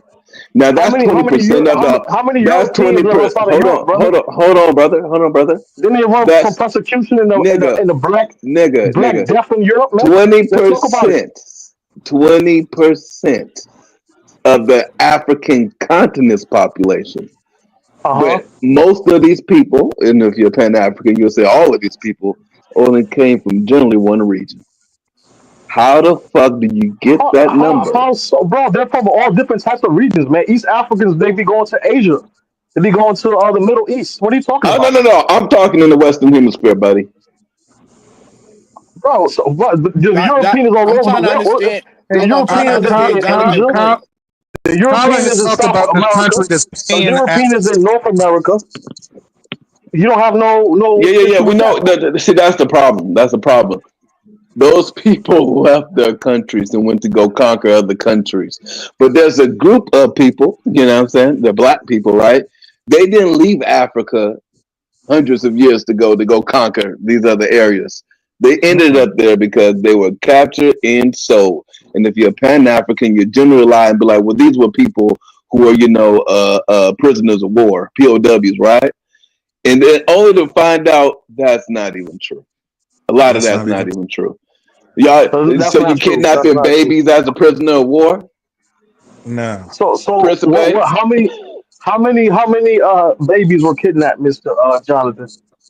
Because I know you've been having these fake articles. That's a nonsense. That's a nonsense. That's a nonsense question. Fake stats, bro. So See, Principal, babies. I had enough sense to go to the slave museum, and the Africans were the ones that said this shit. Hey, Jonathan, I got a question to ask you. You want to contradict the Africans that said it? Let me ask Jonathan a question. That's bad. Let me ask Jonathan a question.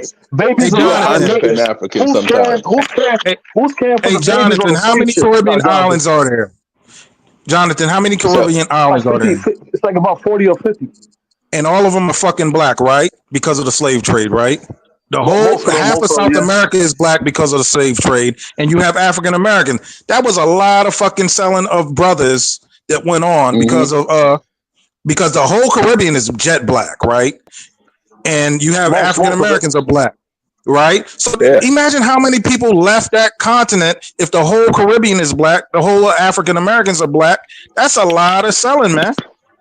No, but according to the numbers, it's only 10 million. The rest is from reproduction. More than fucking 10. If the whole Caribbean is black, and African Americans are black, and Brazilians are black, like, come on, man. It's from babies, man. You're trying to say we the diaspora all produced the actual continent where they literally just made babies for no fucking reason. The consensus of scholars. The consensus of scholars do not agree that Africans was raiding other Africans. The consensus is white people went to Africa. It don't matter what the consensus is. If the Africans say they did it, they show the tools of how they did it, nigga, they did it. I'm a roll with the scholars. I'm a roll with the consensus. Kwame. Yeah. Y'all lie so much. This is bad. Don't do that, Kwame like to use the white man when it's convenient, right? No other thing. He's always against the white man. The white man said, and they're white, right? No, not necessarily. You have Africana studies that do this type of work, and the consensus of Africana scholars, white scholars, Asian scholars around the world, they agree that white people went to Africa and raided different. But the white man couldn't penetrate the continent. 1776. The embarrassing part about this, they waited till the 1880s to try to penetrate the rest of Africa. This dummy thinks that shit is true. And the Portuguese were there from the 1640s. I don't think y'all know more on the topic than the authorities. Hold on. Colin, tell us what's up. Colin. Because I promise you that his scholars ain't saying none of that, man. Hey, Colin, you know what the crazy part is about all of this? There's geographical evidence where white people were actually at during this time period, because they always named those coastal areas. That's how you get a Lagos. One in Nigeria, and you got one in fucking Portugal, because the Portuguese were the first to line up. That's how you get your EPOC team over there in Calabar. They just changed the name back, right? Because the British were over there, the Portuguese were over there, but they never went into the interior, because there's no geographical evidence that they went there. I'll agree with you, man. Well, I'm gonna roll with the consensus of what the scholars say. Not you want to roll with the consensus because you're on some Pan-African stupidity. Nah, I'm just gonna roll with the authorities on the matter, not people on YouTube. I don't believe no scholar that's not an African American, right? Like that, because we tell the truth. Africans and Caribbeans trying to hide history and shit like that. Colin, you don't know more than the scholars on the issue. Colin, I disagree with this man. Colin, don't do me like that, man. Kwame's BS. And Colin, tell him to source up, man. Don't let him get away with that. He Wait, BS. source it up on Even in the Africa, they'll tell you that. I saw the consensus. I put it in the back. I just put Yeah, drop the link, man. All right. Yeah, drop the link. But Kwame, when the Igbo kings sell Igbo people, you're going to say the white people came and took them? So the white people went past the Efik, the BBO, the Beni tribes, and everyone else, and they went over to the Igbo lands that wasn't on the coastal areas, right? But you got a huge percentage of Igbo people outside of the African continent. Kwame believes. Kwame believes in a. Hey, Jonathan Miller. See, he believes in the Tarzan doctrine. The white man was just running through Africa like Tarzan, snatching up groups of niggas. You know, that's what he believes in. Hey, 1776. If that's true, drop all African religion. That's what I'm none of it works. That's true. I give you that, Jonathan. I give you that, Jonathan. The hell y'all bowing to these statues for? These statues could have protected the damn squirrel. The fuck? Kwame trying to like a victim, but the reality is, if you go look up the history, it'll tell you that most of these tribes relegated the whites to the coastal area. So they couldn't even go inland into the late 1800s. Because they didn't want to go into the inland. They stayed they were dying. No, they were not allowed, bro. They were not Listen, allowed. They were dying. Like 50 yards in the interior Africa, a white man would die. You gotta read, man. Principe, damn. Read, nigga. Bro, they literally. So why did they have to go inland with a white man cannot penetrate the continent until they develop quinine. When they developed quinine, because those mosquitoes was killing them, they cannot penetrate the interior Africa. To this day, also the machine gun, man. In Africa. I ain't gonna lie, I could barely penetrate the middle of Africa. And if you study African history, the white man only colonized the east coast of Africa because it was cooler, it was more temperate. You know. They could not colonize West Africa. They just that's why they had indirect rule. And also, where did the white man colonize East Africa? Hold on. Let me ask you a question, Kwame. Do you respect African chieftaincy and all that? I respect them like how you respect the pastor, Colin. I know this is what I'm talking about. Do you know African chieftaincy? I want Kwame to get deported, man. Hold on. Let me say this. You know, African chieftaincy is only a result of the coming of Europeans. Before Europeans, African society was ruled by councils and stuff like that were chosen by the people, and the kings had to defer to these councils, you know, as a law. The Europeans came there and goon thugs and warlords crowned themselves as chiefs and they disrupted the whole power structure in West Africa. And that's why to this day you have these chiefs. They're not indigenous. That chieftaincy is not indigenous to Africa. That's something So where did it come from, Colin? And do you have a source for it? Europeans, the guns. That's where it come from. Right. You got a source to back up your claim. Colin. Chieftaincy was there. Africans would go to the coast. They removed. The Africans would go to the coast, buy guns, and go back and kill their brothers immediately. All the West African thing had a powerful entity called the Macy. That was a powerful government body. That Macy had the power to enslave the king. It had the power to execute the king. That was almost power. That was the law. They enforced the law. When the king had to defer to the Macy. The Macy was called Supreme Council, chosen by the elders, the craftsmen, all these other tradesmen, and all these other people forming every kingdom in Africa. West Africa was well organized states, you know, prior to the Europeans coming in the 1600 with guns and gunpowder. Guns and gunpowder, they broke all these little kingdoms. West Africa used to have So, Kyla, according to you, Africa was well civilized. It was well organized. Hold up. The savagery you see is a result that you guys still practice today is a result of the Europeans for the most part. You know, so the white man created Ifa, he created Yoruba. Hold up, the white man. Hold up. This is a problem, Kwame. The gun and the gunpowder is not a hard invention. One thing that would alter history, right? Africans had craftsmen. They can make swords, everything like that. But the one weapon they never bothered trying to make was a gun. The gun was only like a tube. Yeah, but Kyler, when you don't come from a savage culture where you're warring constantly warring, hold on. You don't need things like that. West Africa. Well, wait a minute. You can't say that and then be like they were prisoners of war. See, Kwame, what you got to understand about Christianity, when we pray and we go into the dimension, we come back with technology. When you pray to whatever you pray to, you just got sticks and stones. That's the difference, man. Yeah, the white man prayed to God. The same Christianity that rejects science and archaeology. All the early scientists were Christians. Isaac Newton, all those guys were Christians. The same Christianity that George Washington Carver made 10,000 inventions from a peanut. Right. The same Christianity that tells you that the world is 6,000 years old. Do you know who George Washington Carver's grandfather was? You know who George Washington Carver's grandfather was? Who was it? Yeah, Mr. Carver. He was something called a medicine man. You know what the hell a medicine man is? Voodoo in the African American, voodoo. Not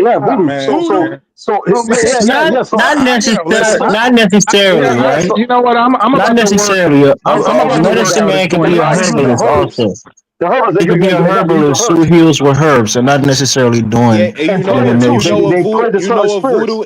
You know what voodoo promotes? Science, the study of nature. Well, why don't you?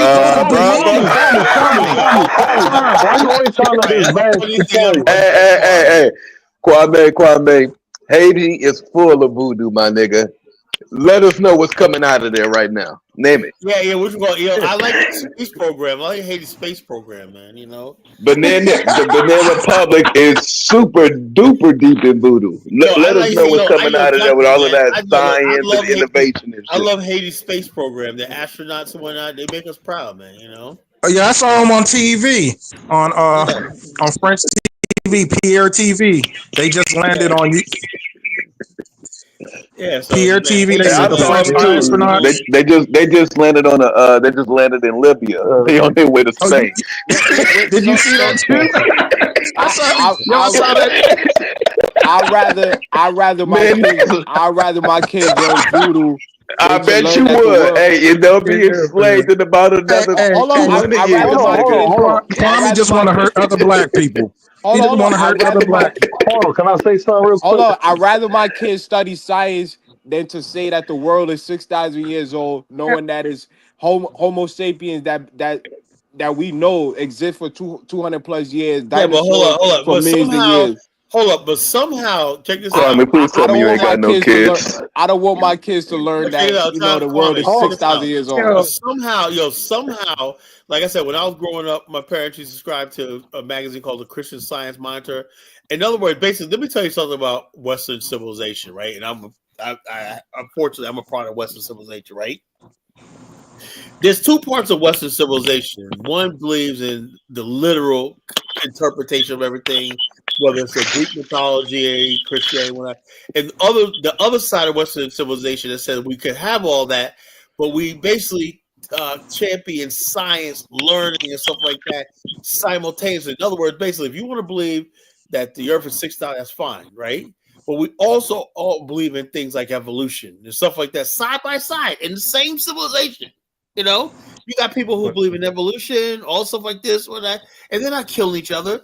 There's nobody saying I'm an evolutionist. I'm a freaking stomp out Christianity. Everyone, like you saying, that we Christianity murdered more people than voodoo can ever do.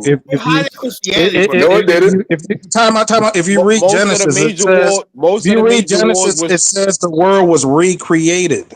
The world is older than 6,000 years old because the earth was without form and void. Well, if you read the Bible, millions of years old. If you start from Adam all the way down to Jesus, all the way up until now, the earth is 6,000 years old according to the Bible. No, but it says the earth was without form and void. It already existed. Hold on, before Adam and Eve, they had pre-Adamite people. Yeah, come on, man. I can't deal with is that in the Bible? Yes. Yeah, everybody knows that. Pre-Adamites. Adam wasn't the first. He was the first modern man. So now the Bible promotes Homo sapien as and all the different Homo species now, right? Right, Kyler? What are you talking about? Well, Kwame, based on what you're saying, clearly the Bible is superior because that shit is spread everywhere. And so did the people that Can spread I it. say something? Can I say something, man? Yeah, one First of off, my the favorite European. pastors is I mean, Singapore. you could look at it Let me like say that. something real quick, man. Because even the European you guys are praising, they escaped Europe due to religious persecution. You guys do know that, right?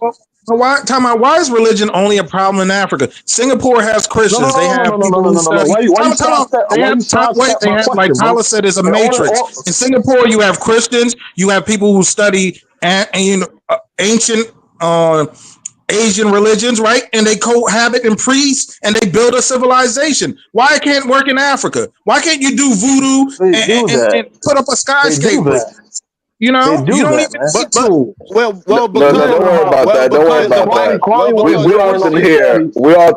Huh? that the people that left Europe were trying to escape religious persecution, but they practice the same damn religion that they practice in Europe.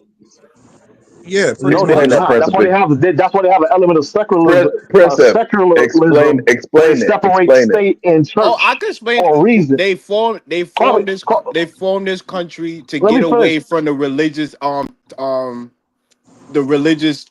domination that was going on there. You understand that Religious Kyla, tyranny. I Tyranny is got the a word you're question. looking for, Kwame. Kyla, Yeah, Kyla, thank you, Elvis, thank you. Kyla, despite Now give all examples the of faults that. of Christianity, Kyla, when black people was going to church prior to the 70s, our community was at its zenith. It was the strongest, right? that's where I come Even from. though like black people went to Yeah, but church, that's people hold on, got hold on. married. I agree. We lived a more I agree with you there, civilized life. Sonny. The Yeah, problem is and when black people like people turned Kyler. We didn't have all and the when booze black people turned to Pan all the Africanism, stupid shit we have they right made now. they You know, made And when they we made the turned to Hold on, most one at a time. One the at a best time. That scholars. shit went we didn't have down.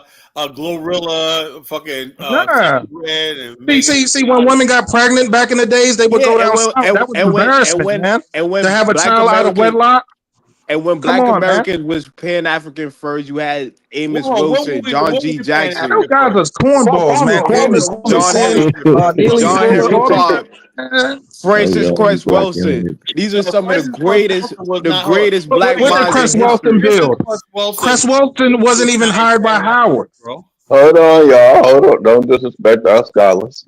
Yeah, we And they don't want were, to But disrespect our Kwame, and the worst part, I they take them grew up in the over. I Christian take church. them over Reverend Jesse Jackson, over all of the pastors that ever exist in You can do America. that, but they were still Christian. Kwame, That's the sad part. Francis Cress Kwame, Wilson, John G. Jackson, Amos Wilson. None of these Yeah, hold people on. was These all Christians. come out of the black What church. were they? Yo, check this They out. was Amos Pan Were they Africans. atheists? Yo, look. They was Pan His Africans. funeral, yo, You his could be funeral was a held in Christian to be Black Pan church. African, dum dum. No, they was promoting His funeral. African All right, traditions. hold up, Kwame. Let me say this. Okay, Boy. Amos Wilson. You mentioned Amos Wilson. Do you think his funeral was held in Ifa or Voodoo Temple, or was it held in a black church? I mean, Kyle, you're in America Honestly, where they okay, outlaw African religion for years. Kwame, take that L, bro. Come on. Hey, I just don't understand Because they had see the thing about a an service in immigrant, the church that make but them Christian. Kwame, the thing about an immigrant is you have a choice where you go. You're not African American. You have a choice to go to Haiti, Benin, Igbo land. You can go all over the world, but you got a came here. passport too. Just like I got a passport. I came. But it's not active. I just use my passport to come to America. Black America is a black Christian civilization. The best that Black America was black Christian culture. So name some better scholars. Name some black American scholars than the Pan African. Look. Let me tell you something, Kwame. As somebody who's a Pan Africanist, right? And we're catching a lot of L's lately. Why? Because people are like, okay, you guys want to speak. Look, the fact that the Pan African movement can't even stamp out this Adolf FBA is an embarrassment. You know, most Pan Africans have bigger fish to fry than xenophobia. Like, Adolf FBA is just sweeping. Yeah, America, one of those bigger fish to fry is learning how to tell the truth. Apparently, because there are Pan Africans that don't want to admit the Africans were selling Africans in the damn slave trade. I mean, you have to go with the consensus of scholars say that European colonials went into Africa and kidnapped Africans and chained them to boats and trafficked them to the Americans. I gotta go, man. There's too much lies. That's the consensus. Y'all want to talk about minute? The majority of the slave trade was slave raised from Europeans. So when they founded Liberia, and those people, those African Americans, made an account that when they came to Africa, Africans were still participating in the slave trade. They didn't say white people; they said Africans. Yeah, and matter of fact, Liberia, most of its history, the reason why they had the ACS there at 25 years that long was because most of the people that came to Liberia spent most of the time trying to stamp out the slave trade on the coast. Facts, man. They could have had independence on day one, but the 25 years of them instead of building, they were trying to stamp out the slave trade, on the coast. Call it go further than that. They seen black people wanting to attack them. Yeah. So they had their life on that coast to survive. They didn't want to attack the white folks. They just wanted to attack the other black people. Man, I'm telling you, man. The truth is coming out. All you gotta, hey Jonathan, all you gotta do is paint Europeans. If you paint Europeans black, Africans would defeat Europe overnight. I don't even want to bring up what the Americana Liberians did to the native people. They deserved it, nigga. They deserved it. They deserved it. African Americans didn't do. African Americans didn't. Time out. African Americans didn't do 10%. Fucking job. Wait. African American. Native Liberian deserved to be conquered. Kwame. African Americans. You need to be yanked. Hold on. African Americans in Liberia did 5% of what Samuel Doe did in 10 years. Over 100 years, they did 5% of what Samuel Doe did in 10 years. Samuel Doe killed other native tribes, massacred people in churches, killed over 3. Come on, man. You can't stop that. Right, but the consensus of scholars going to tell you that the consensus is if the American Liberians have finished the job, Africa would be a better place today. Check us out. But Kwame, it was like this, right? But that's what happens when you're Pan-African, because they were being Pan-African too. Let's ask Kwame a question, right? All right, you got these people called they didn't call themselves that, known as American Liberians, Caribbean and Liberians. They came from the Caribbean and America, right?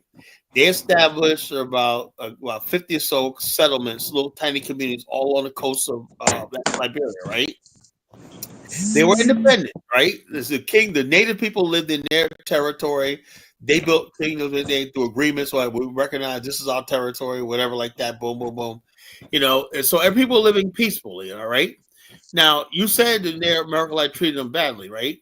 Now, I didn't say that. The authorities on the matter said that. The bottom line is this. Look, I'm somebody who knows Liberian history, right? Now, the native Liberians, you think the native Liberians should have had equal rights in the government of Liberia at the time? Do I believe it? Well, according to the consensus, no. Okay, I say you agree with that, right? But there's one problem, right? I just told you a few minutes ago that something happened over the last couple of 100 years called the slave trade, right? Which created these things called chiefs, right? The chiefs got absolute power of life and death for all the subjects, right? They basically can go raid another village, right? Steal all the virgins, bring them back, whatever, like do what the fuck they want to do, right? Why would they give that up to be part of some republic that recognizes human rights and stuff like that? See, understand where I'm going with this? In other words, they basically say, something. Did the Americana Liberians adhere to human rights? Bro, it was human sacrifice going on in the country. Still is, Carlos. Still is. All this stuff was. Hey, Jonathan, I have a question. Right? They chased the American Liberians out of there. Time out. How you gonna call him? I got a question for Jonathan, man. How you gonna call him Collar though? Collar. Oh, he was finished. Collar was not. I got an Andrew. Hey, Jonathan, they chased out the American Liberians, right? But still today, 36% of all of Liberia still live in the residuals of what the African Americans built in Monrovia. 35% of the country forces their way in to live in the remnants of what the African Americans. Except for the people in Nimba.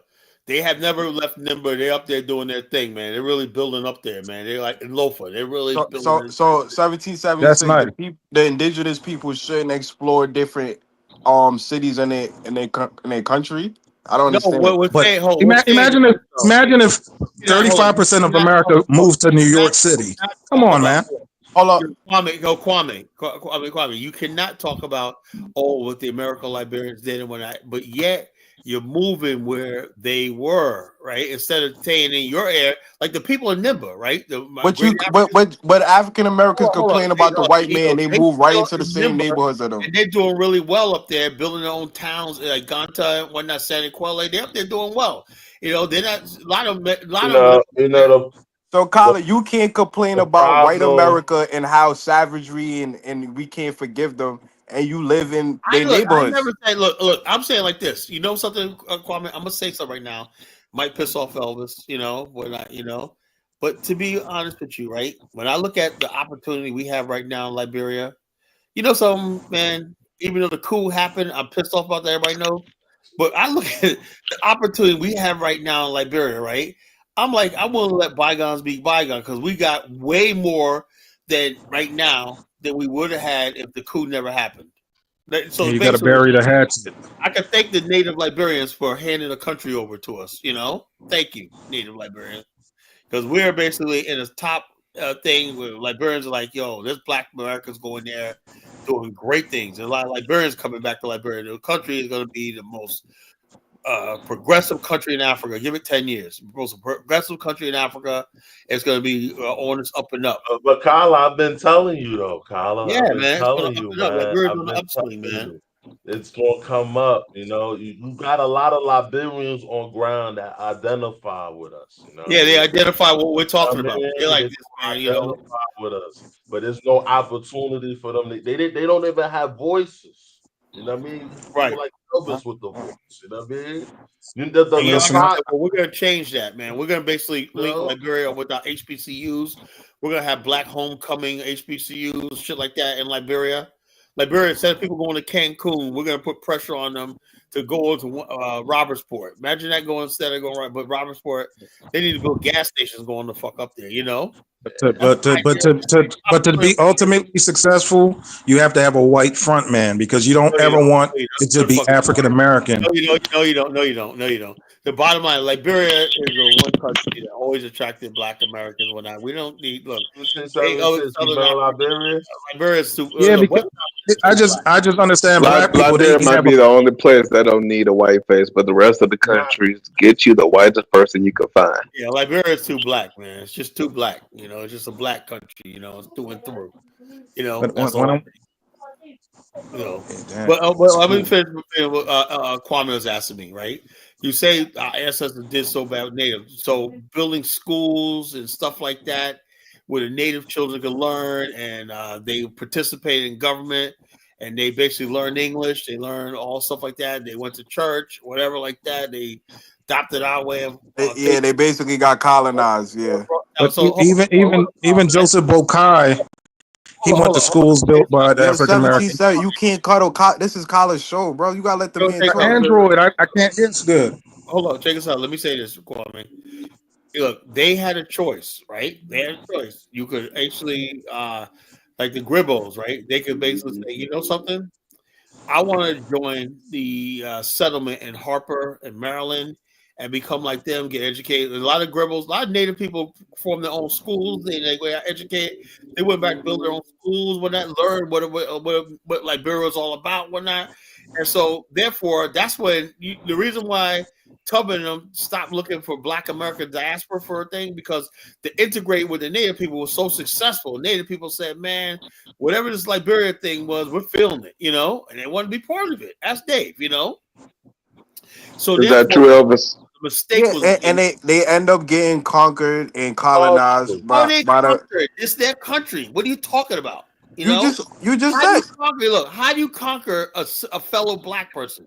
Right. According to him, educating them and teaching them a modern way of life is colonization. Wait. So they're forced to speak English now. They're forced to practice Christianity now. Question.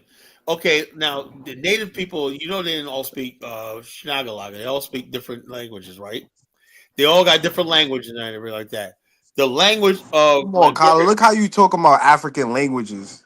Yeah, they all speak Shnagalaga. He said what he said. Continue, Colin. Come on, Colin. No, what I'm trying to say is this. What I'm saying is this, though.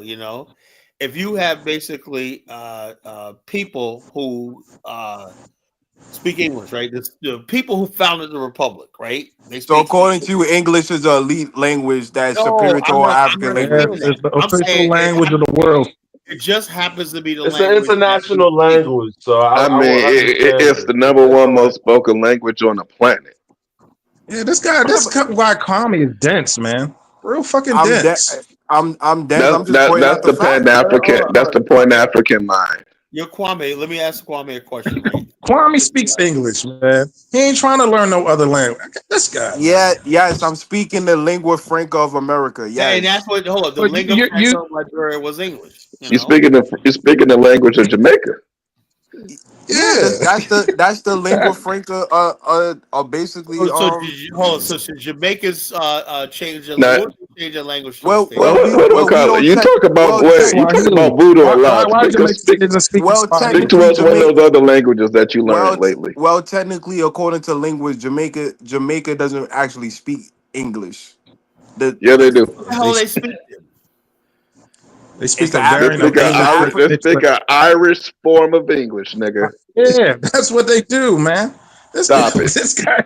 if you know anything Kwame, about Who you ain't language, allowed Kwame, don't to? go on Tariq's show, man. oh Don't my go on God, if you Tariq's know show anything again. about morphology and the way you No, you it's a speak word, it wouldn't be Irish form of classified as English. English. It wouldn't be classified as English. It's a dialect of English, man. It's not a dialect. Hey. You're arguing with him like that's like going to Nigeria and they speak their pidgin English. It's a dialect of English, nigga, whether you like it or not. This guy. Oh, God. In Liberia, they got their own kind of pidgin English, right, Elvis? Yeah, they got they call it Colloquy. You know, Dialect of English, nigga, whether you like it or not. It's like everything except their native traditional language, brother. Kwame, I know you went to Job Hey, Corps. hold on. I just put a link for anybody could check in the back. It's on YouTube. It's a linguist. Job Corps Babble. It's a linguist speaking on the Jamaican language, how it's not classified as English. You could check it Hey, out Kwame, yourself. you either went to Job Corps or you did about 10 years upstate, man. Seriously, I don't know which one, man.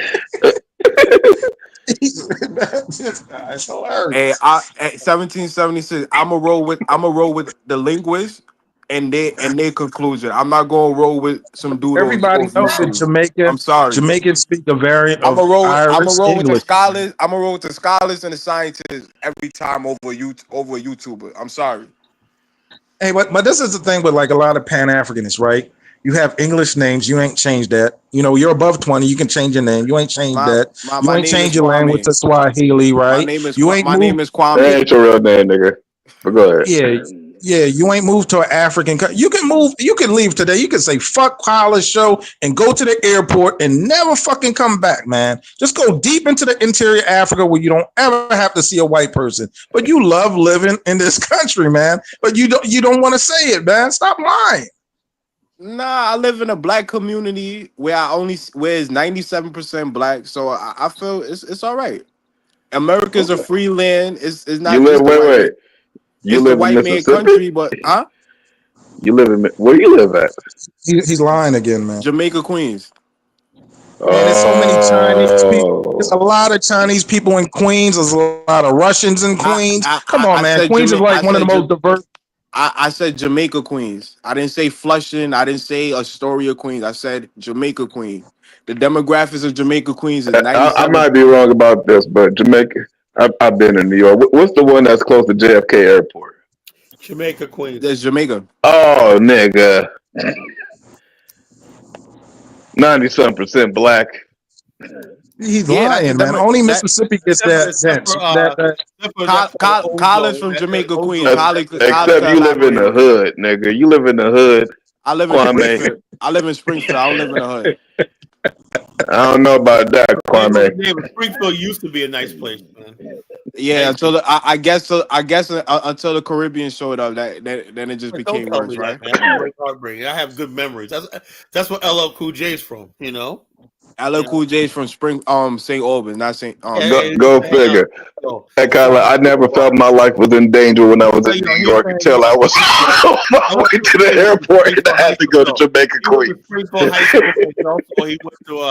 used to hang out on Farmers Boulevard right there, you know? Yeah, Farmers on 109.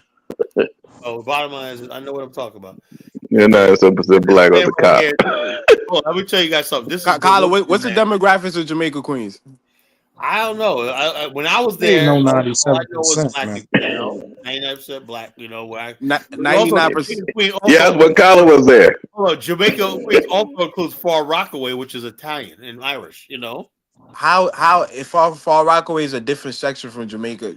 No, that area right there is still considered Jamaican Queens. Down there on the Rockaway Boulevard, down where the White Castle. Are you talking about Five Towns? Yeah, we're down there on Rockaway Boulevard where White Castle is, with the subway, the train tracks overhead. Are you talking about by the casino? You talking about by the casino and the racetrack? I don't know about the casino, so you know. Yeah, you haven't been in New York in like 20 years. It's a casino now. I haven't been in that part of New York. Well, don't worry about it, Kyla. I've been there recently, and that damn show what Kwame is. It ain't what Kwame is saying. Right? Hold up. This is Barotse land, and I'm going to tell you a backstory about this. In 2019. I was invited by some Zambian people, right? There's like 2 different Zambian groups of people that's in the BAIO, right? And this is the 2 different Zambias, right? Zambia survived. This part of Zambia is called the Barotse Land Kingdom, right? And my boy, my pool play, he's a Zambian, right? He's from Lusaka, in eastern part. He told me that because these guys were trying to recruit me to their cause, right? He said, we're going to let African Americans build a new city-state here. You know, he heard about the Afghanistan, whatever like that. And some African Americans went over there for a ceremony, you know. What it is a separatist movement. They're trying to secede from Zambia and form their own nation. And they wanted to they offer African Americans a land to build a city-state, whatever like that. But the thing about Barotse land is, you know, it's been most of the people there lived in Lusaka, just like most of the people in Liberia abandoned their rural areas and live in Monrovia. That's all over Africa, you know. So there's some people saying, let's go back to Barotse land and build a new kingdom, build a new state, secede from Zambia. And how do you do that? You invite African Americans in, right? And then what happened was there was like all this turmoil between. Fights between we almost got put in the middle of it because you had a lot of African American people that went over there in 2019, and they were basically at the ceremony and stuff like that. They were going to break ground and stuff like that. They were at the independence, whatever like that, whatever that was. But anyway, I was invited to it but I didn't really participate in it because you know, I was involved in Angola, and my other friend said that the Barotses are really just people who worship the Scottish. He showed me all kinds of stuff like the traditional dress. He says he showed me the Scottish, you know, the little skirts they wear. He said that's an imitation of Scottish. They worship the Scottish, you know. And so, but basically, what I'm trying to say is they were trying to basically build and secede from Zambia, but use Pan-Africanism. And it was in Miami, saying, but this land is beautiful, you know. I don't know how people think about it now, man. Would that be a good place to build a state, an Afghanistan, whatever like that, you know? But it's it has really good infrastructure too. I saw some of their abandoned towns and shit, you know. They got highways, roads, some of everything. It's beautiful land. It's really, really stunningly beautiful, and really out there. So they was trying. What they said was, they wanted Black America to return there and help build a nation, you know, build that as an independent nation, you know. But this is Barotse land, you know, the traditional dance, whatever like that, you know. Zambia. This is Zambia, you know. That's the dances you think should be in museums, right, Kyla? Like this. No, you can do your dances. I have no problem with people doing their tribal. I'm in Liberia. I look at people doing their tribal dances. All of them dancing, man. They need to be trying to build some damn roads and houses. I'm about building music and dancing. Hold on. And you cannot build infrastructure with that on, with that get up on, you know. You cannot build infrastructure. Like, you can't walk around with a camera with a skirt on. You can, Hey, hey Jonathan, this, man. Jonathan, how they can always get 100 niggas to dance, but they can't go build something, man? That shit, I'm tired of this. Bro, that's the countryside. I don't understand. Yeah, Have you ever seen the that's it. countryside in America, man? Every time I see You a giggles over nigga in here, Africa, giggling at everything. Have you ever seen the countryside in America, bro? Yeah, I actually have. Looks very You nice. ever listen, seen? You I seen don't know some of what the you was mobile going for, home Preston. communities and the yo, I Preston, keep outskirt telling you, I see the areas? countryside a I lot. keep telling you, It's beautiful, I keep nigga. telling you, Yeah, farmers in America are some of the richest people in the country. They get They a we're not lot are. of talking about farmers. subsidies. The same the Regular same dwelling farmers that use areas. the same farmers that use outhouses, right? Nobody uses no Nobody, damn house, bro. Nobody. He's yo, trying you to. don't He's need trying Kwame, to to. He's know trying Kwame, to. that. Kwame, you gotta stop Why you watching them demonizing farmers, 1940s, Kwame? them 1940s movies, bro. Listen, man, people got flush. Everybody in Maryland got a flush toilet. Everybody. Well, they got trailer park homes in some of these areas, man. You Yeah, guys but trailer don't park, get Even with the trailers. that. drug Have you ever addicts been in got a trailer? flushing toilets. Yeah, come on, Bro, don't man. let me go grab the videos, Jonathan. Get You the ain't got Most videos. people videos, See in a trailer Preston. somebody got 4 or else. 5 trucks. I love Most when people y'all live in say, a "I'm gonna trailer get the park. Come on, videos." Get man. the videos. I want to see. Don't let me get the Most people videos in a on you, trailer man. park got Get the about 4 videos. cars in the Get I the front. know videos. you lick master shoes, but don't let me get the I want you videos to, for you, bro. brother. You in Master's country. You came voluntarily. Get Yeah, Master. yeah, Get the Wait, absolutely, video. wait. Are you absolutely. telling? Listen, Wait, are you saying there's But no outhouses in rural areas in America? oh, it's I'm deeper than telling you, outhouses, man. camping, There's areas with camping. just trailer If park you go areas, man. camping, not where there's civilization, Destitute though. areas. yeah. We, And when you America is go the camping, you got greatest porta nation on the potty. planet. So if they have it, why do you think It's Africa the won't same. have it? It's the same thing wherever you go, Collar. The Yeah, metropolitan areas. I gotta leave, but check this out, man. If I had my own country and I was Pan African, I would, and I felt that way about white people, I wouldn't be in America. I would be in Jamaica, hunting for red snappers and shit like that. Have a little hut by the ocean, and I just be jerking chicken all day. You feel me? I wouldn't be here. I mean, once you made a choice, you and Principe made a choice to come here, and y'all ain't trying to leave. So How why does you talking shit? how would be 6 years old and make a Hold on, choice to hold, come to No, America? but you Six, ain't seven 6 years no old. more. You are not 6 no hold more. on, hold on, hold on, hold on. So for me to address the fact that America is the premier nation on earth, and they have people living in trailer homes, but you expect But trailer home, Zambia not to have Principe, have people you ever living been in in a trailer? trailers? It's Principe, retarded. You're retarded, Principe, dude. have you ever been in a You're trailer before? retarded. Have you For ever me to been in say a that that's trailer before? unpatriotic, huh? Come on, people in Haiti would die to live in a fucking trailer. Trailer, you get a double wide trailer, you got a hey, driveway, my 3 bad, my cars. bad. I Bruh, only hold got on, a hold on, hold question. on, hold on. Don't leave yet. Hold on, hold on, hold on. How much does Jonathan, a relax, trailer relax, cost, relax. if you don't mind? Giggles, relax, Trailer, Giggles. Let me Prism. address 776, man. How much does a trailer? Giggles, Giggles. Let me address How much do a trailer 1776. cost, Prism? Bro, you can buy one second hand for $15,000 You to don't know. $16,000. How much? Some people are passing them down from generation You to fucking generation, bro. lying, man. Bro, you think Oh man, bro? Don't let me get the videos. All of them are not brand new trailers, bro. Come on, man. Get the America videos. is the premier nation, and they have I don't people like living like when that. niggas be like, Why man, do you don't make believe me a get the third world videos. nation No, don't just have get that? the videos. I And you want to see keep the throwing jabs videos. at Haiti, but America is the premier nation. Haiti is quote unquote third world. Why are you comparing first world to third world, Mr. Jonathan? Principe, you don't even want to go to Haiti in your mind. You don't even watch it Bro, on YouTube. You don't care 2 shits about majority Haiti. of the channels I watch is Principe, either Africa Pierre, or Pure. Come on, man. This guy's you like don't want to go Collar, to Collar, what Haiti. are you, man. Collar, what are you Press trying to up, My say, press country, we up, Collar? call it press up, Grimas, man. press up. I You go got a feeling certified I've been to lame and Haiti you more always tweaking, times bro. than you. You said what? I got a feeling I've been One to more time? Haiti more times than you. How many Is times you that been to true, Haiti, bro? Princip? How Just many times you been once. to Haiti? I've been Just twice. I've once. been when I was a child, and I've been like Oh, 10 see, years ago, now bro. that's a And I problem want for to me, go back. Princip, because you Haitian. I've been twice, bro. I was born in America, bro. Hey, I Not was with the born in Yeah, America, accent, bro. nigga. man. There's Haitians that never I been got to you Haiti, on the bro. line. Personally, why I got you online? One thing I never could understand about you, right? Do you Yeah. understand that you're slave descendant, or you just don't identify with that? What the hell does a slave descendant mean? Do you know what No, that means, Carlos? that's what I'm talking about, right? Do you understand? You're not African. That you're slave descendant. Bro, I never. Have you ever heard me, Kyler, refer to myself as an African? Like Kyler, African dumbass. The whole Kyler, idea of African dumbass is the fact that he really believes in his mind that there's something wrong with you because you were taken as a slave or whatever like that. That the problems, because we've suffered trauma because of slavery. That the white man's civilization is great, whatever like that. And we're just basically ruin black people. Kyler, how Who said that? How do you get that from me? Wait, Kyler, how's he not? That's the premise of what he says. Kyler, how he's not an African? Who you talking about? Afrodamus.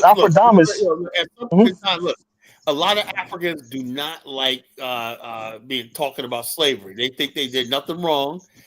They say the white man. But Kyler, have I ever said that the Africans didn't do nothing wrong? Yeah, no, but your dumbass Caribbean cousin did. I never said that. But I disagree with Kwame, so I don't understand what Kyler's saying. I have arguments with you, and when I'm talking about Africa, you act like I'm talking about you. You're not an African like that, He's not an African. Haiti's an African descendant, bro. Kyler. No, you're not an African like that, person. I never claimed to be an according to African. According to the you got caught, man. According to the Census Bureau, black is anybody of African descent. Well, hold on. That's a lie because look, the bottom line is this. That's according to the Federal Bureau Census. Let me ask. Hold on. If that's the case, then hold up. How many African Americans basically have any stake in African, whatever they do on the continent? Where they fuck up at is they consider African descent to mean you automatically African. Nigga, you're not African. I don't understand your argument, man. Kwame got caught.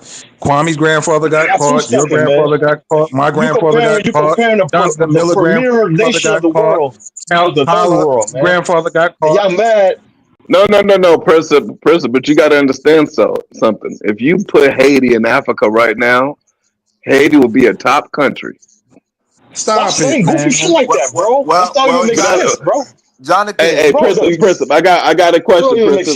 Do you think that people in Haiti live better than the average person in Nigeria? Do you think they live better? No, don't compare to Nigeria. Compare to a smaller nation, bro. What did the Dred Scott decision say? If they're living better than Nigeria, they're living better than the smaller nation too. No. But Nigeria is a vast nation. There's certain parts of Nigeria where they're living greater than Haiti. There's certain parts of Nigeria they're living worse than Haiti. It's a large nation. There's over 200 million people. The Dred Scott says that people who basically said it was all about the proceeding about Dred Scott. It had no really bearing on what they thought about black people. It was back. It was the whole idea. You want me to read the transcript? Hold up, Kwame. So we jump to this, man. This is what you got wrong with that. You debating that guy. The Dred Scott said only was about the black person's representation in court. That's it. In Congress. Did you have citizens? He said that his argument was that since he was on free soil and he was considered a citizen, right? The state of Missouri could not take his citizenship away from him, right? The Supreme Court disagreed, said no, black people, no matter what you do, we don't care. The 14th Amendment said we're going to give you citizenship and nobody can deny it. That's all that. Yeah. The to quote it verbatim, the Dred Scott decision: no free or enslaved Negro or African could be a citizen of the United States of America and their jurisdiction. That's the Supreme Court decision. It did not matter because they considered all black people as African. I didn't realize Kwame like losing debates until he tried to debate Tariq Nasheed. Now just times on the same issue. Hold up, check us out. Hold up, let me say this. The 14th Amendment. Hold up, check us out. Hold up. That even though the Supreme Court ruled that, it basically left it really up to the states, And the bottom line, states like New York, Massachusetts gave black people a vote, at the time. Connecticut. Yeah, all those states had votes. So you're right. Black people have the right to vote in most states in America. I'm just quoting so they had the right Court to vote. decision. It just said in that particular case of Missouri, right? In that particular case, it said, yeah, like that means states can deny your thing if they wanted to. Don't mean they must do it. All they said was they can deny your Kyler, it's the Supreme Court, the highest court in America. Oh yeah, I know that, but the Supreme Court was not the same as it is now. It didn't have that much power. It was just a suggestion, really. The Supreme Court just said that yes, you were right in Dred Scott versus Sanford. That if you want to disenfranchise versus because we have no legal barriers tying him, they made their case, whatever like that.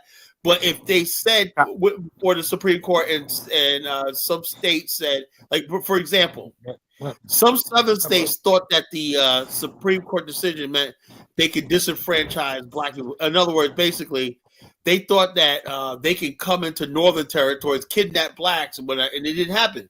States started protecting their black residents and arresting people. So what they did was 12 years later, they created the fugitive slave law, you know? And that basically said that was a federal law that basically strengthened Dred Scott, you know? But Dred Scott didn't automatically disenfranchise black people because black the guy people on Tariq show already cities and states, you know? Yeah, the guy on Tariq show already destroyed this guy. I don't know why he keeps coming back for more.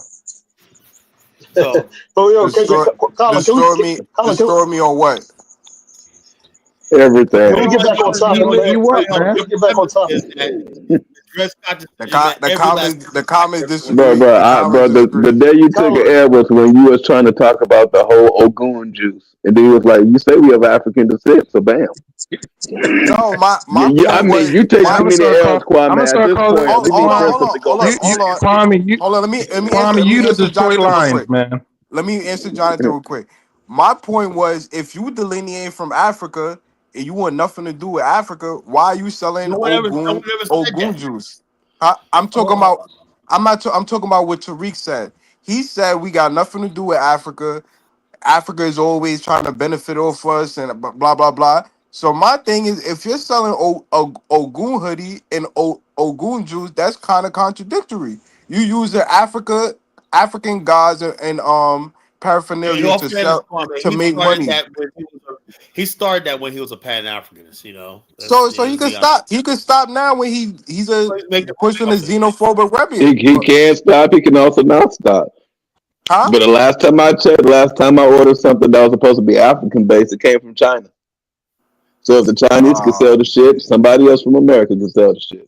Yeah, but stop taking L's, Kwame. The Chinese ain't delineating from Africa. They doing business with Africa. Kwame, you kind of showing us why we are colonized people right now. Colin, can we get back on topic, man? Kwame, I got a quick question. Kwame. I'm going to ask Kwame a question. Go ahead. Kwame. Yo. Go ahead. Hey, Kwame, I got a quick question for you. Do you ever plan to ever move back to Jamaica?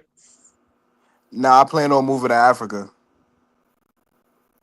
What part of Africa you planning on going to? Either Ghana or Kenya. Dude, man. As of right now. This dude be lying so much, man. God, man. Let me ask you a question, Kwame. If you go to Ghana, how would you make a living? You know, going to Africa is expensive, bro. It's hard. You know, how would you going to America is expensive also. Yeah, but hold up. But you're in the system where you got jobs, money, car, transportation, whatnot. Do you know what it's like to go to Africa with nothing? You know, and try to make it. You will starve, bro. You know. I mean, I don't plan on going to Africa with nothing. So how would I say? Even when you go there, how are you going to work? I mean, there's different ways to make money. How? You want to talk about YouTube? Ghana, you acting like Ghana has no opportunities for people. They ain't got no opportunities in Ghana. Now go ahead. Bro. This what happens when you lie so much. It's plenty of people from the diaspora. When you lie so damn much, you start believing your own from the diaspora that's opening small businesses. This nigga about to go over there and make $5 a day. It's plenty of people from the diaspora. That's what the Bible say. When you lie a lot, you become absent-minded, man. My good brother Kofi, right? He was driving a boat when he had to come back to America. He was driving a boat over there, And he was like, man, I make up to $50 a day, man. That's the reality, bro. You go to Africa, man, you might make $50 a month, Kwame. You know? Hey, So Kyler, why Kyler, even promote an African standard if this is because why? Because we're bringing. You could just do it in America. Hold on. Kyler, you could just stay in America and work. I want at least one chance, right, to bring the African American genius to develop. They already went to Liberia. They went to Liberia. Hold on. Hey, I got a quick question. I know we got the capability of building something great in first world. I know we do. You know, but Kyler, you could stay in America and work out a sovereign nation. Yeah, hold on. With the American government. Hey, Jonathan, I got a quick question for Jonathan. Hey, Jonathan, in Nigeria, is there like a temp agency you can go to get a quick job for like 3 weeks while you're there? Shut up, nigga. Shut the fuck up. Ain't no temp agencies over there. You know that's a joke. You know that's a joke. 1776. Don't you think you said this the other day that maybe college should start with America before going to Africa? 1776. I had an argument today with a sister-in-law about a cousin taking a job that pays $15 a month. And she was just like, you got to understand now, she's blessed by God to be able to get a job. But I'm like, no, lady, no, damn it. Fuck that. I'll just give her the fucking money. No, Kwame. Don't do it. Yeah. There's no. Hey, I'll donate too. Shit. So Jonathan is 1776. College should stay in America. College should stay in America and work out of sovereign nation. What I'm talking about in Barotsi land. These are all like freaking abandoned cities. Why is Southern Africa got such good infrastructure compared to West Africa? You know, it's like goddamn. You know. Well, and call it East Africa too. North Africa too. Well, it's just when they decided to sell their slaves and shit, sell their old people, that they kind of fucking stupid. That's all. You never see roads like this in Hey, Carla, for the first time I asked, why is West Africa the least developed in all of Africa? Guess what the number one answer was, Carla? What's that? They sold their people in the slave trade. Can you imagine? And also, they said, well, the white man never settled here. That's true. So the white man settled in these areas, you know. And when they left, they left something behind. You know? So, Carla, if black people can't do nothing great without Carla, the white man was smart. He said, these niggas willing to sell their own people. You can't trust them. Kwame, you gotta understand something, Kwame. This is why I am so big on Liberia, because Liberia is evidence that we can do it, right? But it was held by the ACS, though. Yeah, what you do to the natives. Look, the bottom line is this. We had to prove to the world that we could build a nation. If we had to put our the ACS and the American ACS government did not build Liberia, bro. They held the foundation of Liberia. Let me break that down to you, Kwame. The ACS was there part-time for 25 years. They didn't do shit, right? They had to pull out, right? The ACS did not form Liberia. Liberia was formed when they kicked the ACS out. And all these was the federal government funding? No, hey, Kyla, with all due respect, I recall that you had this discussion before, and you won this discussion, and Kwame was on the panel at that time period. This is just he's arguing something that he already knows that ain't true. Yeah, no, why are you doing that? We never spoke about this. We never spoke about somebody else. I don't know if it was Kwame or not. Yo, can we get back on? No, Kwame was on the panel. You were talking about it to 1776. But I was arguing with somebody else about the ACS. Oh yeah, I think it was 1776. Kyla, the ACS was funded by the federal government. Oh, this is what we talk about: federal white supremacy. You know what? Notice he knows about the ACS, but he never heard of Randolph Cooper. He never heard of Joseph Jacobs Robert. He never heard of Elijah Johnson. He never heard of Mr. Dr. Dre. He never heard of F. 4 McGill, the world's first black doctor. You know, all these people are part of Liberia's development. What he's doing, he's trying to take away. I'm not trying to take away by saying the ACS. He's trying to take away from the glory of African Americans. That's all. That's all it is. How I'm trying to take away? No, I'm just agreeing with Colin that black people. One thing you do. Colin, you have to tip your hat for those people. Black people can't do nothing great without white people. No, I'm just saying Black America proved that we can. Was the foundation of Liberia. Hold on. Black America. No, white people were the foundation of Liberia. You know what it was? It was all the look. Hillary Who funded the Liberian trip? It was not funded by Liberia. Liberia didn't exist. The ACS took black people to Liberia. The ACS did was it gave people a one-way ticket to Liberia and dumped them off there. You were on your own. That's it. Not true, Carla. Not true. Well, what did they do, Elvis? I mean, they helped them initially in the first 10, 15 years. They helped them. ACS set up Liberia, you know. They not. What did they do? Did they build roads and bridges don't and take shit? away the ACS. Don't take away the ACS contribution to Liberia Foundation. Hold on. First of all, it's like this. Wait, Carla. If that's the case, you can't take away Black America's contribution to America. So the bottom line, the ACS. Look, the ACS. You be canceling your own arguments, Kwame. Stop doing that shit. Hold up, Admiral Stockton, right? No, I'm not. He negotiated the day chiefs and whatnot at gunpoint for land, right? The day chief said, you know something, after they cleared the land, Providence and the mainland right there, they cleared the land. And then next thing you know, when they started erecting buildings and homes and whatnot, the day people say, you know something, we want the land back. And they was like, no, we're not give it back. The freaking ACS cleared the fuck out of there because they knew the Daves were going to attack. And they would have been wiped out if it was not for the fact they were joined by native tribes that supported them. Native tribes saved the day. Say that again, Carla. Say that again. I admit that. Native tribes saved the day. In Sincor, right? Sincor means where the cliff meets the water, something like that, That's a vibe people. They're still there. Carla, you give an African Carla, those native tribes, they were Pan-African. It was the other ones. The native tribe that came and fought the Days, they came and mollywopped the Days, man, and that's what saved the day, It wasn't like the American Liberia. American Liberia was outnumbered, right? It was King Boatswain and several other tribes and kingdoms declared war on the Days, and that's what happened. The ACS didn't fire one shot. It was blood. Liberia was built in bloodshed, bro. So please don't say and talk glowing to me about the ACS. They didn't shed no blood. They ain't killed nobody. They didn't have nobody. They didn't lose life and whatnot. Nations are built in blood. Real. That's reality. Nations are forged in love. They're forged in bloodshed. Nothing worth having is not built in bloodshed.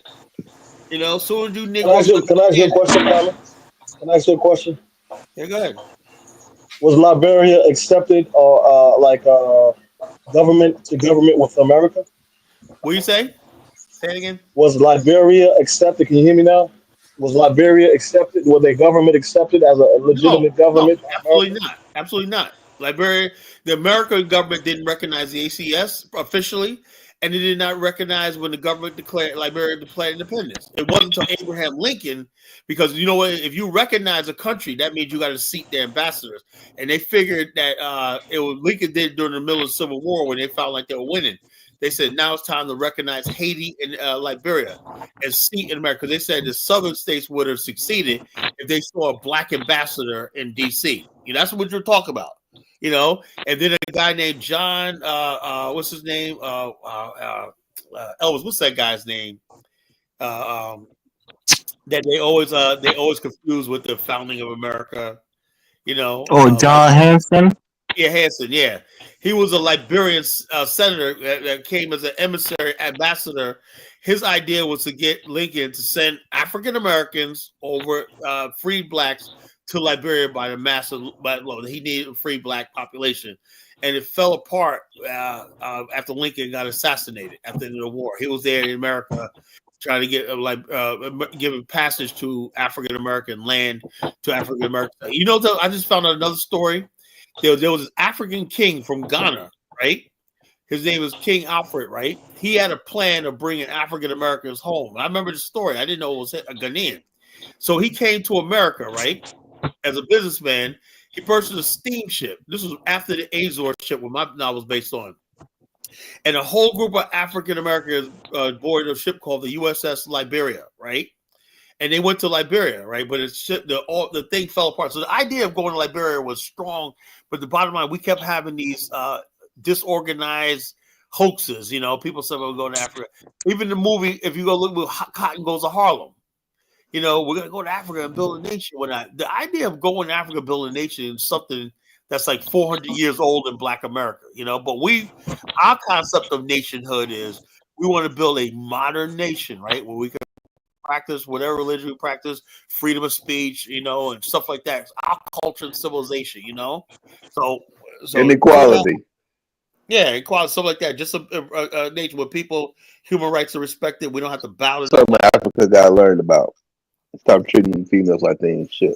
Hey, Pan African power, man. Pan African power. What are you talking about, Jonathan?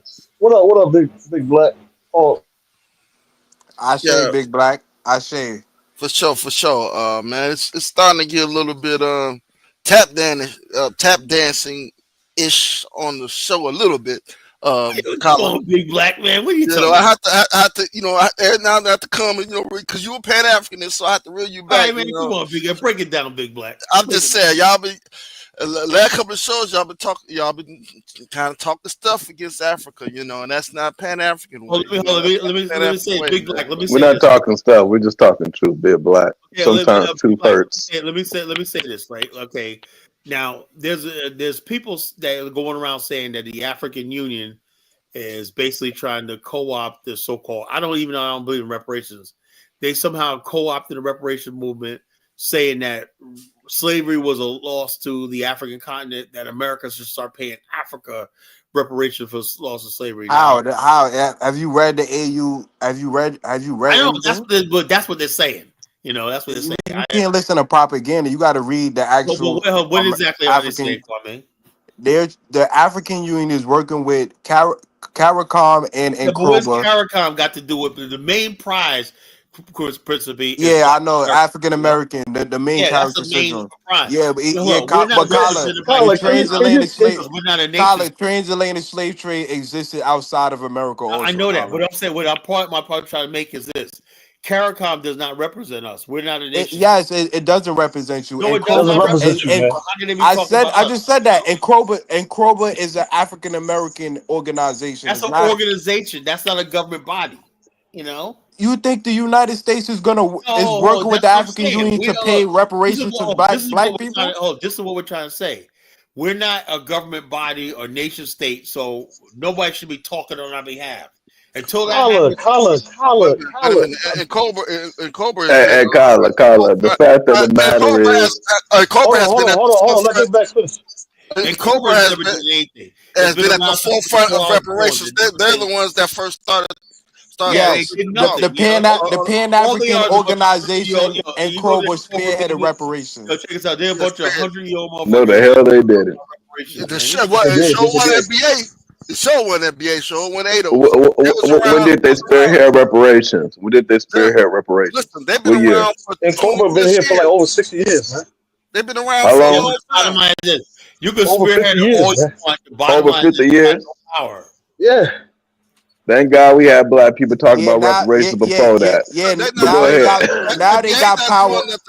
Now they got the UN backing them and the African Union backing them. So now they got a lot of power. Oh my God! Because NBA, they're game. It takes one veto from France, who ain't paying shit. NBA are game goofy when it comes to reparation talk. You don't get on stage. Big Black. Do you think they're not game goofy? They're very game. Let me ask Big Black. No, they're not. Why would you talk about who gonna get the money? Hey, Big Black. Big Black. Let me ask you a question. How do you demand reparations yet you sold them? I'm talking about FBA. Period. I'm talking about FBA.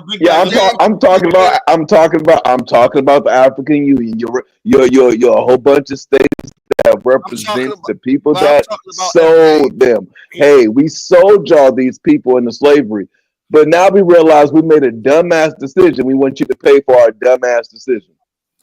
Let's read what the AU was talking about instead of, because it seems like we're all just coming to let me ask you a question, Big Black. Before you ask a question, let me ask you a question. Do you think in your lifetime, my lifetime, you will see that check in your mail for reparation? Shit, probably When you not. go out, well, hold on. Can you imagine yourself going out to the mailbox, say it came, when I telling your wife, woman, like, we're going out to dinner, we're not the check came. I'm just asking questions, bro. It's crazy. It's crazy. You always say Africans don't do nothing. Now they trying to fight for reparation for the Dude, man, diaspora. come on, man. I bet you mama Dr. Eric Connor's behind this shit, you know? Wait. Let's read something. Double-minded. Big Black, take the mic, man. Kyle's double-minded, man. Let's read something factual. Let's look it up. You know what was said at as far as like the AU dealing with reparations. Right, read it, Big Black. I want to hear it. Well, we got to find it first. Kyler, can you find the video of No, you find it. You find it. You brought it up. You find it. I didn't bring it up. You brought it up. I didn't bring it up, man. Who brought it up? Kyler brought it up. He said the African Union is trying to. What you said, Kyler? Basically, I said ask him about African Union. Kunyan is trying to basically co-opt the reparations. Then Principe said that CARICOM, blah blah blah. But I said, look, we're not part of CARICOM. That was Kwame. That was me. And I put the UN link, and I'm gonna get the. And I'm Okay, gonna get Look at the UN link. Let me ask you a question. What nation state with diplomatic power? We have no diplomatic power or anything like that. We can't do the treaties. Tell me what treaties we can sign as Black America. Nothing. Well, let's see what they're trying to say. Let's look at the link. Let's look at the link that he posted. It sounds like Kyler and Jonathan are trying to undermine the African Union. Yeah, the African Union.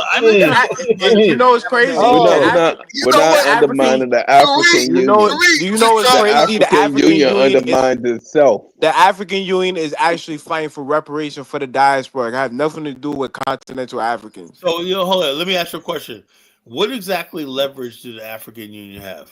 They have resources. They have raw material, things that Black Americans don't have to have leverage. They're gonna say, let me say something. Unless you pay, Ain't nothing like leverage when you begging Trump. Wait a minute. Let me say something concerning reparations. Wait, hold on. Tariq just dropped the video. Hey, let me say something concerning reparations. So let's look at the link. Let me say something about reparations. Wait, Big Black. I believe in reparations. Is going to come. Wait, this is 1776. I'm optimistic that. I'm optimistic that it's going to happen when the white man lives on Mars. You know, when he gives you back to Earth, that's going to be your reparation. Until then, Black people, you can have your whole entire planet, man. Hey, can we look at the link that the brother posted? He just posted it in the back chat. I'll put it back. I'll put it up. Okay, hold up. Let's see. This is what our facts Okay, all right. Already, already, man. This is gonna be fun. This is gonna be a quick work. You know what I'm saying? Already, I'm looking at the headlines, man. It's another Kwame special. Why you say that, man? Hilarious, man. Like I said, they called me the ringmaster. It says UN form tackles slavery reparations for Africa, people of African descent. Okay, right. There's a big picture of a castle. I think that castle is in what's that look like, Jonathan? You've been more of these places, Anyway, whatever. I put the African Union. All right, hold on. I'm gonna read it. Really. The calls for reparative justice can no longer be ignored. Speakers at the forum session at the United Nations Permanent Forum on African Descent in New York said that, something that it is, man? A bunch of fucking rabid leftists. America hating malcontents. So when you see these people, they be coming from Kyler, you hate America too. Oh, no, look, hold on.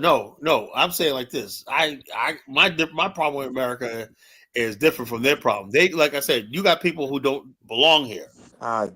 But Ben, like Ilan, Kyler, you always say we can never forgive. I'll never forgive. Yeah, but I'm saying. So you hate America too.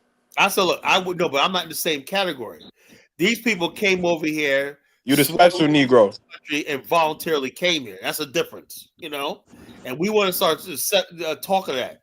If you came here voluntarily, you're not in the same position as us as slave descendants in America. But Kyler, you hate America too. Kwame. No matter how you slice it, you hate America too. I said I don't believe in America. I never said I hate America.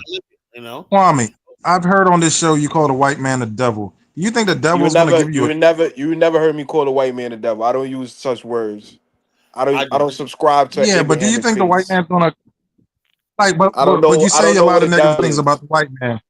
But you think the white man is just gonna find it in his heart to give you a check? Like, come on, you know the white man ain't shit. I Come don't. on, man. Let's be logical. I don't Let's subscribe to reparations. I utilize subscribe to law. I don't subscribe to a fight for reparations. Like, why would the white man? If the African Because Union want to you're fight for the you're asking this man to think too much. if the He ain't capable African of that. Union For want to fight for 1.5 million. if the African Union want to fight for reparation for the diaspora, that's a moral just cause. I mean, and hold they on. should be I have applauded. no problem with them, but my point I'm trying to make is this, right? They also have things where they're talking about, like I said, the Ghanaian president, former President Adu, came to America, right? Was talking to like black officials, like this idiot. Who was it? Who was that man? Houston, Texas, right? Ready to give his fucking city over to Ghana, right? You know, the pension funds, all this shit like that, you know. And these poor people work their whole life and whatnot, about to gamble their money in the Ghanaian fucking economy and lose. Tyler, you want an African country to give away their sovereign nation to Black Americans now? I'm saying the for fact that Africa's the sake. bottom line is this: if you're not, if you're not coming up with territory and something that we could equally benefit from, no, stay away from our fucking money. You know? But you want to go to Africa and not have the people be citizens and not even. I'm not saying. I'm saying the fact that the matter is, African people already have countries. We don't have a country. So American, are you not a citizen of this country? Oh, if Africa that's selfish, look, let me give you an example. Right Kyla, I got something to say. I think I had this talk with somebody. You're a citizen of the United States of America in this jurisdiction. This is your country. The problem is this: Africans don't think African Americans are entitled to anything for themselves. How can you say that if they offer diaspora cities and you got citizenship? Africans now reclaiming the term African because we make the term popular. When you talk about African American, you're talking about the history, a lineage. You're talking about Paul Robeson. You're talking about F. Scott Fitzgerald. You're talking about something like that. You're talking about the History Museum. So when you say I'm the true African American because I'm African, what you're doing is being so. In other words, African Americans, Black Americans, we say that's our identifier from our home continent. We're from Africa and we're Americans, right? Let us have that. Africans don't think we're entitled to that. And we say, okay, I say we should have a territory of our own where we can preserve ourselves. Yeah, Liberia and Sierra Leone was already given. Liberia is not ours. We can help Liberia, but Liberia is not ours. Who the founding fathers of Liberia? You literally just sovereign people, not sovereign. Even American Liberians, they're different people now. Tyler, Black Americans founded Liberia. Yeah, I know that, but the bottom line, it does not matter. The Liberian natives run the country now. Africa already gave up two diaspora countries. No, the bottom line. Sierra Leone was founded for the diaspora. So like I said, it wasn't founded for diaspora. What the hell do I need an African passport for? What for? Come to my country so you can starve. You could be without, you know. You operate. So, Kyler, you should stay in America and work out something with the federal government. Let's say some people saying stay in America or not. Then stop telling us that getting into our business. We say the Africans leave our name out your mouth. Why don't you guys respect that? I don't believe that, but if some people say that, you respect that. You guys can't. Now, Kyla. One day you want us to have a nation of our own. And then the other Tyler, the only reason why people talking about the NBA is because they've been disrespectful. We're sick and tired of being included. Tyler, the only reason why anybody's talking about FBA or anything like that because Kwame, you can't take L's left and right for FBA and try to make an argument against them. Just don't try it. Now, Kyla, I noticed something, right? And you brought this up before. And when you first said it, I didn't really think too much of it. But later on down the line, I kind of realized you were speaking dead on. Africa has been so fucking weak. I mean, historically, so fucking weak. One, don't talk about reparations for anybody when you don't even open up the floodgates for people to move back to the continent if they want to without having to go through a whole bunch of bullshit. Now, plenty of times we used to ask, well, why don't they have a visa to bring back the black people that were sold during the slave trade or the descendants of these people? And the Africans themselves would be like, well, we can't do that because it's racist now. It's a racist thing. You can't separate people by race. Oh yeah, the African. Take us out. The African Union, right? Had basically said official policy is that they don't recognize race as far as Africa. Africa is. That's why I say so. Hey, Moroccans are But Colin, considered. wait a minute. Hold on a second. Hold on, Hold Africa. Why is it hold that on.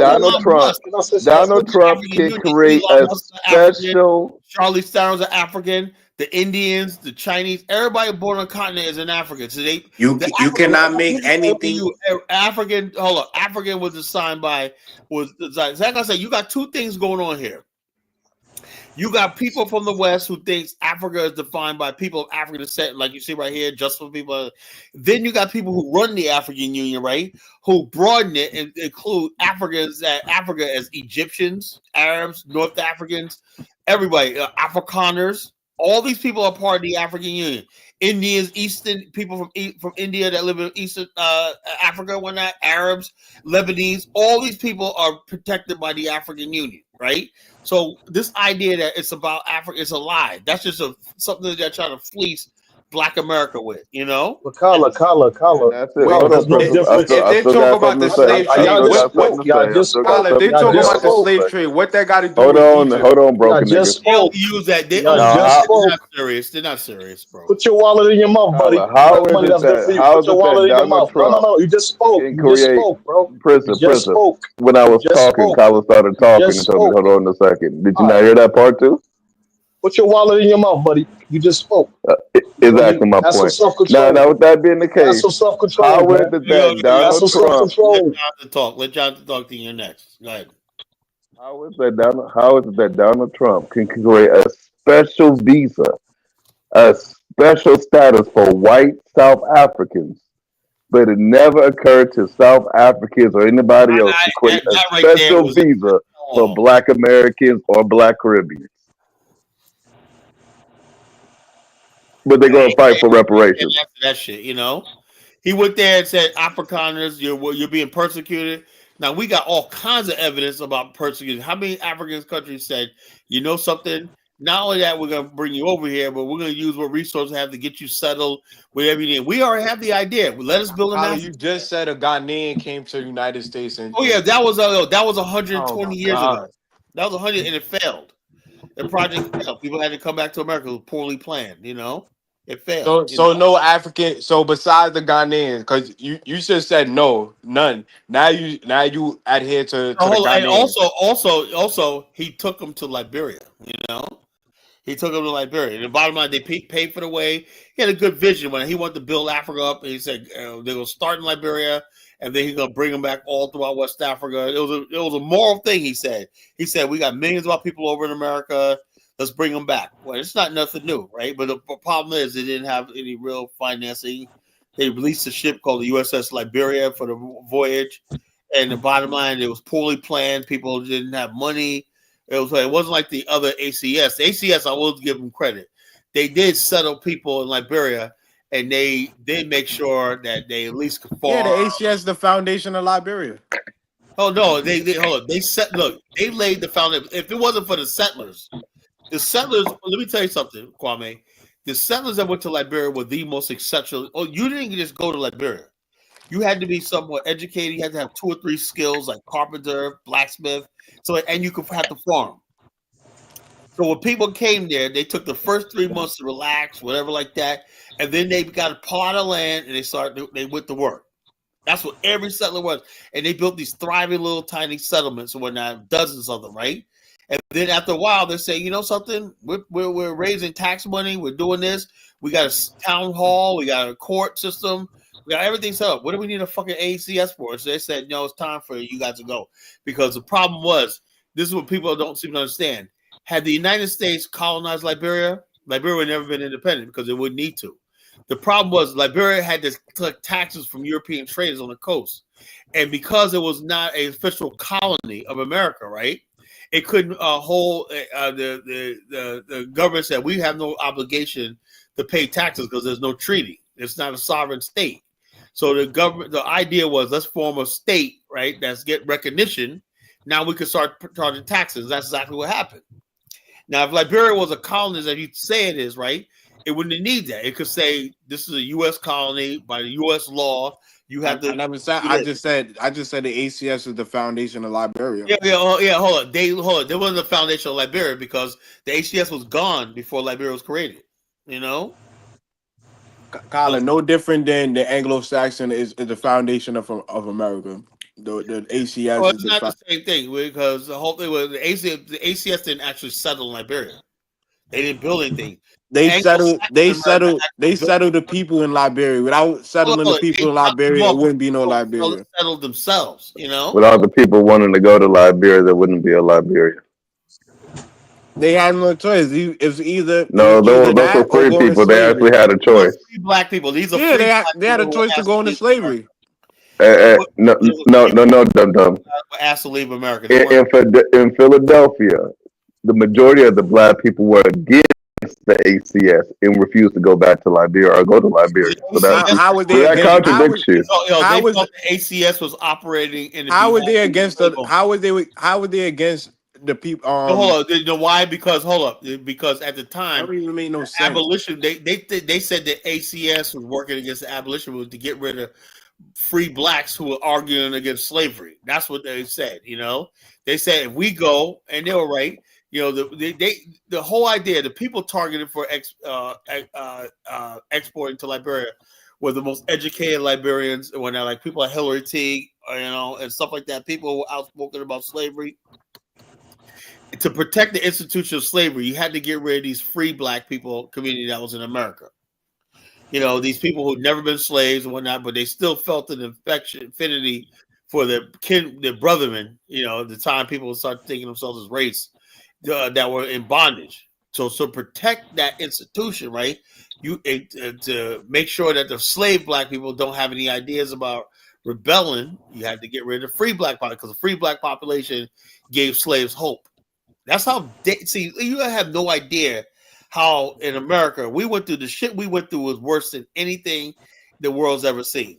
Colin, American slavery was not worse than the Caribbean. No, it was worse. It was psychological. Wow. If you only could live, most slaves lived 7 years in the Caribbean. Right? Because why? Because we were outnumbered.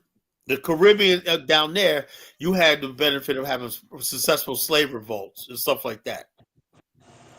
And you guys we never had no successful slave revolts, you know, and we were outnumbered. You say that one of the main reasons why slavery was so damn in America is the large number of whites in America make slave revolts impossible, you know.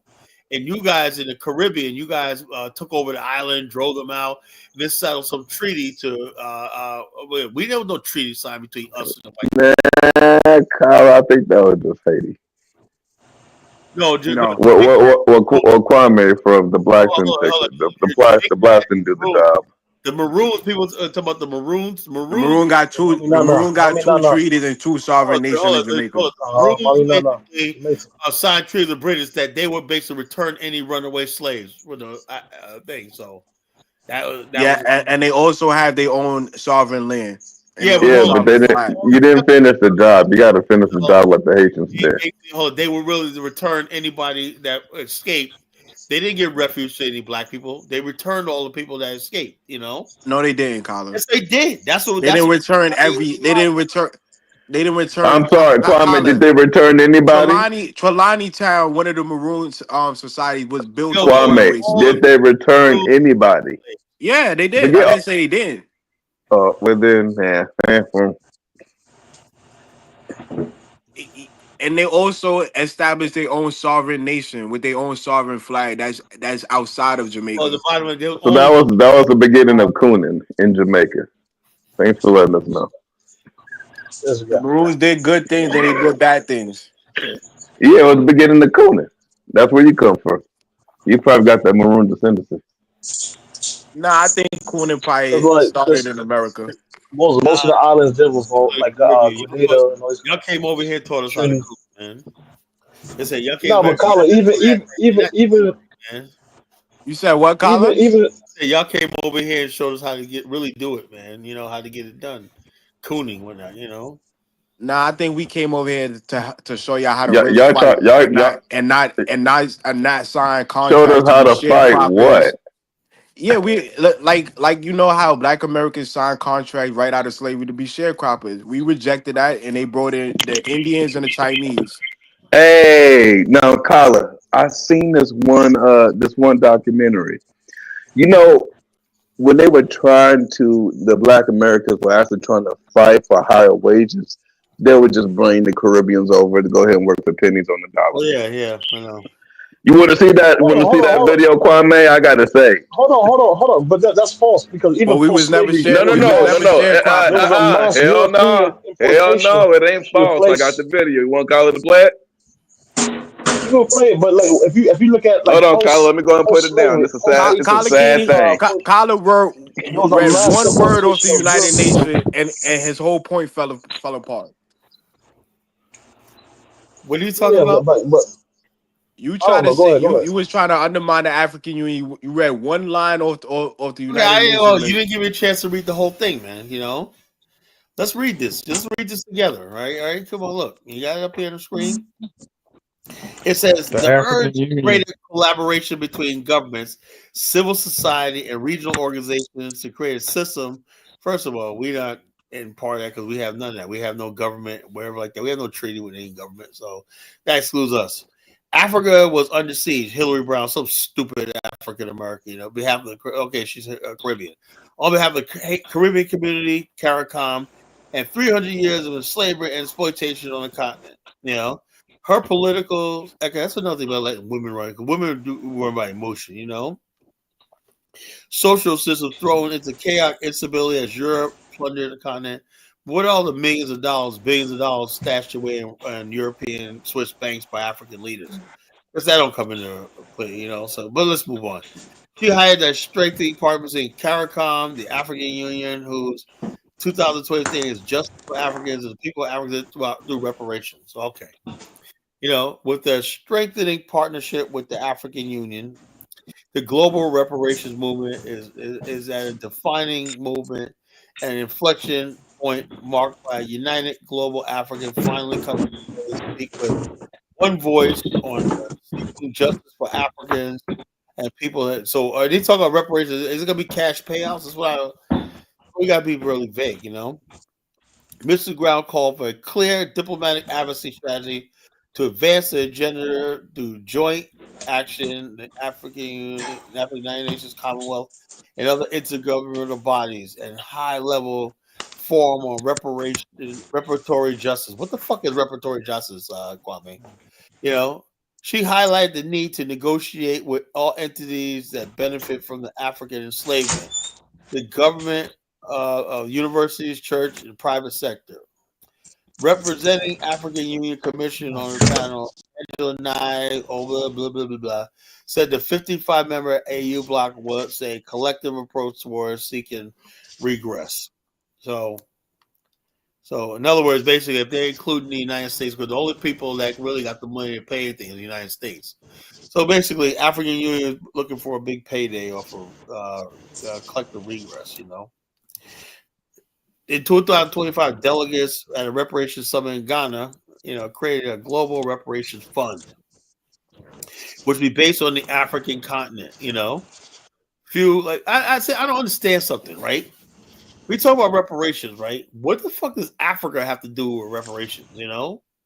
Reparations. Are you talking about slave descendants? Or people who suffered the transatlantic slave trade? And Carla. You don't think some of the original treaties signed by some of these traders was broken when they created chattel slavery? What point I'm trying to make is what affects Black America, right, is being in captivity, like I said, the Matrix, to another race of people for 400 years, at least Africans, right? Say what you want about them. They were smart enough to have independence and governments and stuff like that. They at least took their destiny in their own hands. Black people in America don't have that, right? So in other words, basically, these people want us to stay in the same position that we were. In other words, let me tell you something. For you right now, if you're a Black American, right, none of this is going to improve your life or affect you. But you let these people talk on our behalf. That's why I said these people do not talk on my behalf.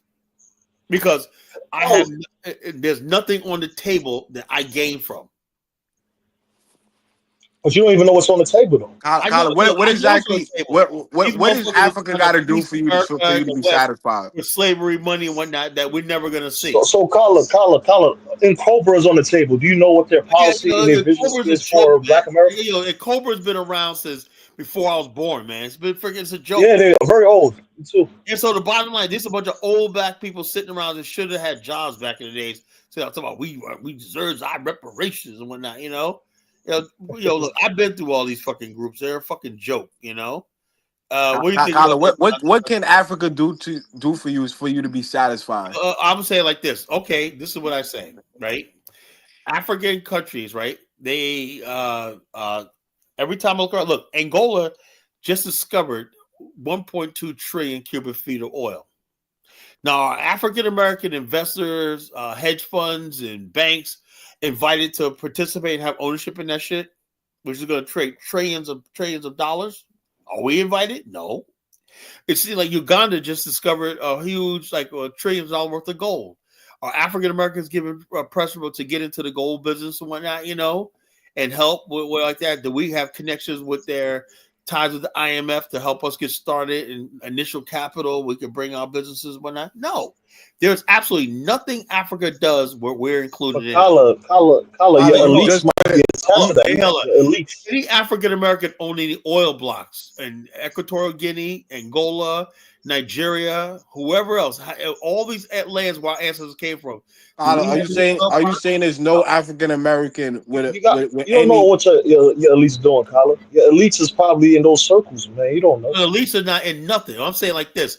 The bottom line is this: if you did so, you would have African American corporations that would be publicly traded in America that we can have. Kala, are you saying there's no African American with any with any resource mines in Africa? Hold on. Look, when you do have African Americans going to Africa, they're pulling all their money. They're not getting anything. Are you saying there's no African American with any resource mines in Africa? No. There's one. I know some guy got a dusty gold field. It's a female. It's one female. It's a female. It's a female. Yeah, that's small scale. When I talk about mining and stuff like that, so now you changing the goalposts. You just changed the goalposts. Kala, your elites don't even. Some of your elites, you don't even know of them. You telling me some of these elites? Kala, you gonna say it's none? They'll acquisition to the position that is one. Mr. Rosenthal, he builds a gold bullion bank. What are you talking about? You know, I'm the part of. Yeah, but besides, so you just named him, and he's he's my point I'm trying to make is what I'm trying. He's in those circles, Kala. Your man's in those circles. Kala, you the same one mad at Essence Magazine, and now you want Africa to give you gold mines and oil refinery companies. I'm saying it should. We shouldn't even have to ask. You know, Kala, Black Americans is the richest black people in the world. And you want to extract more resources from Africa? Well, then, fine. Kala, he's right. Let's be Pan-African. Give it to some Jamaicans then. Yeah, give it to some Haitians. I mean, come on, Africa, give Haiti something shit. You know, the Bible. You know what the problem is? We're the Pan-African cuckold. You know. We sit there and watch everybody else get something. We just sitting there. Hey, Kala. Jake Simmons Jr. literally helped set up a lot of the African oil fields that they have and make money off of today. Yeah, we have contributed so much to the Pan-African cause. We had dozens of black-owned oil fields historically in Texas and Oklahoma. So we went to Nigeria, helped them get started on their first oil fields when that. Are we benefiting from the oil revenue in Nigeria right now? You know, is any African American? No. You know, so Africans don't care about nobody but themselves. They don't care about their own people. So they determine the fucking why are they building diaspora cities for the diaspora? What diaspora cities? Name one. Give me a second. I'll put in the back. No, he has his you gotta know. Nigga. If there's one city, you should know about it at least. Just one. Ain't no damn city for Kwame, you're very intelligent. You gotta at least know one. I'll give you the city in a second. I don't know the exact name. I forgot the exact name. There's no city, bro. Come on, stop it. You know, Kyle, I showed you them, and then you undermined. There was no city, man. That was no city.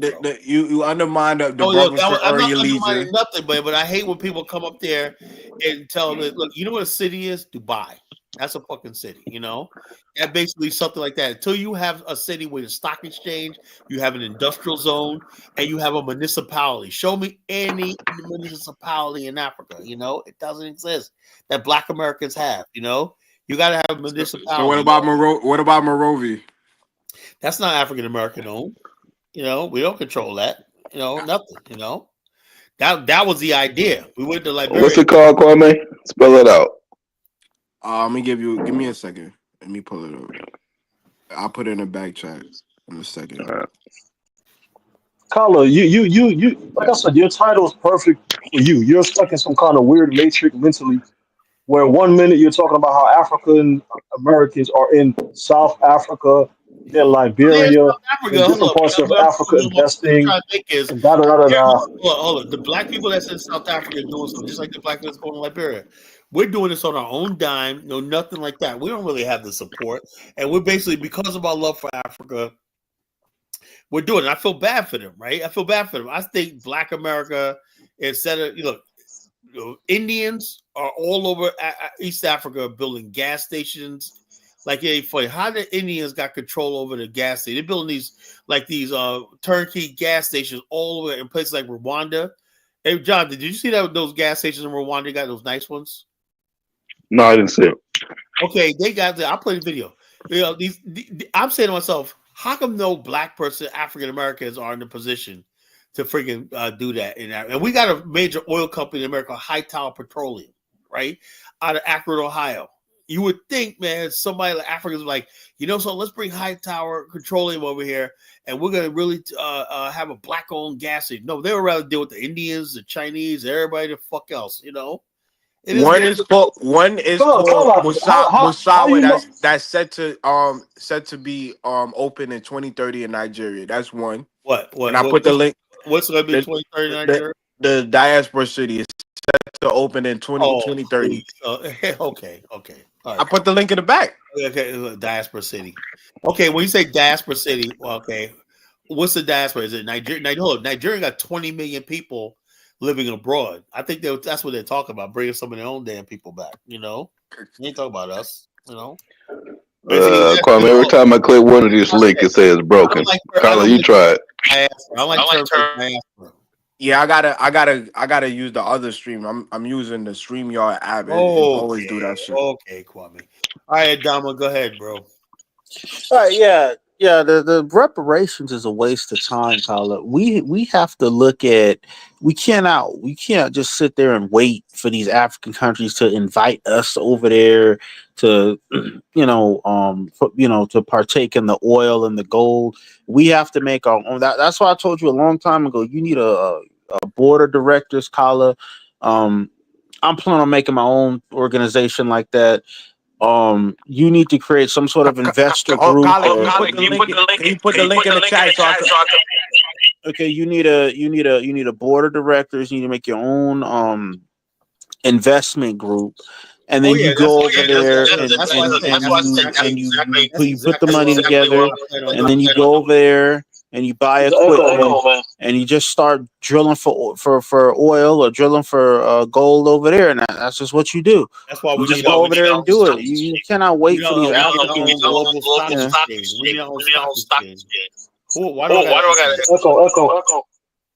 You just got to go out there and do it, Kala. I mean, you can't just keep waiting for these Africans, to make the first move. That'll make no sense. But if Colin feel like Africans are savages and there's no... Dama, mute your mic, man. You got to echo, bro. You got to echo. That echo's bad. We'll drop Kwame down. You got to come back. Call back in, Kwame, and fix your mic, bro. No, that was Nadama. I think every time Nadama don't mute, it echoes. I muted Kwame and it went away. Let me see. Okay. Adama muted himself. Maybe it was him. Okay, let me bring Kwame back. Yeah, but Colin, if you feel like Africa is a shithole and I never said it has potential, but what I'm saying is this though. Look, here's what I'm saying, Kwame. Right? Africa's got to do two things. Right? It's going to basically like I said, this thing about this African Union, right? They're talking about us, right? They should not be talking on our behalf if we're not friggin' part of the African continent, right? And the bottom line is this, it's like Africa's got the best of both worlds. They want to benefit from all natural resources and also like that, but yet they want to lay claim to this historic victimhood, you know? And I said, okay, that's fine. But the bottom line, you can't basically talk about Black Americans. What you do is this. Let me tell you something, Kwame. We black people in America have tread very careful with dealing with white America. You know, like I said, we live in a matrix, two worlds, right? There's a world we talk all our Pan-African stuff, and there's a world that we have to live in with they rule, and they could crush us at any time, destroy us. They got that power. That's not a joke. That's real, you know. So what we're trying to say is, please, Africa, help us get to the point where we could be whole again. We don't have to play the double role. But yet, every time I talk, no matter how many, that's why I'm leaving this fucking YouTube, right? I talk and talk and talk, and they still don't fucking get it, right?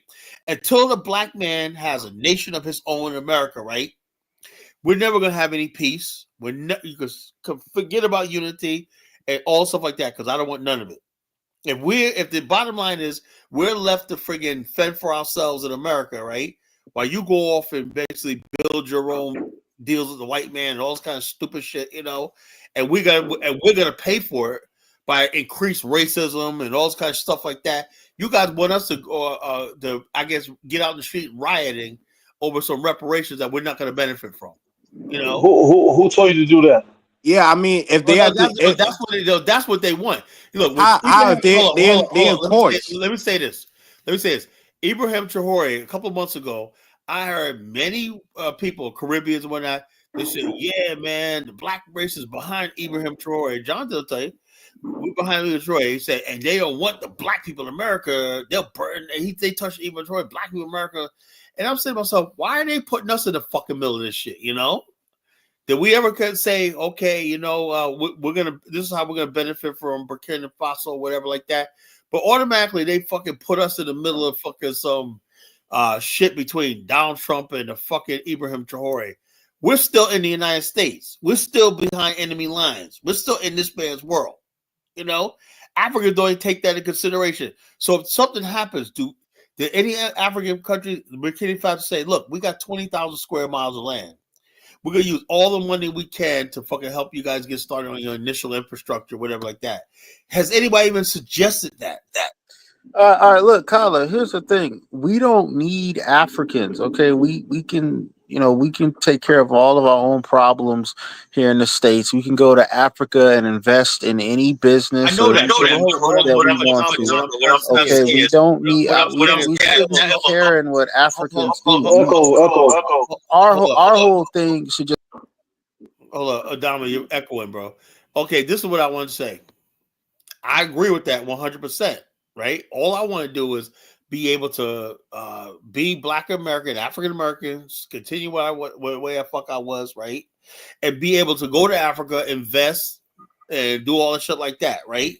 But here comes Africans with their own plans that they want to use us as some arm or whatever the fuck they're trying to build and put us in danger in the United States.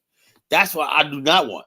So they're fighting for reparations. If you're telling me that a foreign entity, right, is going to have hostile, you know something, the reparations movement. Let me ask you a question, Principe. Is that a friendly suggestion or is that one of hostility? Depends on what they're asking for.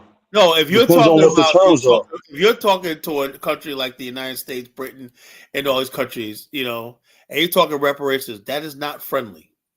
That's hostile, you know? And so when you basically decide hold on. That's what you guys don't seem to understand because you guys act like fucking children, right? When you talk about reparations, you're talking about almost like on the brink of war. That's a war talk, you know? It ain't no freaking peaceful, nice, oh, let's talk about reparations, kumbaya. Get the fuck out of here. That's dangerous, right? So Africans not put African Americans in danger. Hold on. It's dangerous because we're the ones behind enemy lines. All these people are safe in their own fucking countries, you know. So you would think, Kyler, if Africa gave African American gold mines and oil refinery, wouldn't that put them in? Wouldn't that put them in danger also? Hold. They would never look. The bottom line is this. But just like I said, when you ask the United States, why'd you bomb Iran, right, and not India? India never got up there and said to America, "Death to America, we're going to kill America." You know, that's why India didn't bomb, right? You can do anything as far as like business. We do African American. We got businesses all over the world, right? But when you take the hostility that you are against the United States, right, and stuff like that, or you talk about, like I tell people all the time, shut up with this brick shit, you know, because we live in the United States. You say, wow, you got people online, Africans talking about, oh, you can forget it, Carl, the dollar's going to tank and all this kind of shit like that. How does that look? If we're here in the United States or that, and we side with you, how's that fucking look? You know, we have no way of friggin' defending ourselves against these fucking beasts in America. You guys don't give us. Caller. Have you ever looked into what BRICS is actually trying to do? Kyler, you're now putting yourself in danger. Hold on, Kwame. Let me tell you something. For the record, I don't give a fucking rat's ass about BRICS. Kyler, you're now putting yourself in danger because according to Trump and JD Vance administration, slavery is improper ideology. Look, I'm in America. I'm in America. Why the fuck would I want to see the dollar hurt? Caller, who said that they want to see the dollar hurt? They want a fairer terms in trade. Hey, Kyler, if you're from the Caribbean, why would you want to see the dollar hurt when most of y'all shit is tied to it? You know, it's so fucking dumb. No, we talk. No, bro. If you listen to the BRICS argument, Kyler, we're gonna push the bricks and all stuff like this. You know, it's like you got at some time you guys got to go do your own thing. You know, you guys are on some fucking mission, not well thought out, whatever like that. You guys are all over. So, Colin, you should do your own thing in America, not go to Africa. Hold on. That's what we are doing. You should stay here, but even here, you have a concept of reconciliation. Has made that money in America. I make my money in America, right? We don't have to go to Africa, but we say we feel like, you know, that when there's opportunity, we got African Americans doing business all over the continent, but. When you guys Africans, you know what, Kyler? When I realized about the whole brick shit, I realized that America is just so committed to being on top. Now, they've been attacking Russia with all every weapon that they can have come up with that they can imagine. Been literally shooting drones at these motherfuckers, giving another country missiles to go and bomb them. Russia ain't made a goddamn move yet. They don't give a damn. They want the war with Russia. What the fuck is BRICS? It's a fucking joke, man. You know. There's not one country in BRICS that America ain't trying to fuck up. So what the fuck is BRICS? Big money giggles, man. You just told a story about how somebody in your family, your cousin, whoever, your lady's cousin, went for a job and they only paid them $15 a month. So yeah, that's in Nigeria. They want a better, fairer trade, right? They want a fairer trade, a better rates, so they can pay their people more. How's that adversary to America? That's not adversary to America. You see, America is what a lot of these nations look up to, and they want some of these similar attributes to have for their people. I don't get it. I don't get your logic. The word is adversarial. Who used the word adversarial? You said you used the wrong word, Principal. I said adversary. No, it's adversarial. As in R-I-A-L. If you're hungry, go eat your cereal, brother. I ain't say nothing about no cereal, brother. You know what I mean? Okay, bro. I'm trolling. Go ahead. All right. I hate to do it, but we learn everything. We learn, every day. So just take it as a learning opportunity. Elvis, man, you've been quiet on all these topics, man. I thought you would have given some good insight on. I don't got the energy, man. I just can't waste my time arguing over things that's been argued 1,000 times. But Carla, even in the beginning of the show, you talk about jobs, right? You talk about somebody having a job, and if the person has a job, if he's somewhat of a pro-black, he shouldn't be working or something like that. Yeah, I don't get his notion. So if you're pro-black, you're not supposed to have a job. What's up with that, man? In one breath, Kylo would say that Pan Africa is supposed to be fully dependent on Africa and self reliant. But then in the same breath, he gonna pray to Jesus and not give back the white man his Bible and his God. That's why I don't get where you come from. Even from that notion, I'm like, okay, like if you're trying to do for yourself here, when you need jobs and people that's working, functioning, moving in coordination and developing their own community, how does being pro-black means that you shouldn't have a job? I don't get that logic. The concept of the two worlds, how one world contradicts the next. That's the difference between what he be saying and what Alpha be saying. He's like, even if you have those intentions, just work your job and do what you got to. That's what the Black Americans used to do in the past. So how's that a contradiction Look, to you being let me say pro-black? this, right? I mean, when people criticize Africa, most of the criticism is, it's apt, it's appropriate. But the thing there is that unless you've done different, unless you've done better on your own, and has overcome some of these challenges, and has prevailed in doing the things that Africa is not doing, as another black man yourself, and you've fought our nation and shown the world how it's done, shown the Africans how it's done on your own, then you can speak. I'm not saying that the criticism is not appropriate, because it is. But if you were in the same situation as the Africans, you'd be in a similar position. You will be. So, I mean, that's why I don't fight with people, because it's come to a point where I understand that criticism is easy. We all know that. You can sit on it, online, an armchair architect, armchair financial guru, armchair social scientist, and say all the things that's wrong with Africa and how you can fix it so easily. But in reality, you don't have a track record of doing any of those things. Hold on. What about when people are armchair trying to always critique Black America? That's what I'm saying. You don't see me dabbling in that. You don't see me dabbling in that either, Kyla, because I understand the nuances of these things. Communities, failed countries, and whatnot. Yet they go and tell Black America what they need to be doing. That's what I'm saying. You don't see me doing that, because I understand that the problems are more complex than what it seems on the surface, and you are smarter than that. You should know that. So when you sit here and you say things that I know that say easy and logical and so commonsensical, but in reality it's more complex, you're being unfair to your viewers. This is what people don't seem to understand. There really is a Black America, right? But most 80% of Black people live in like predominantly Black areas and whatnot. Some of these neighborhoods are blessed to live in adjacent to white communities. That's where the jobs are. That's the world we got to go into. Then we go back to our communities or not. We act the fool, whatever like that, and so it is, it is what it is, right? But we always got to live in the white man's world to make our bread and butter, right?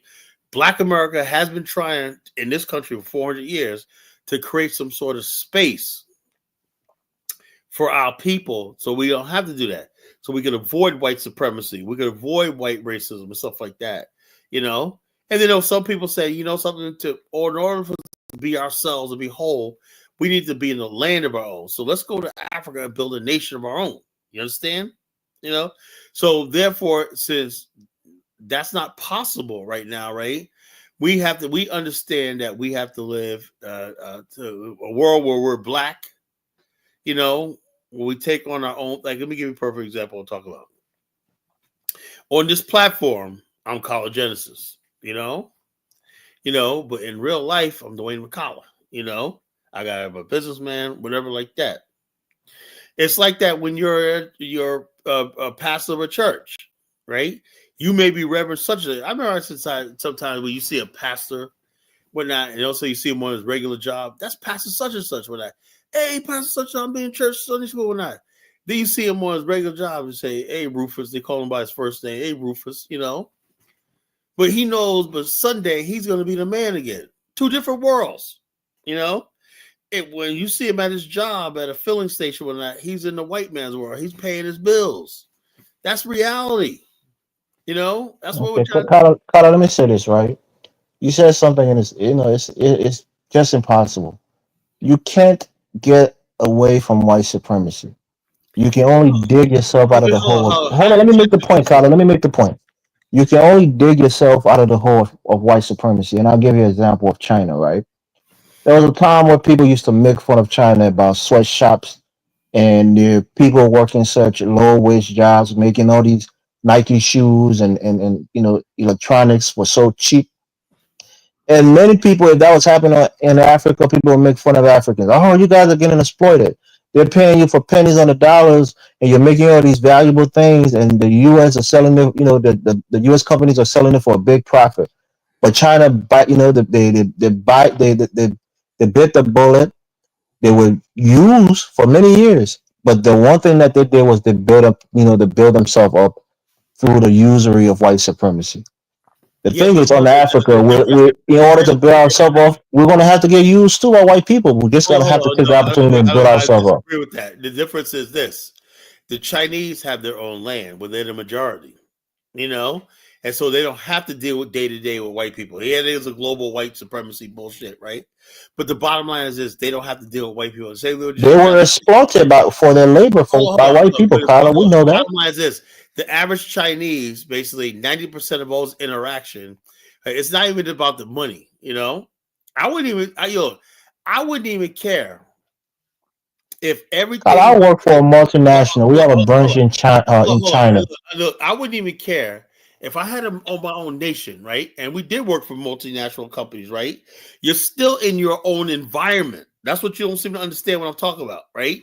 See, in America, right, it's like this. You have to, if white people built, we had neighborhoods, let's say all the black areas in America, right? Let's say the white people said, we're going to build factories, industries, whatever, like call centers, whatever like that in the black community. They're going to be staffed by black people, whatever like that. You have a thing. We own it, but you guys can manage it, whatever like that. You're in your own world. The hierarchy, everything is all black, right? So therefore, from the time you go to work, the time you go on your lunch break, whatever like that, you're going to a Starbucks staffed by black people. You go on like this. So you have a very minimal contact with white people. You're not in their world, right? They don't say like, yeah, you're working at their job, they own without that. Your world. That's what we always wanted, But the thing is, nowadays, that's not the case. If you want a good job, whatever like that, you got to move to the suburbs. You got to move in their areas, You got to move to where they're at, right? So you're not getting my point. You're saying something else than I'm saying. No, what I'm saying that even in their land, Kyla, supremacy. Look, let me make the point.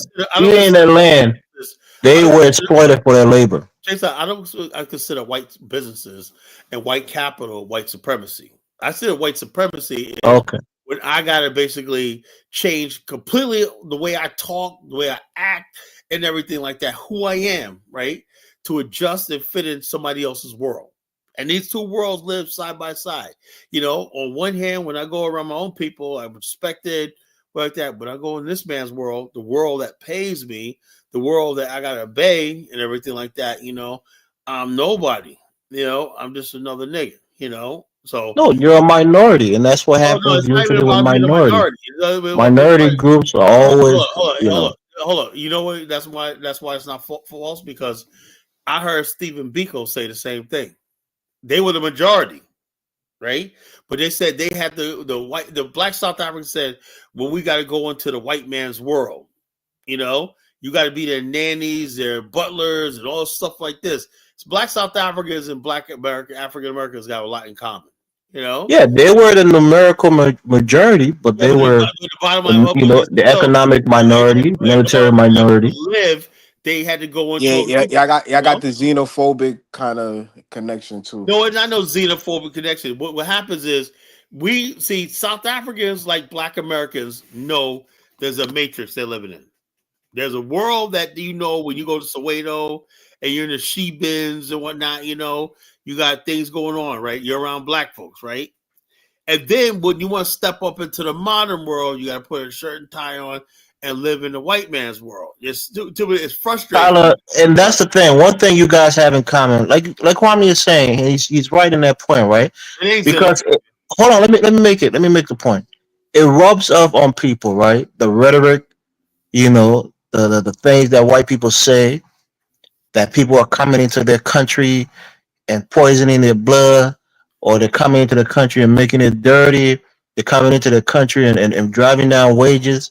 South African regurgitate that same talking point to other Africans. I would say like this, And, right? and black people are doing the same thing here now in this Elvis, country. Yeah, but Elvis, black people aren't saying that about other black people. You're They not say saying that that, about the but like, Hispanic. hold on, Elvis. This is what the thing is. They talking about tethers. Oh, all right, hold on. Yeah, you a tether because you be on some fuck shit. Don't be a tether. Don't be on no. Don't be on no fuck shit. Taking a political power. Yo, hold on. Nigga, we vote you in. Hold up. Let me get 2 minutes. Let me say this, right? Now, the whole problem is this, right? I just explained to you for the last 4 hours what I meant by the Matrix, right? Two worlds in one, right? Black people always basically respect those borders and boundaries, right? We're in a black world, blah, blah, blah. We like that, you know. We know we got to go in the white world, you know. You ever see Negroes when they go into white people, their voice changes, when the voice pattern changes. Hey, what's up, Brad? Blah, blah, blah. It's, you know, we always know it's called acting white. If you're not African American, you don't understand that, you know. It's called acting white. Every African American knows this culture, you know. It's called code switching. The problem is when we see people from immigrant background, right? And they're not part of the matrix, right? We see them going into white spaces, happy and cajole, whatnot. Yeah, this and the other thing. And we're saying to ourselves, man, who the fuck are these people think they are? And then when they start talking about our problems from a vantage point of white people, we know they're sitting there talking to white people about Colin, you talk about Africa problems all day, Colin. Oh, I know. Hold on. This is true. Talk about African problems all day. What are you talking about? I never. This is true, Colin. I mean, when you first came in today, it was like the vitriol that you. I mean, it was vitriolic, your rhetoric that you were spewing, Colin. What's wrong with Colin? Every day you talk about Africa has no opportunities for black people. Every day you talk about Makoko and how Africa. You can bring up Makoko today. Every day, it was virulent bigotry, Colin. You talk about the sewer system. You talk about the opportunities of Africa. So why can't they talk about Black America too? Okay. I look. Black Americans been talking about Africa for 250 years and how they savages. And when it comes to Jonathan, right? The reason I don't say anything to Jonathan because I think he's become a Nigerian, right? Because that's one of the things that Nigerians love to do. They love to complain about their country. So when Jonathan comes and is complaining about all the fucked up thing that he sees in his country, Nigeria, it's just a reflection of him, assimilating to the culture. Because my whole thing Nigerians are complaining about everything that's wrong with their country. There's so much to complain about, Elvis. Right. So now you get it. Where other Nigerians are complaining when they come on.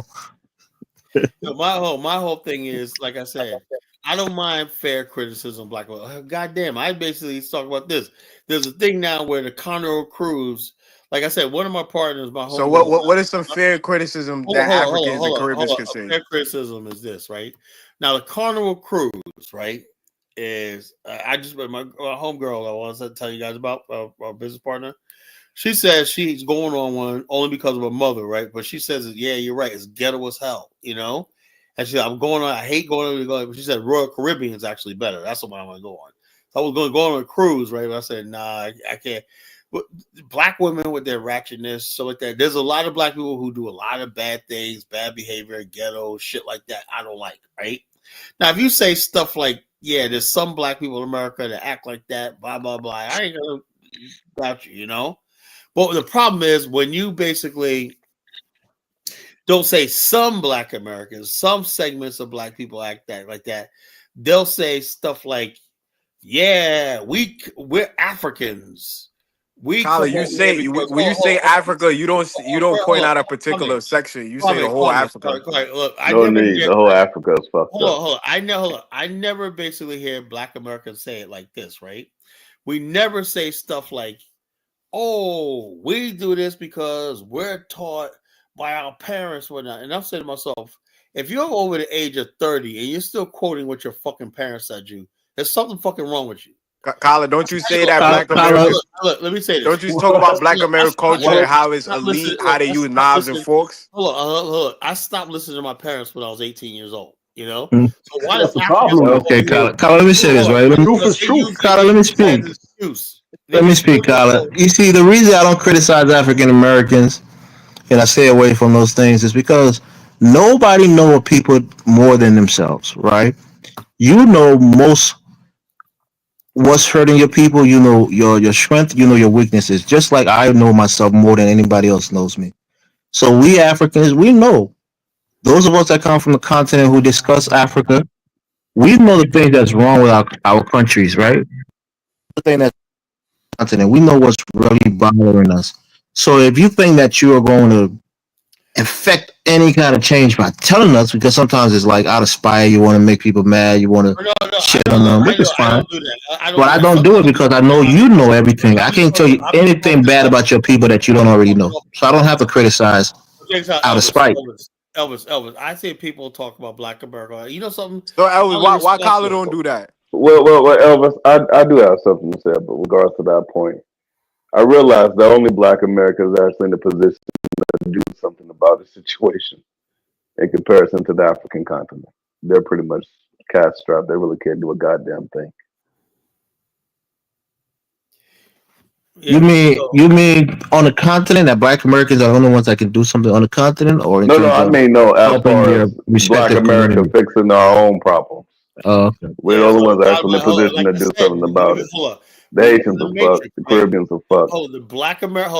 Africa's fucked. We have a Black America world where it's all PG King, lovey. We love family and whatnot, but we know we don't have. That's another thing frustrating about being Black American.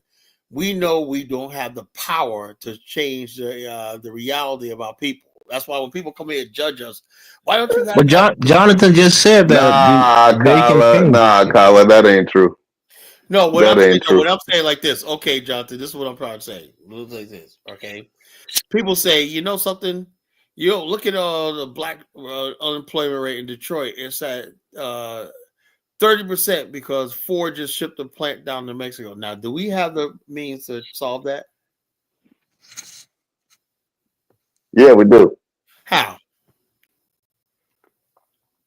We have $50 million. Kyler, one of the greatest things I ever learned is that a lot of the stuff in the Black community is not owned by Black people. Oh, I know. Now, the best way for us to change that is to stir up economic activity in our communities to start creating and opening more business. Over the last 30 years, Detroit and Donald Trump just brought he got this company that's investing $10 billion in U.S. Steel, one of the largest corporation in the world, in U.S. Steel. That's going to help a lot of Black people there. Now, that is basically how Black people help. Look, Black people, if Donald Trump keeps doing what he's doing, a lot of Black people are going to have jobs, right? Nobody has ability to do that, I want to give a thing, right? I want to give a idea, but just like I do sometimes, it's more complicated than that. Like Jonathan was saying, right? Take Detroit, for example. Most people have said Detroit is actually becoming better and more prosperous. But if Black people wanted to financially, economically revive or revitalize Detroit, people like Jonathan and others, other people in this situation could take businesses to Detroit, to Detroit. Well, let me ask you a question. Hold up. Detroit used to be Chocolate City when something, when the automobile industry started going south, so did Black people, Black people have always been, what I keep telling people all the time, people understand something. Black America is an industrial working class people, rugged individualism, right? We've never been that. Let's pull our money together, build business. A certain kind of Black people. People are more technologically advanced on the West Coast. Yeah, but even that, people are still individualistic. That's how Black America is, Nah. So are you telling me you're finding excuses now why your people can't? Because what I said yesterday, you would get it on me, Black America are based about rugged individuals. That's what built Black America, rugged individualism. No, Kyler. Depending on different regions, that ain't true. All right, Jonathan. All right, how about this? You have a business, right? Yeah. Well, you turn your office over to me. We form one corporation, and we divide up all the profits from your business, my business, among everybody here on the panel, and everybody wants to join. All right, let's do it. No, strangely enough, though, Kyler, the other day I was talking to Big Black about this whole idea of the exchange, the stock exchange that you were talking about. This was the day before we actually had a conversation about it. Now I'm trying to get him on board so we can try to build it together. Hold on, I got good news. Kofi gave me, did the AI. He sent me some shit today, and he basically is working on that for me, man. So I'm gonna have a presentation to give Liberia next year. You know, so I am working on that, folks. So, Kyle, here's a comment, right? So, Baruti says African Americans could be positioned differently for more leverage and power. This position means they will use Africa as a multi-level resource in the U.S. as other ethnicity linked with their original nation. Don't fucking get it. He don't get it. I mean, why is that a bad idea, bro? Like Jonathan says, right? And I agree with him on that point. That you guys have. Well, let me make this point quickly, Colin. You guys have more resources than the common African, right? If you pull your money together, you can go on a continent, take resources out. Does not have until you basically have African Americans have a stake in Africa, a real stake in Africa. It's not going to happen. No, you can make the stake by going there and investing your money, starting mining companies, buying oil rigs and doing those kinds of things. But Kyle, you know, in Liberia right now we're selling oil blocks. Do you know that we're selling oil blocks? Yeah. So the bottom line is, it is what it is, man. You know, we're not. What's Jonathan? That's a business idea for you if you're interested. Elvis, we got oil block off the shore of Monrovia that we're selling right now to buyers. Let me ask you a question. Nah, that ain't shit. The greatest resource that Africa has is the young population and manpower, the labor force. And unfortunately, Black America just has to find a way to tap into that labor force. The labor force of Africa makes more money than all of them resources combined. Yeah, and also, you just got to use it. Elvis, let me ask you a question, right? You got so many young men all across, working age men, military age men throughout the continent, right? I mean, manpower, right? How come if you had millions of people that left the African continent, do Africans even know history, right?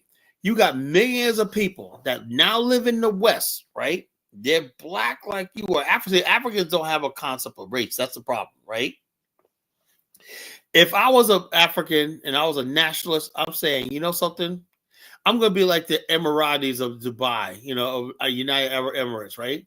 I'm going to take my territories, right? United Arab Emirates, right? All these people had different territories. The one guy said, you know something? I'm going to build a new city, right? Before it was built, he said, and we're going to bring millions of people from around the world to do business with it. That's my dream, is to have this world. They even got this one place in Dubai called The World, where they got these man-made islands shaped like every country, continent in the world. Mm-hmm. So I'm saying to myself, how come Africans with all that coastline, thousands of miles of coastline, haven't said, you know something? Let's take whatever wealth we have and build these new city-states on the coast and whatnot, Maybe we could track Black people, white people, whatever like that, to create a new reality. Why the African mind doesn't think like that? Tyler, I'm just saying. Look, you laugh, right? No, I'm saying because you're being so simplistic in that thought process. I'm not simplistic. South Korea just built a new city, right? They're basically gonna tap into the Asian genius mind, right? A new city. I mean, I'm gonna play a video, right? It's brand new city that's built. They're going to have Thai. They're looking for Thai people coming there, Filipino people coming there, Vietnamese people coming there, Japanese, everybody. There's going to be a Pan-Asian super city. Kyle, how much do you think it takes to build a city? The city that you're envisioning? This is what I'm saying. That's what I said. One city. Do the work. Look, the city pays for itself by building a tax. No, that's what I'm trying to tell you. I was doing. Hold on. Let me say this, Kyle. Let me speak, please. That it can't just. Let me speak, Kyle. Earlier on today, we had a show, right?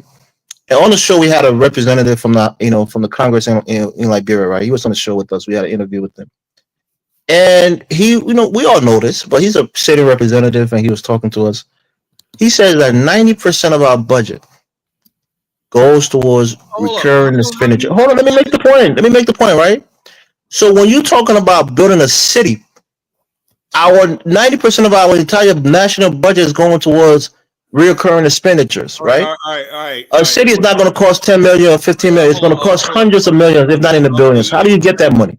Let me tell you something. These cities are not being built by government money. They're built by private capital. Oh, okay. Hold on. Echo Atlantic was built by private capital, not government money. All right. So how do we invest that? What you say? It still ain't done. Go ahead. Yeah, so how do we get the private investors to come there, Carla? Hold on. You do so by showing yourself as a civilized fucking country that makes it attractive to people to come there, Okay. That's the point I was making earlier yesterday, that we lack those things that make people want to come to your country. Do it, but a strong judiciary. You gotta want to do it, you know. It takes time to build those things. We're not there yet. That's the point I was making. But the bottom line is, Africa is basically like this. Instead of fighting with us, say, you know, Colin, that would be a good idea. You know what you should? I would love to see a good idea. Man, Colin. You know what, Colin? I think maybe focus on the Caribbean at this point. Maybe focus on them. Do good. Increase more economic. Yeah, you don't have to give up on Africa, but it's a lot more easy to deal with people that's, you know, a few hours away in comparison to, you know, 13, 14 hours, 12 hours. My point, check this out. One point I'm trying to make is this. When you have the African continent, right? Let's say you got Nigeria. Nigeria tried it with the Echo Atlantic, you know, but the thing about that is they should have targeted. I guess Nigerians didn't know. If you're a rich white person, right? The Lebanese tried it. Check this out. If you're a rich white person, right? The last thing you want to do is live around black people. Nigerians don't get it, you know. That's why nobody came. They thought they're going to be like Dubai, and nobody came, you know. Their biggest share should have been basically reaching out to the marketing Echo Atlantic to the millions of black people around the world. That would have worked, you know, from South Africa to Kenya to the United States to Canada to Europe or not. It should have been a popping place for international global black businesses. They didn't do that, you know. Not Carla. They were trying to sell $1 million apartments. Yeah, and that's one of the Africa is always at a disadvantage. That was the dumbest shit ever. Africa is always at a disadvantage.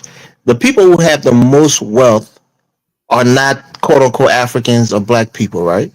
So in order to try to get them to come to your country, you got to jump over their bigotry, their biases, their racism to try to come into your country and invest. No, you start with the fact that you should have brought millions of black Americans. That's the point that I'm making. And also, honestly, Jonathan, you're a business person. How many business people are they in the hundreds of thousands or even in the millions that's willing to go to Africa to really invest there? You'd be lucky if it's in the thousands, bro. That's the honest truth, Colin. So just saying that doesn't mean it's going to happen. We can try to sell it, but most people are going to see an undeveloped country, lack of infrastructure. They're only going to go there if it's already developed, and that's going to take years and decades to develop the infrastructure. So most black Americans who have the means are not willing to go to Africa right now. They may consider it. I'm saying so we might as well just say Korea. But when they do their due diligence, they don't want to go there and live there and build anything. Look at this smart city. Look at this technology. You know, came out of nowhere. Was on a rock. They built the city on a rock, man. You know. Well, what was that? This is South Korea, you know. Yeah, I mean South Korea. Brand new city. Look how they're way more technologically advanced than most countries. And so the bottom line, this is all swamp. They built this shit out of imagination, you know, out of nothing, you know. Nah, they didn't build out of nothing. They had a lot of money behind it. They had a lot of engineers. It cost $50 billion, right? Yeah, do you imagine that?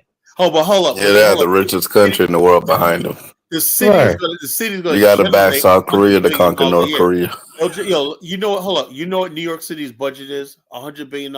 This is probably going to be like $1 trillion a year generating. You know, so they'll pay that $50 billion off in no time. You know? Nah. In time, Colin. You know what $1 trillion is in commerce. In the meantime, the people that are enjoying it. It doesn't matter. You know? That's what I'm saying. So, Carla, regardless of the top 10 economies in Africa, I mean, maybe Nigeria is close to like what? I think 13 billion. Nigeria 50 billion. Is low, but the bottom line is this. What I'm saying is that if Africa moves from letting foreign companies mine this shit and do that and start getting into manufacturing and getting the process, you know what the difference is, Elvis? Is because manufacturing and stuff like that takes actual work. You know, nobody wants to say it like I will. That takes actual work. That means, let me tell you something. And I'm going to tell my African bros, I love them to death, right? But what Africans do is this. They'll meet with a European investor. They'll be a facilitator between parties of Europeans, and they take their little 5 to 10% cut. They don't bother learning how to do what the Europeans are doing or whatever like that. That has to stop. Africa's got to learn all this shit from A to Z. Say we need to learn everything all over again. If mining is happening in our country, we're gonna do it. You know, if manufacturing is happening, we're gonna do it. If technology is, we're gonna do it. You know, we're not gonna just basically turn everything on white people and hopefully they give us a finder's fee. That's what it is. I told you this yesterday. You're doing the same thing. Country wealthier than us, right, and quote unquote more civilized than us, has leaned on white people for building their countries. Dubai is a case in point. Well, I know that, but they had all that oil money and they didn't build a damn thing. They hired white people, other agents to come and build it for them. And they got billions of dollars worth. So we don't have to do everything ourselves. Once we have the money, if Africa really had that kind of money, Kala, they can bring laborers and architects from other places to come and build Africa. But don't Africans want to basically get into business? Like it's like let me tell you something, Elvis. The people in Dubai, like David Hill will tell you, most of them don't work. They just get a check from the government. You know, they get a check from the government, and it's a welfare state for the citizens of Dubai. Does Africans want to be like that? If you're wealthy enough, yes, that's a dream, right? Or you're living up to the resources of your land. We've always been a working people. We always that's what I say. It's a pride thing, Carla. You want us to build it with our own hands, have nobody else involved, so we can beat our chest and say we did this on our own. And that's just not how it works. If you have the money, you get other people who have the knowledge to do it for you. We do that every day in this country. You can't. You're not a plumber, so if your toilet's break, you hire a plumber. I think they should be project managers. They should do everything from A to Z, even if they fail. They should do everything from. That's that's the point I'm making. You want to say that, well, no white person helped me build this. It was all black people, the architects, the designers, the black. Exactly. You can't say that shit to the people in Dubai. For the most part, that's called being a black nationalist. You can't go to Dubai and tell them, well, you guys are going to build this beautiful city. It was a white man that built it. Dubai didn't have a young, strong male population. Different. Well, you know what they had, Kala? They had money. That's all. They had money. That's all that matters. Once you have the money, you get the result. They created a welfare state for their people. Carla, but even what you're saying is not the case in Africa. For the most part, the workers are black.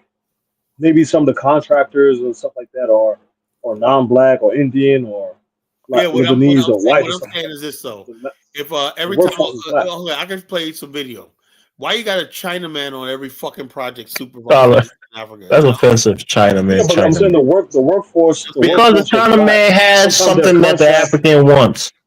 It's knowledge, know-how, and some of the terms of the and they're trading resources for that know-how. At one point in time, Kala, the Chinaman sold them their labor just so they can steal intellectual properties from the U.S. because the U.S. has something that they want, so they kowtow to the U.S. and stole intellectual property, and now they have that know-how. I mean, why don't you understand that, Kala? Why can't the Africans do that? Africans should, but who's ready to go to Africa and set up shop there? Nobody's really offering to do that. Really, I really want to learn. You do what you got to do. I guarantee you, once it starts happening, all of us will be crying about it. Oh, they're exploiting the Africans. They're paying them pennies on a dollar. They're taking advantage of them. You got to kick the white man out. You got to kick the Asian man out. They're already getting pennies on a dollar at the moment. Right. So that's the point I'm making. The Chinese, they bit their tongue for all those years until they build themselves up. Africa have to take that same route. We can't just sit there and think they're going to come and play with us on an even playing field. The white man didn't do it for the Chinese man. Yeah, now Black America should invest in Africa, but do to them like the Chinese would do. Yeah, either way. People who are, if you don't have the leverage, you're gonna have to get taken advantage of for a period of time until you can get yourself up. Very modern. It's still an ancient kingdom. I just don't think we'll have kids in factories. I don't think we got the hearts. Hey, the Chinese did it, man. Now they did. Black America ain't gonna do it though. We ain't about to be like, hey, take your little 7-year-old ass up over there and do that damn thing. We ain't got the heart.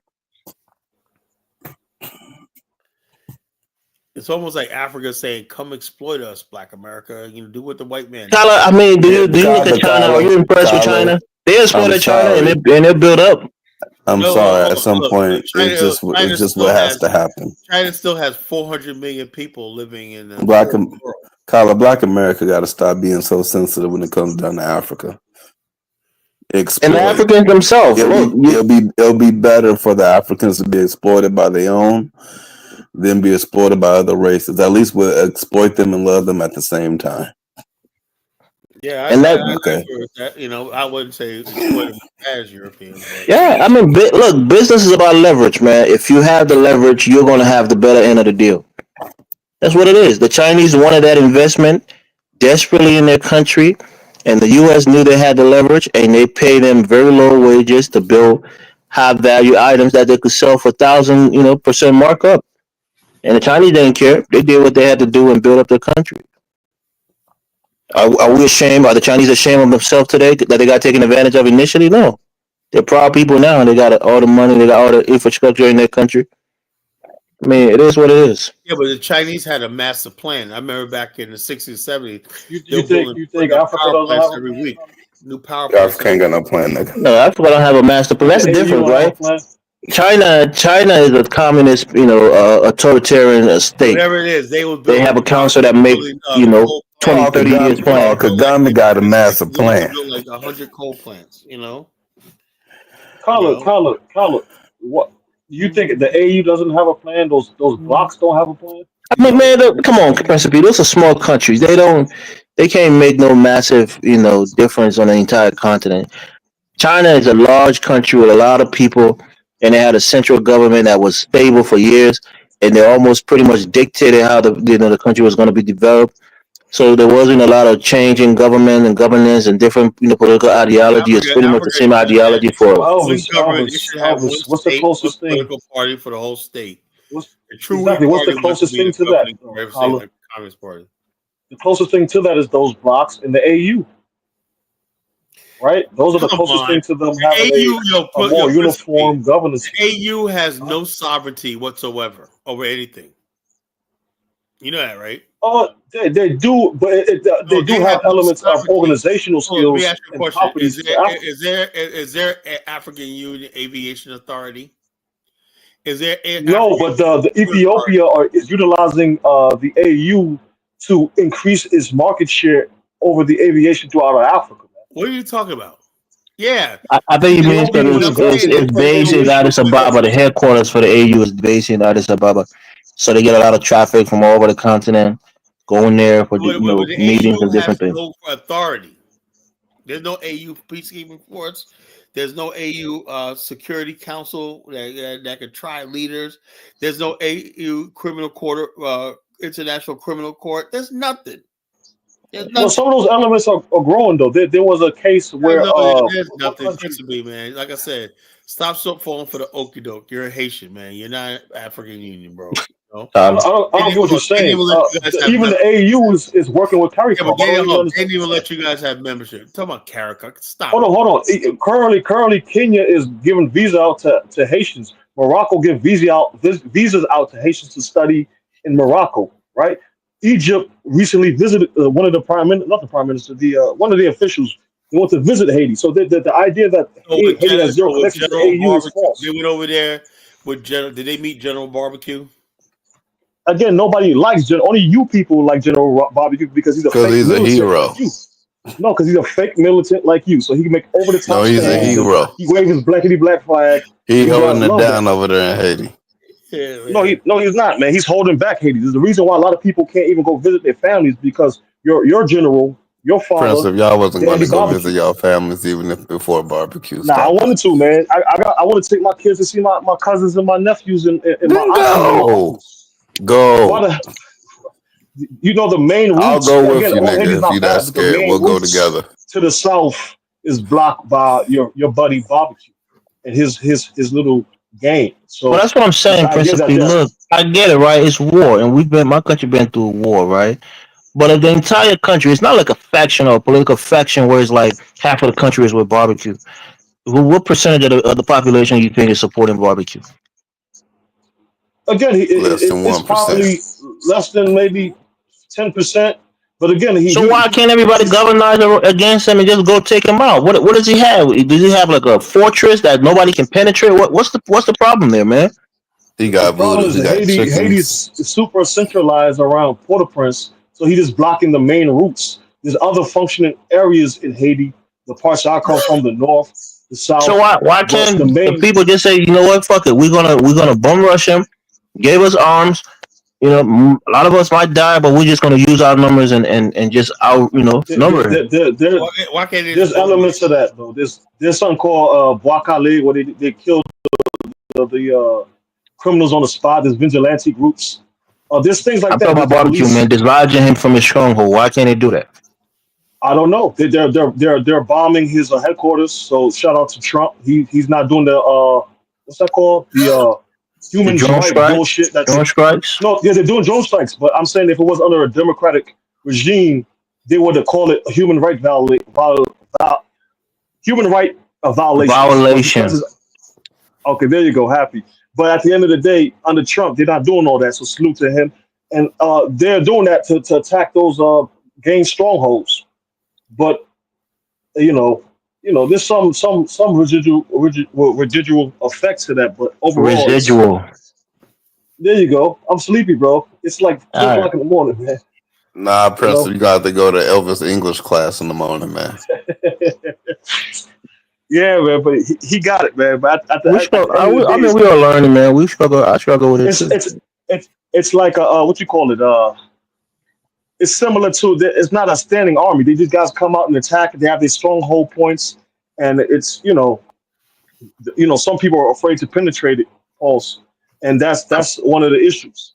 You know what I mean? I mean, But that's there's some that's areas the that they scary can't thing, go bro. to outside It's of it. the capital. A gang can never hold anything hostage in this. I mean, it's America, so I'm not going to compare it with Haiti.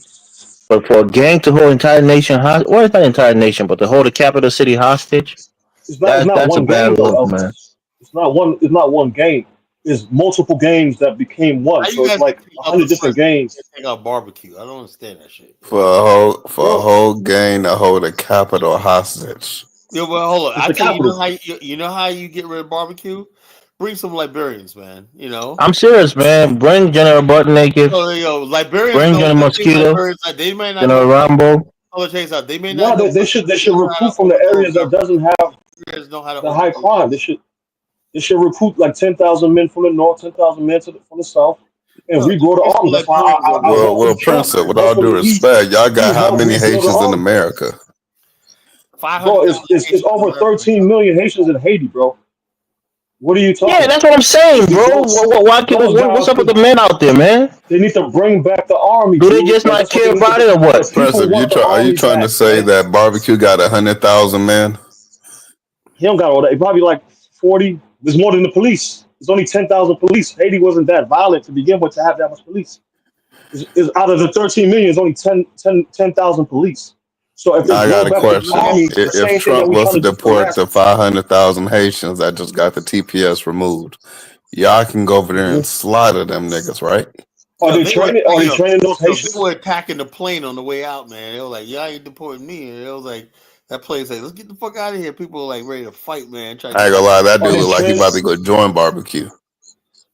They were like, "Yo, Some of these fuck." guys are criminals. But Bob said, are they training those guys to go back and do that? I know recently Colombia Do you guys have a trained standing 10,000 men to army, join the Prince army. of Peace? Bro, the army was trying to stand back up for last 20 years. I mean, you know what I mean? So under Michel Martelly, he was trying to bring back the army, and the Democrats didn't want them to sell them arms, right? They didn't want to sell them arms. They said that Haiti don't need an army. You fast forward today, you see the gangs grew past the police department. So Michel Martelly, the former president, was correct. We do need a standing army. You see what I'm saying? But it is Yeah, what it is. it's So like that in our country, man. We got like a 5,000 troop army, man. That's why the president is always on edge. He thinks someone's trying to assassinate him, man. We can't. After the war, they revamped our army. They're professionally trained. A lot of them came to the U.S. West Point to get training, but there's only like 5,000 soldiers in a country of 6 million people, man. It's crazy. yeah, I don't that's know. a problem. That's the reality of hate. Like it's 13 million people. You can't have only 10,000 police officers. The gangs, and you got to remember they're spread out. So all the police officers are not in Port-au-Prince. So it's probably actually less, probably like 5,000, 6,000 actually in Port-au-Prince. See what I'm saying? What's up with the Shower Posse, man? What's up with the The Zoes over here. No, that was Jamaican. I shout out No, to Jamaican. But sharp, what's up with sharp the up. But Zoes? again, the Jamaican crime rate is high too. The No, Trinidad crime I rate is high misspoke. I'm too. saying, what's up with No, but I'm saying currently right the now, Zoe pounds? All those there's guys. Why can't they do so? You know, I mean, you know, those dudes. Zopa's a funny stuff, man. No, I mean, those No, do no, trafficking guns and other things. Why can't they they're traffic some trafficking weapon guns. back home and help their folks? Who's to say that it's not them trafficking some of those arms to the barbecues of the world? Who's to say it's not them? I'm saying on the, you know, to be patriotic and help the government, you know, because what do they think? If barbecue, you know, take over the country, what is he going to become the president of Haiti and rule Haiti as a gangster? Again, I doubt that. Again, the government will have to just simply buy arms directly from the United States. Why they have to buy it from a random What's gang his or clique in America? what's barbecue's point anyway? What is he fighting for? I don't. Well, his overall premise is that he's from the ghetto. What do you think, He's from Carla? the ghetto. They're fighting for the hell of it. Man. He said it's there. Why she like I said? Why did he climb Mount Everest? Because it was there. Why did he take over Haiti? Nah, I'm sure he has some grievances. Go ahead, Principal. What is his point? Like his main point is that he believes that he's from the ghetto and that the ghetto blacks need to come and take the leadership of Haiti and make That's the equal whole thing, man. economics for all the ghetto That's the Haitians. problem all over the black world, man. How do you keep the friggin' at any point time the ghetto people rise up and friggin' take shit over because they feel like they're aggrieved? Happened in Liberia, happened in Haiti. Carla. I'm dead serious. Happened in America. Happened all the Hey, time. where happened in America at, Carla? Well, the ghetto people, they elect people like look at the fucking people they elect to office or whatnot. You know, that's like ghetto uprising and whatnot. Motherfuckers just go ahead. But, look at these motherfuckers in New York. They're about to elect this fucking clown, man. Ghetto ass people, you know? Oh, that's what I say. You got these ghetto ass people who want to tear shit up, man. You know, that's what it is, man. You know, every Gary, Indiana, man. Black people destroyed that city, man. You know, Chicago, you know, every city black people put their hands on, man, they destroy. All over the world, man. Because as long as there's poverty, oh no, John wants to come on. As long as there's extreme poverty, you know, I like that exchange between John and I knew that John was getting on Nakby's last nerve. He kept running on. But nigga, what the fuck you saying? That was so fucking funny, man. I love this. John Nakby. That was classic, man. Who Ja? The original Ja or the new Ja? The new Ja. Yeah. I mean, he was just rumbling. I would see you got you know that the accent he got where that and Nakby said, "Dude, man, what's your point, man?" You know? What when was that? I guess I probably missed that show. Because I know like Lucy came on one time like his mic was bad. You know, Nakby stopped by and when it was a good show. You know, the other night. You know, yeah, so pretty funny. You know, I was cracking up. What's up, Ja? What's on your mind, bro? What's up, man? How's it going? Can you hear me fine? Well, yeah, loud and clear. Yeah. People can't understand sometimes, you know, more complex ideas, I guess. I don't know. What's the complex idea? What I was gonna say, you guys just mentioned something that just got me thinking there, man, and kind of slipped me now. With the whole thing where you said that ghetto people took over, and in all honesty, that's not true because ghetto how do you people explain vote Haiti? probably at the How do you lowest explain rate. Haiti? How do you explain Haiti? It's Liberia. Carla, the poverty is among not just his community. It's among multiple different communities. He just put it upon himself. He just came on. We want to hear from him, man. Let him No, I'm gonna pass the mic, but he's putting it upon himself to say that it's either we all live bad or we all live good. That's his ultimatum to the government. Right? So, John, what's your opinion on that? When the two worlds What collide, I'm what saying what's your opinion?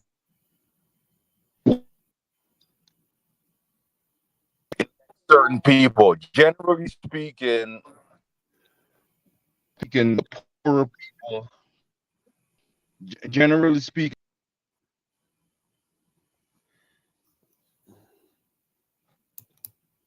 poor people are going to vote at the lowest rate. So I don't think the poor, even if you look at the New York situation, I'd have to get into the numbers, If I was to venture a guess, those aren't the poorest of the people that are doing that. Well, that's just poor. It's the disenfranchised people who feel like they're aggrieved and disenfranchised. He said he was going to open up, empty the Rikers Island prison. You know, that's what I'm saying.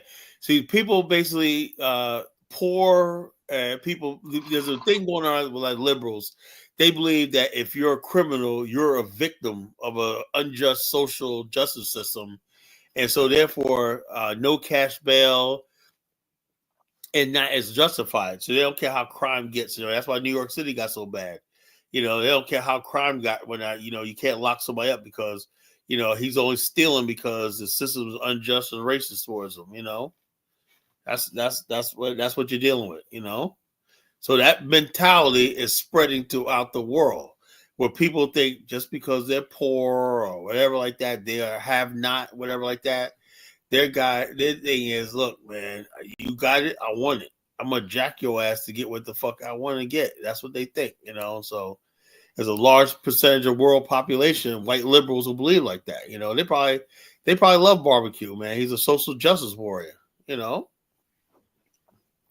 That's true. They interview him once a month. Every time I look, he has a new interview. The most dangerous thing is we know this. What you're saying there is also aggrievement in a sense. Just that you're saying that you're aggrieved by these poorer people or whatever, right?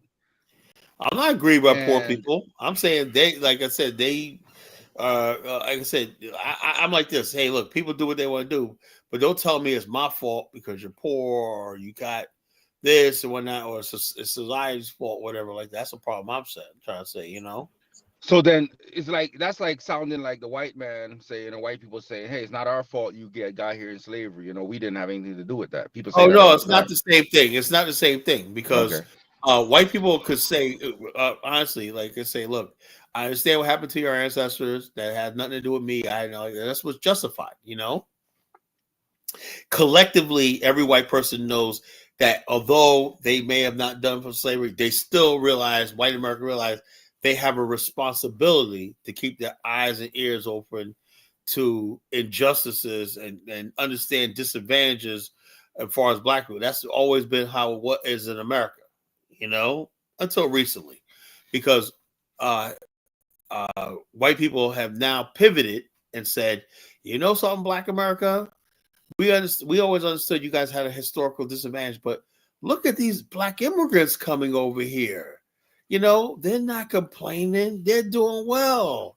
So we're going to move beyond our historic social contract, which we're going to look out for you and empathize with your pain and struggle because, hey, I have a Nigerian guy I met the other day. Hey, I met a Haitian guy. He seemed like he wasn't complaining. He wasn't asking me for nothing. He didn't talk about racism and whatnot. And he agreed with me that you people are lazy. See, this is what's causing this tension between Black America and the rest of the diaspora. You understand? Well, I don't agree with you that that's what's causing the tension. I believe that's exactly what's causing it. I don't agree with that. But even if I gave you that, that's so now agreement. Black immigrants is at fault for how white Americans treat no, I'm not saying that. No, Carmen. Kwame pop back up. What you came eating? Some vegan fufu? Yeah, something like that. I ain't want to talk. I think what Kwame needs. Kwame needs a nice fucking prime rib steak, man. And that'll solve all his problems, man. Get yourself a nice prime rib or a fucking ribeye. Two my favorite steaks, man. Get yourself a ribeye, medium well, with some A1 sauce on it, Kwame. You'll be happy with it. Baked potato, butter, sour cream, and chop. I'm good with food. I gotta watch those arteries, Carlos. Yeah, so the bottom line, look, Kwame, you like all that boring food. That's why you're so angry all the time, Nah, Colin. Tyler eats for the soul, so he always feels good. Anybody eat fufu? What's that called? Tofu food, whatever the hell y'all. Yeah, eat. Tofu and the food that's not even real food. Yeah, that's weirdo food, man. Come on, man. What's your favorite vegan meal, Kwame?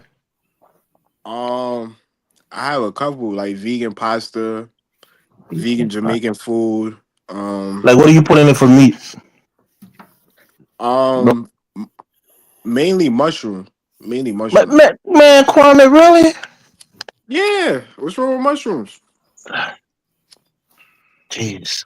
I mean, I hate to say it, kind of, I it's a I ain't pause. gonna It's I a ain't gonna pause movement. But I want to see how you look. Like, you got any flesh on your body, man? Or you just looking like a starving AIDS patient? What's going on Nah, with man. It's been very good since I turned vegan, man. Is it recently or have you been doing it for a while?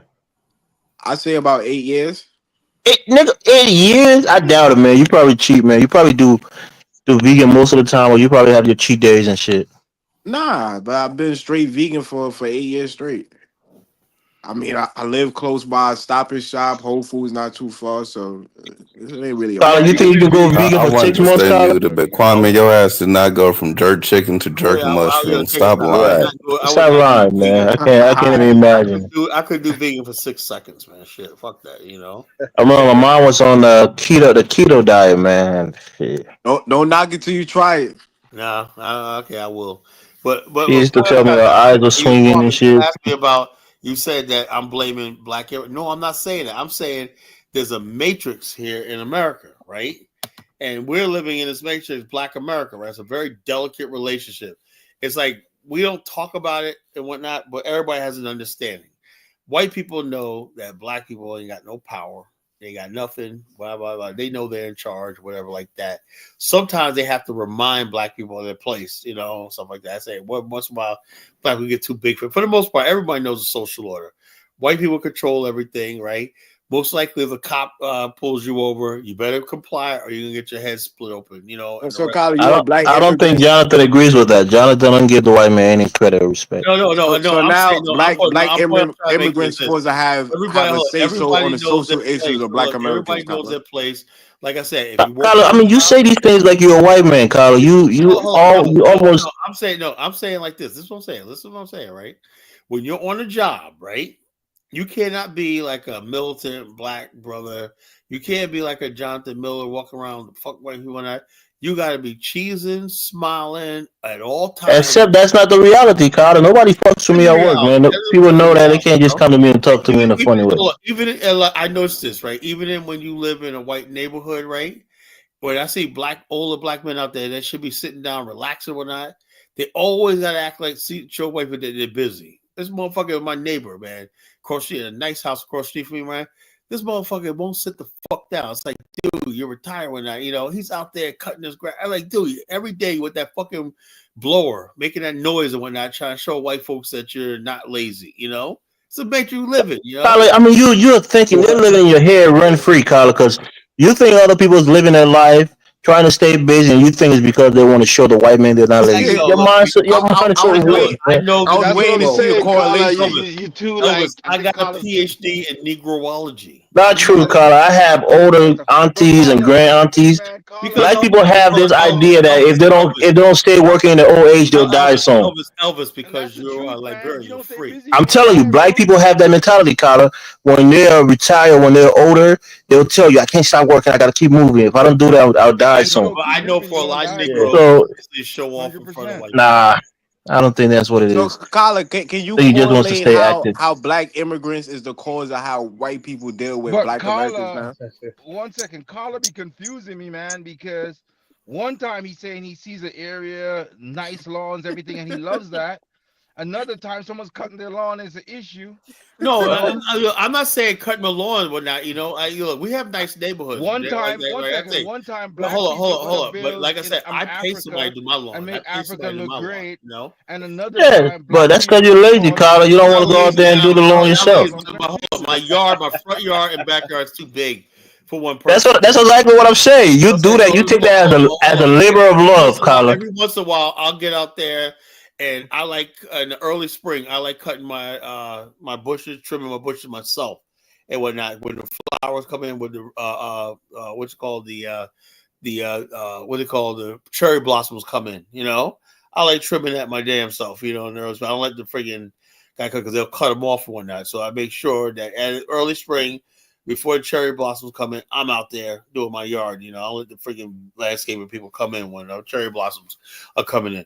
But what I'm saying is this, though. What I'm saying is not even just that. It's just basically we always got to show white people that we're just the most law abiding. We're just more People, some men like to do lawn work, Carter. They like doing I yard know work. that. But I'm Some saying men. that we always go the One extra time mile you or say whatnot. that You say know. that black people are going to build Liberia, and then another time you say black people destroyed Gary, Indiana, and everywhere black people Well, go, hold on.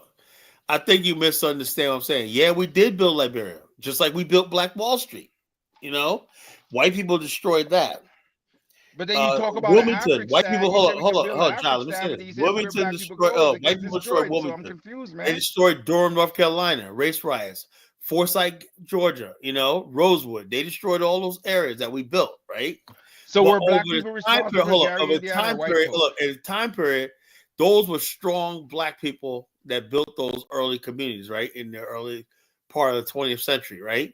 Later part of the 20th century, right? The black community was destroyed from within with laziness, apathy, and all stuff like that that destroyed places like Gary, Indiana. We were handling a beautiful city called Gary, Indiana, and whatnot. We drove away the businesses and whatnot with high taxes and stuff like that. You know, crime, rampant crime. The people moved out, white people moved out, middle class black people moved out, and the city died. Same thing with Detroit. You know, so it is what it is. The whole thing is, like I said, until we get to the point where we have reward and punishment on our side, because you can't build a city like Gary, Indiana, and to tell white people you got to employ us. That's what the whole thing about the Gary, Indiana thing was. Black people were like, yo, all the people in Gary, Indiana, the black people there, they lived there, but they had to go to the white section of what's the other place called Hammond and place like that to work, you know, because there was no anything in the black area. They had to go to a place like Hammond and a place like Terre Haute to work, you know.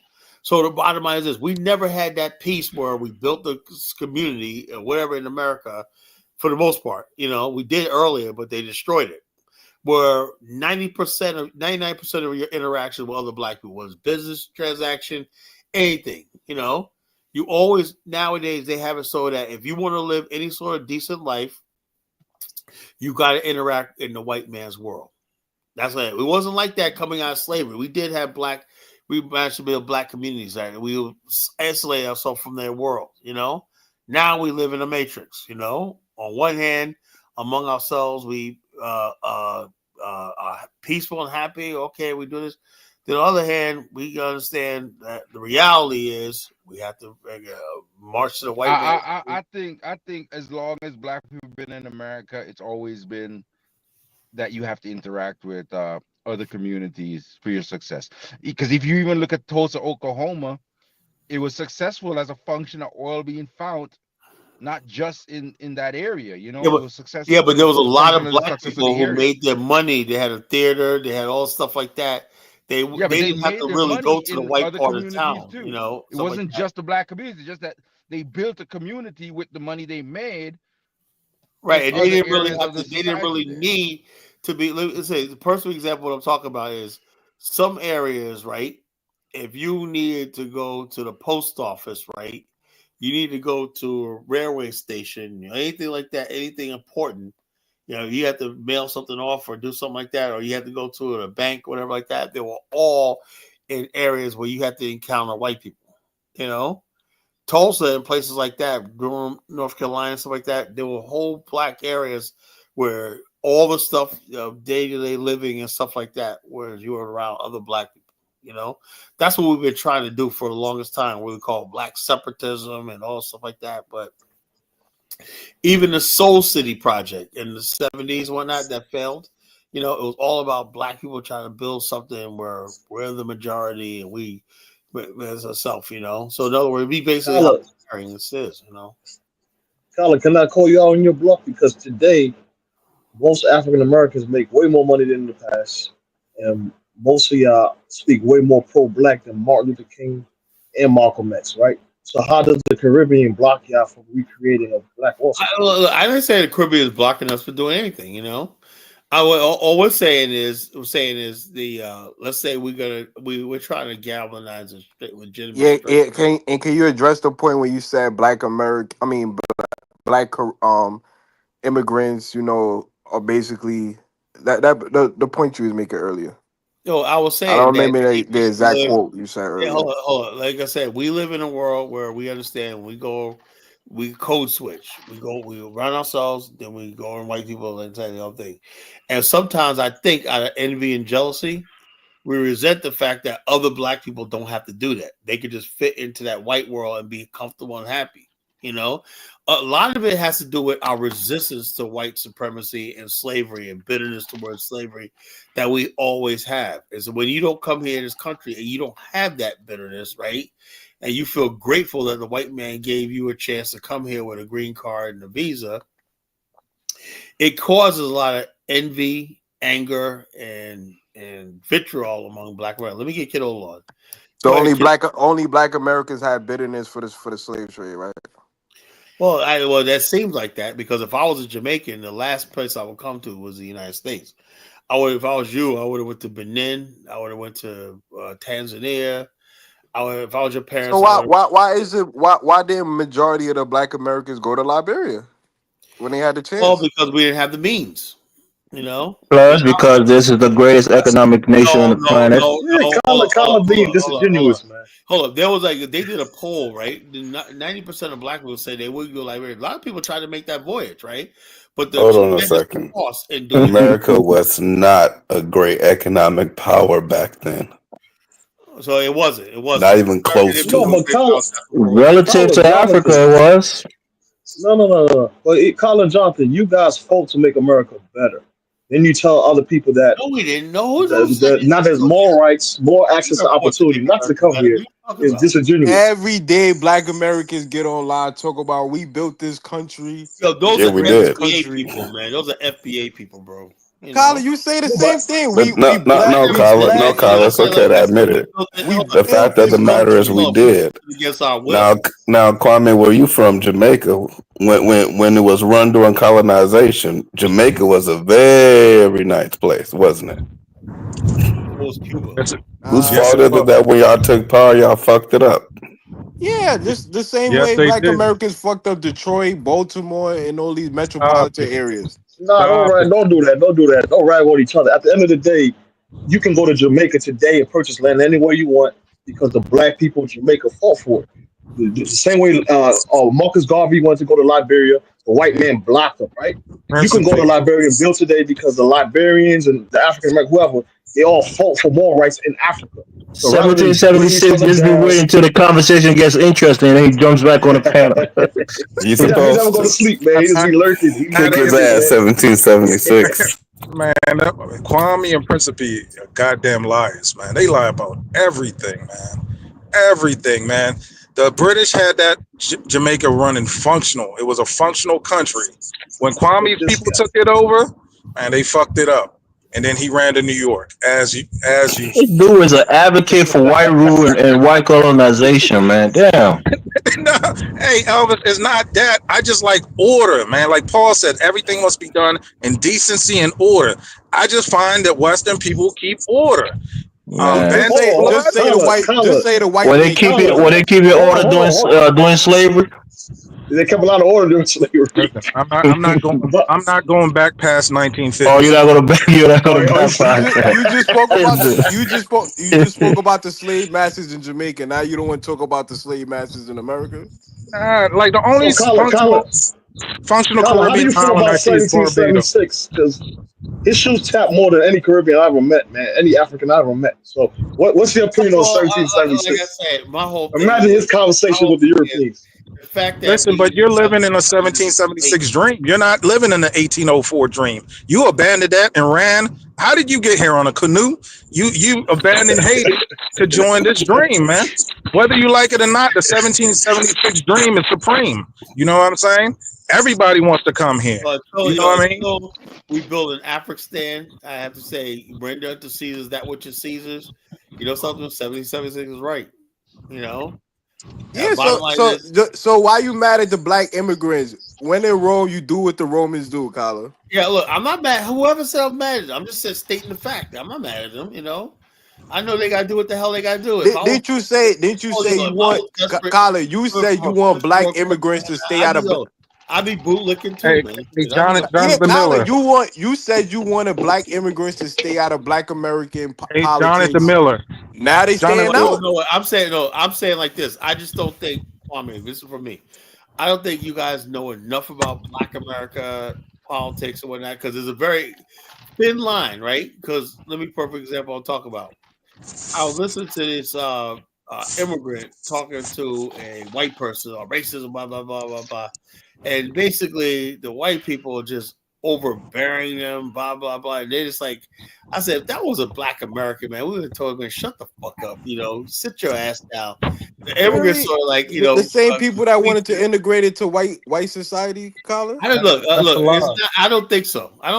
I think basically. So what was the civil rights march It's about? like this. Civil rights movements. The Civil Rights March was about human rights, nigga. Civil rights. It's called Civil Rights March. Civil rights. You wanted to it's in the name, nigga. You wanted to integrate into What white was the society. civil rights? What was the civil rights shit about? Civil rights. Check us out. The whole thing I'm trying to say about that, Kwame, is this. Dumb. This was so unfair about Black America, right? Unfair what people do is right. They said, "Oh, you guys, we had no fucking choice." But see, Carla, hold on. We're living in a country. You did. You had the Negro League. You had different organizations. Hold on, Kwame. Hold on. There were no black cities. There were no black territories. Everything like that. Everything white people did was they made sure we never had any Black African infrastructure. We didn't have our own industrial parks, industrial zones where we could build out big cities. Everything be away from them. Everything that we had that was on the grid. So what was the segregation about? Wait, let me tell the truth about.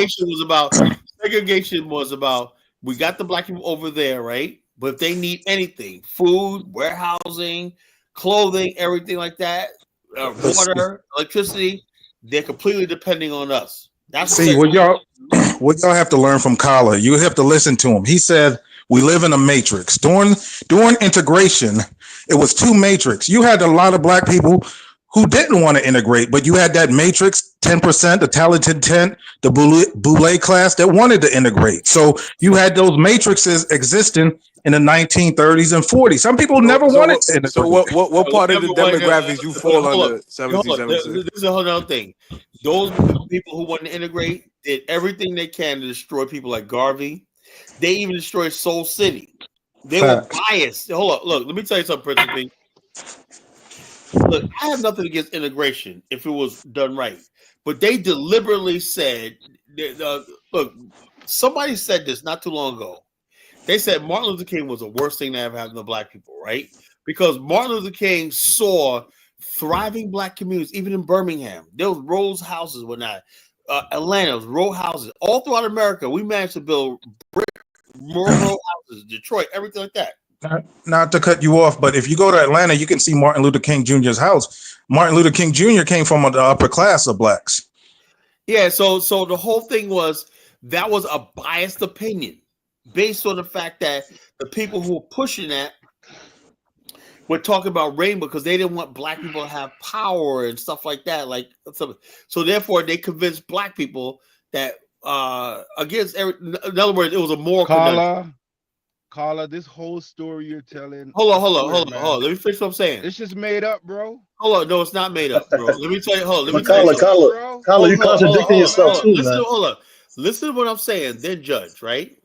The moral conundrum of hold on. The moral conundrum, right? This is what I'm saying. Black people, unfortunately, they've spun their wheel and said, who's going to be the stupid suckers that go for it? Like, let me get someone. They tried this with the Chinese, with their Chinatowns and whatnot, but the Chinese said no. They tried to the Mexicans, they said no.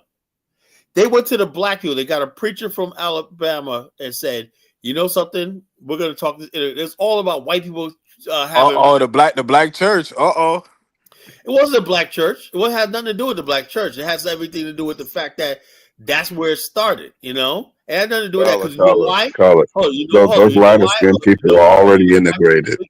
Hold on. Let me say this. You know why, Kwame? Do you know the majority of black churches didn't join the Southern Christian League? It was only a small percentage of them. Most of them did not want to integrate. You know, But see, But the white man actually wanted integration because the black dollar circulated 30 times in the black community. You had to that's go what to that was black all about. And hotels. that none of You it, had to go to it was not. Hey, look, HBCUs. Martin Luther King did not Yo, represent that story is church. made up. No, seriously.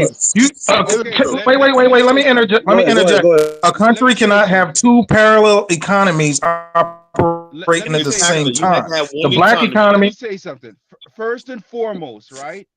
When Martin Luther King and the Civil Rights Movement was happening, it was opposed by the vast majority of white folks. White folks did Well, not it doesn't want matter. The white people on top said, you know something? The white We can't have elites. two The Americas. white folks on top had dogs and Hold on. No, Stop John, them. you just want to understand what I'm talking about. Guys, The white guys people, is hold lying. on. This is what I'm saying, John.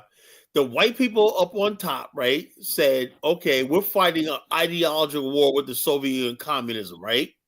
So therefore, we have to basically say, see, Martin Luther King was just a tool. They were going to have integration anyway. Integration had nothing to do with basically being justice of black people. That's why we said at the 70s, man, we had integration, but our lives didn't improve. You know, The North was already integrated. They got rid of the Negro leagues. They got rid of all black businesses. Now we're saying, Black what else newspapers. do we fucking do? You know, we had black old institutions and whatnot. All those things they told us to give up black teachers, black schools, everything. Yeah. All we wanted was A lot of black teachers lost their jobs during integration. Yeah, so And the bottom line, they you can looked see up the and literacy said, we rate didn't went ask for all down this with it shit. too. We didn't ask for all this shit. What you I'm know? saying is this, right? Again, I'm gonna state it again. The majority of white folks oppose the civil rights movement. That's I don't think so. I don't think so. I really don't think Number so. two, You know. Number two, the leaders in the white community were using force to stop this movement, right? No, actually, that's Kyla, don't be disingenuous. He's right. Number three. No, he's telling us. he's not right. He's not right. Number three.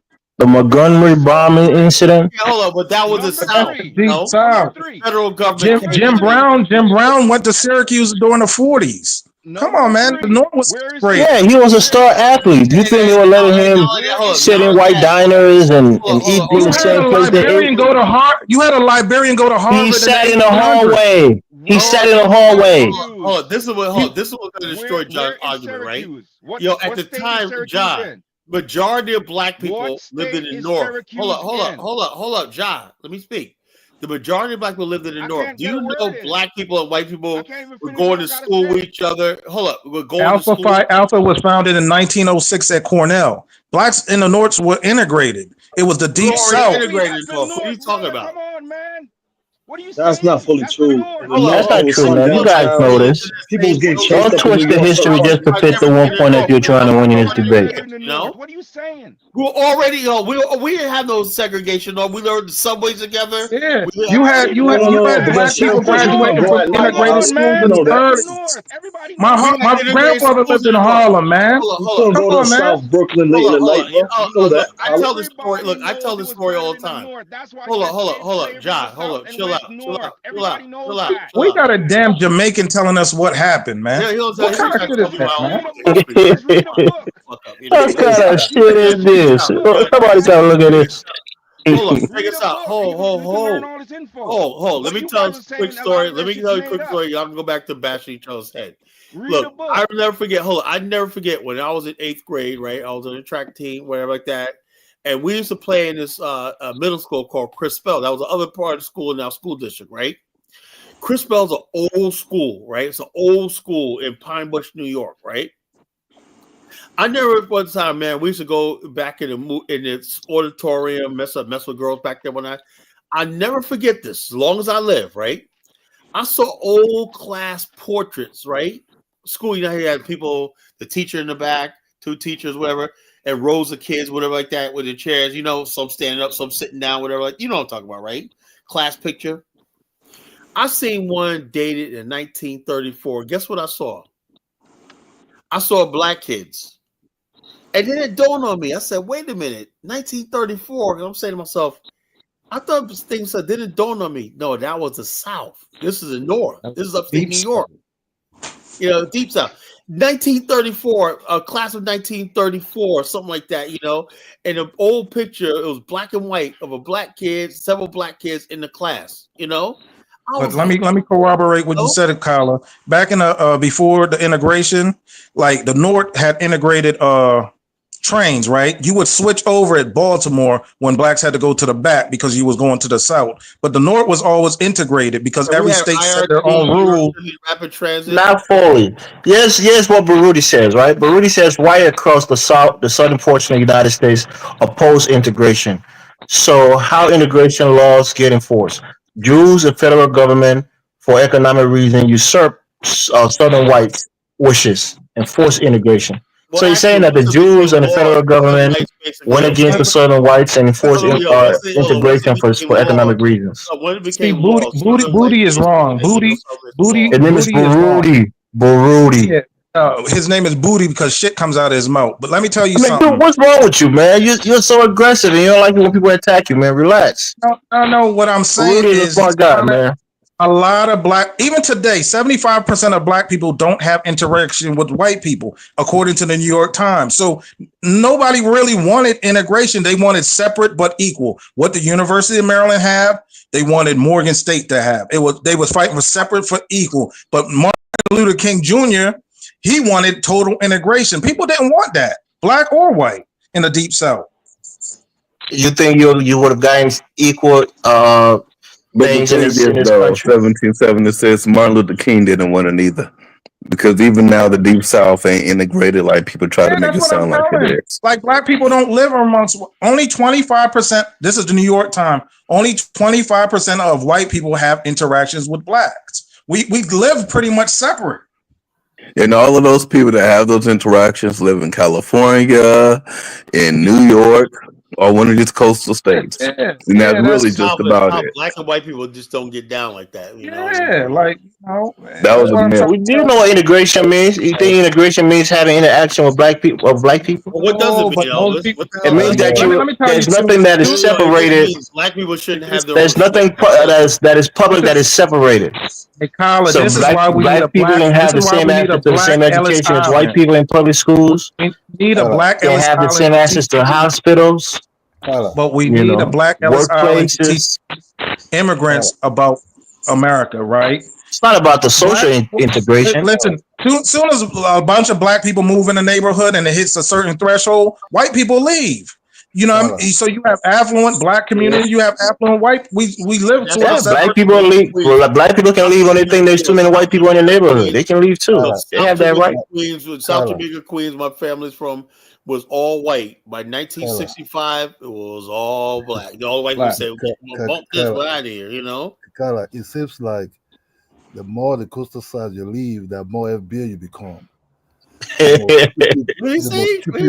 said the more you criticize whatever, the more FBA you become. Yeah, I didn't hear that. I'm not FBA, man. Hold on, Carla. Because it seems like the people in the deep south are far more better blacks than those that live in these big cities that are widows, useless. You know, they're the one that complain a lot. It seems like, especially these Californians and the other ones from, you know, where you stay in that Carla and in New York, Black Americans, they're the one called themselves FBA. And these are guys who just chill in the coach and smoke weed. You know, they're not as productive as their ancestors. They can't do let me ask you a question. What do you think about the Jamaicans that went to Ethiopia? You know, I told you before that these Jamaicans, these are crazy guys. You know, how can you see Haile Selassie with his curly hair? You see it's a Messiah. You ever see the video with Selassie landed in Jamaica? These Jews were running with bare feet on their legs with those Haile Selassie car was in the back. You know, motorcycle. Kwame was tripping back then. Cadola. Yeah, they were running like these guys were like good marathons at that time. Haile Selassie was a very dubious, corrupt bastard. You understand me? I rather my black people worship a Ethiopian than a Jewish zombie. That's also very wrong. That's also very wrong because that what carried this. Man, I won't take any Christianity slander. You know, because you want you have to understand. Haile Selassie. My bad, Elvis. I love instigating shit. No. Kala, Haile Selassie don't love no black man. He's just a guy who was very scared of the You see that nigga nose? He didn't look like no nose that any black man had. That nigga nose was like a skeleton on his face. But I got a question. Why did they think that he was some kind of like majestical dude? Because they think that he descended from King David, King Solomon, King David from Israel to Menelik. You know, because they said King Solomon and Queen Sheba had a child who was came from the line of David. It had a lot to do with the Kaepernick guys and Marcus Garvey telling Leno Howard to look to Africa for a Messiah. It took them a Not only that, man. There was Ethiopian movements in the Caribbean that dated back and forth. They thought he had biblical Jewish blood that come through the line of King David, through the great grandfather Menelik. It's not like they have a wild outlandish claim. The titles for the gods are Ethiopia's King of Kings. Africa doesn't know nothing about the Bible to the white man. I was saying about integration of Martin King and them, man. Africans don't know nothing about the Bible till the white man came after conquering them. The white man gave them the Bible. No, but in the Caribbean Ethiopia is mentioned like. You got a lot of people speak, brother. Hold on, let me finish. Because I'm from look, this so-called contemporary African. Kidola. Hold up, chicken. Let John speak. I didn't finish yet. Because every time I hear about this Bible now in Africa, this Bible just new in Africa. You know, not too long, Christianity start booming. It's like early 70s, late 70s before Christianity start booming in Africa. Africa don't know nothing about Bible. They worship big trees, water. Tortoise and all these big snakes. No. We're talking about in the Caribbean, though. In the Caribbean, the Caribbeans are part of Africa too. The Caribbeans are. No. During slavery, that's one of the main books we were forced to read. But John, let John hit his point about integration. Or Ola, if you want to talk about integration. So the other question I have, right, is which group of people do you know tries and fights to change a situation that is beneficial to them? Nobody does that. So the Liberia movement, why would they, if things were so great for them, right? Why would they waste their time fighting the system? Why? Because you always have the matrix, man. Hold up. Oh, yo, John, let me tell you this, right? I remember watching this one TV show. I think it was Phil Donahue back in the days, right? And this one lady that was, this is back in the 90s. She was part of the civil rights movement, right? She was a young woman. She said, let me clarify something about the civil rights. I think people have this idea that we're basically talking about color blindness, integration. She said, we were out there marching just to basically improve the human dignity and the lives of our people. Now, we were joined together and hijacked by people who had another gender, which was pushing race mixing, homosexuality, integration, color blindness, and also he said we sort of joined together. But he said our main goal was to make sure that black people was it black immigrants pushing that, or was that black Americans? I have no idea. Black immigrants weren't here at the time, you know. There was no black immigrants here. What I'm trying to make was the fact of the matter is people misconstrue because all this stuff rode in on sort of like the Jews, you know. They were big beneficiaries of civil rights. In fact, in 1988, right, there was a Civil Rights Act of 1988, which was signed into law by Ronald Reagan, right? This thing, they put civil rights on it. Colin, now it's the Jews. Wait, no, Kwame. Henry Livingston wrote the I Have a Dream speech for Martin Luther King Jr. It really was a Jewish rebellion. That's what the civil rights movement. When I say Colin says a conspiracy, now Colin. No. I said that Jews benefited from the civil rights movement. They used black people, you know. Because they wasn't considered white. Ever since the Leo Frank situation, right? Jews have said, you know something? See, black people had no interest in integrating with white society. Jews always wanted to use the laws to be equal to their Protestant counterpart, but racism and anti-Semitism bit. So they basically knew you couldn't have a mass movement. See, Black America, our plight is legitimate. Now, all you have to do is cook these vegetables, man. Cook. Let's say, look, our plight is legitimate. right? Everybody knows that, right? But everybody comes and leeches off our plate for ourselves. That's what the delineation movement is FBA is talking about, right? Everybody comes and says, like this, what's that, the Angela Rye, whatever the fuck the name is, that mixed chick, whatever. Everybody is passionate about the pain of Black America, but they don't identify with Black America, right? And then Black America saying, do we get a chance to say what we want? Everybody basically said, you know something? Black people in America are poor, blah, blah, blah, blah, blah. This is what we got to do for them. Wasn't that about the? Wasn't that the civil rights Everybody movement uses African Americans as cannon fodder. Wasn't the civil rights movement about what Black people wanted? Hold on. Let me say this. The prevailing notion back at the time was the best thing you could do for a Black kid is to put him next to a white kid. That's what was the belief. My parents believed that, you know? My grandparents my grandfather used to brag that my grandkids go to a white school. That was the mentality. They played on. So that it sounds like your family was an integrationist, Colin. No, they were integrationists. I don't think they were integrationists. Hold on. I look at it. We didn't really look. I lived in a nice community in Jamaica, Queens, right? And then basically, I went to PS 86 at elementary school of Parsons Boulevard in Queens, right, off Jamaica Avenue, right. Same education system, but then we moved to upstate New York. I mean, I don't see any difference in my education from the inner city to upstate. So what the hell was the point? You know, but the point was, you know, it was symbolic. Kala, it makes sense now because the schools back then, the Black schools back then, look like African university schools now. No, how PS 86, my school in the city was already mixed. You know. Yeah, so, but the thing is, no, I'm talking about like the way that the schools are built and the desks and all of that shit. But this is what somebody said, right? There's in Maryland, there's still a lot of colored schools that are still being used by white people.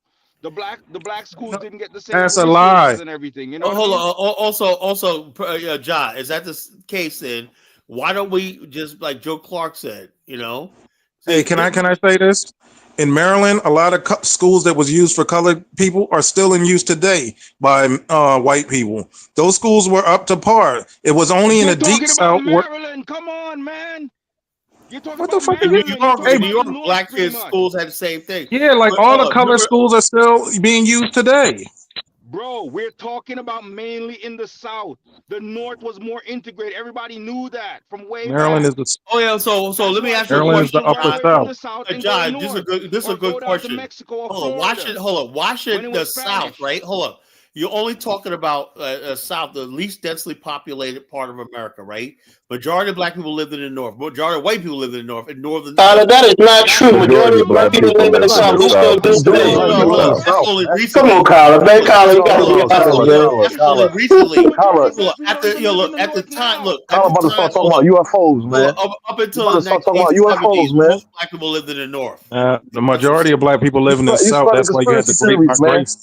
Hold on. Majority of black people back in the days lived in the North. It wasn't until the 90s when people. No, majority black people lived in the South. In the South, they moved to the North. That's why you had the Great Migration.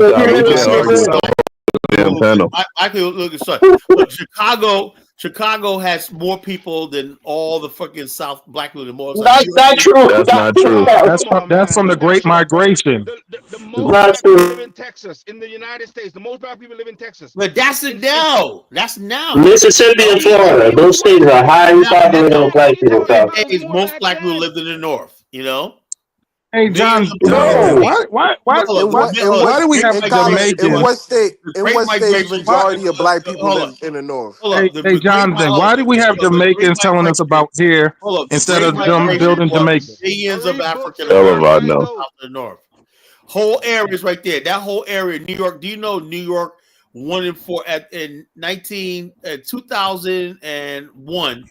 1 in 4 black New Yorkers were African Americans. 1 in 4.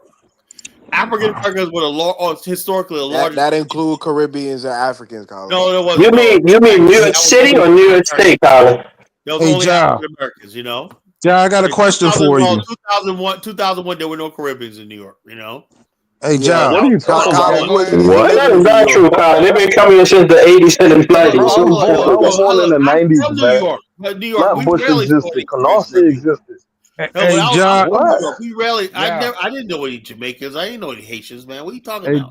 John In the Kwame. What are But '90s? y'all Kyle, gonna do? you make contradictory statements a lot, Kyle. I'm But not gonna lie. Look. And John. back when I was growing up and whatnot, and when I was growing up in New York, Yeah, whatnot, yeah. back in the '80s and Hey, '90s, hey, there was Kwame. no fucking Caribbeans and Africans in New York.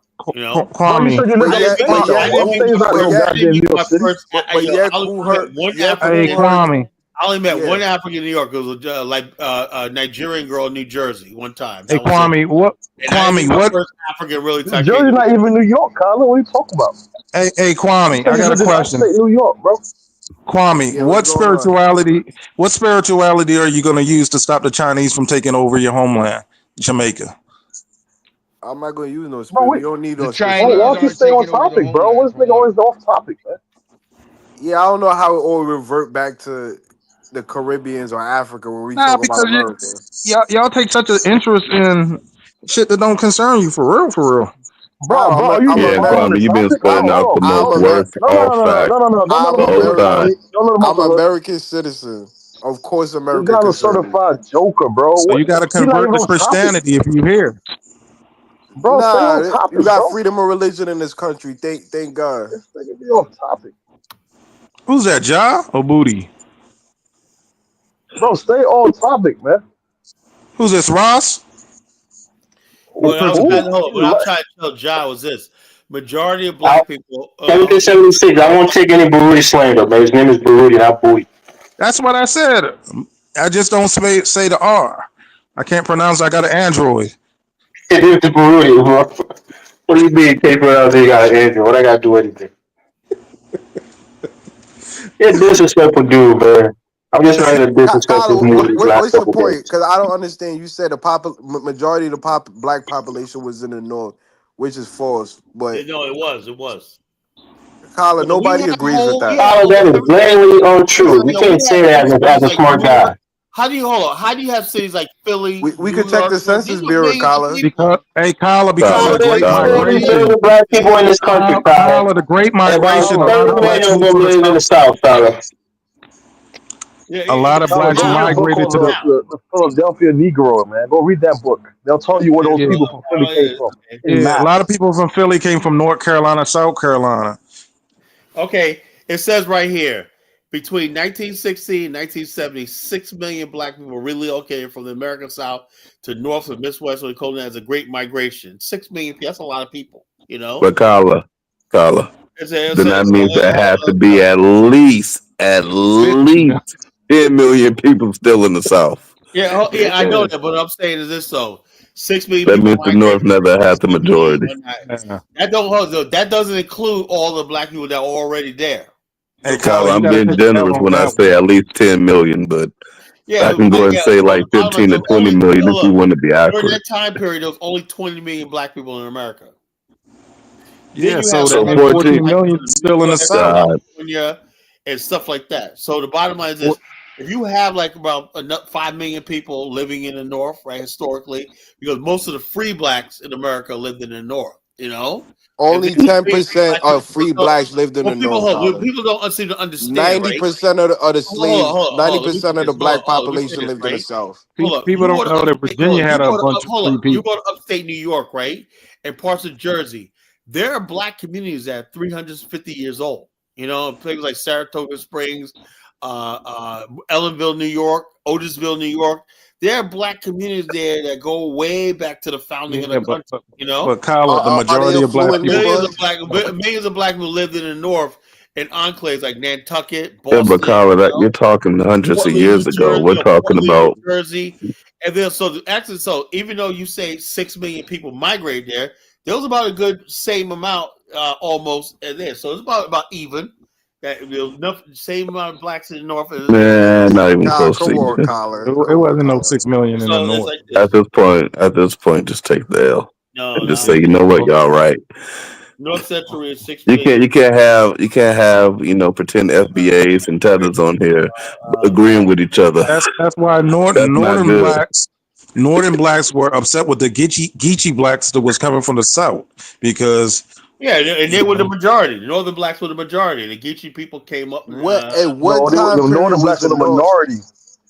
Carlo, can you give No, they us were a not the time majority. period? Hold A on. time They had frame? established communities like Harlem, Sugar Hill. They had established communities in the North. What are you talking about? You know? Bro, there was like maybe a couple 100,000. These people came in by Morristown, New York, where I grew up and whatnot, in Rockland County. There was black people that were there for a long time. New York always had a big Tyler, black. the only time there was more black people in the North than in the South, they didn't start the Atlantic slave trade yet. Look, when you combine the black people that were already there in the North and the black people that came in the Great Migration, But the Kyler, majority. why would there be But Kyler, more black people? has there ever been a great? Has there ever been a great migration to the South? Yeah, in the 90s. But why would there be more black? I moved back to the South. You got it, Kyler. You got a source for that? Let me say something. Too expensive, man. Can I say something? Why would there be more black people in the North when all the plantations were in the South? Because we had the Great Migration, dingbat, you know? But the Great Migration was 6 million. There was still 14. There was still 14. Yo, look, check that. There was still 14 million. Hold up. With a total population of black people in 1910. Come on, Kyler. You can't let a guy like 1776 12 million debunk black people in America, right? 12 million total, right? It was migrating to 6 million left the and South. there was and there was still 14 million still left in the South. Oh, no, there was no 14 million. The black population was never that high, you know? Listen, you can't throw a rock. You can't throw a rock in Alabama without hitting a ninja, right? You can't throw a rock in Florida without hitting a Negro, right? Texas, Louisiana, Mississippi, and Alabama. Mississippi, what year? Hold on.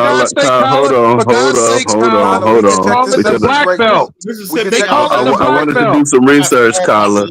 In 1910, there were 10 million black people, and 90% lived in the South. Like I said, 2 years, like 4 years later, like half of them went to the North. Hold up, 1914. Let me jump. Carla, you just said the Industrial Revolution. 4 years later, 90% still lived in the South. Yeah, come on, man. Take that number again. Kyler, you losing credibility, man. Hold on, info, please. It says right here, from 1916 to 1960, more than 6 million black people moved north. 6 million. That was a good about half the population. All right, 1916 black population in America. Let's see. Hold up. That was a steady migration. That was one of the largest migrations in human history. There was a steady stream of black people streaming from the South to the North, right? That destabilized the South, you know? It stabilized the South. It should have been migrating to Liberia. Well, hold up. The bottom line is this. People went... That's what the whole thing is. Black people, then you had large numbers of black people leaving the South, going to places like Nevada. You know, black Americans ain't leaving America. Let me read something here. Right? By 1860, right, the final census taken before the Civil War, right, there were 4 million slaves in the South, compared to less than 500,000 free African Americans in all of the United States. Of the 4.4 million African Americans in the United States before the war, almost 4 million of these people were held in slaves. And then I had another one here that I wanted to read. That this one says that despite a total of 6 million black people migrating from the South to the cities of the North and West from 1916 to 1970, the majority of black population remained concentrated in southern states. In addition, since the 1970s, numerous black Americans have migrated from the South to the South from other U.S. regions in reverse new Great Migration.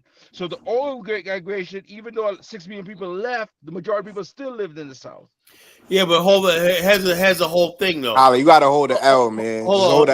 It has a whole thing though. Losing credibility, Kyler. It has a whole thing. You know something? What I've learned over the years, right? The black people who went to the North and built cities and they created that was Black America, right? I'm like, Kyler, you're changing the goalposts, man. no, hold on. Let me say this. The people who remained in the South, right? So the South, what was the South? Well, The no, Southerners? what I'm saying is this: the people who remained in the South, right, didn't see any sort of economic or thing like that. They still majority of black people who are poor, people who never left the South, and many generations of Southerners. You know, that's what I'm saying. You know. No, you know why Kyler is saying this? Because Kyler thinks the South is backwards, so he wants to say that majority of black people are in the North because the North is more progressive and advanced. I agree with you, Elvis. I'm telling you the truth. If you look at it right now, black So, people. Kyler, explain to 90% of HBCUs are in the South, Kyler, like Baruti said in his comments. Explain the reverse migration. There's a reason why we went up north. Florida A&M was just ranked number 1 of all HBCUs in the country, Kyler. Yeah, hold on. Yeah, I'm not gonna argue. You can't argue a lie, man. Black people. Hold on. First of all, only 13% of the black population go to HBCUs, not right? But what? That's not the. Hold on. You just said you were part of the migration. What that got to do with the argument? Before integration, 90% went to 13% of black HBCU. people go 13% of college enrollment is in HBCUs. 13%.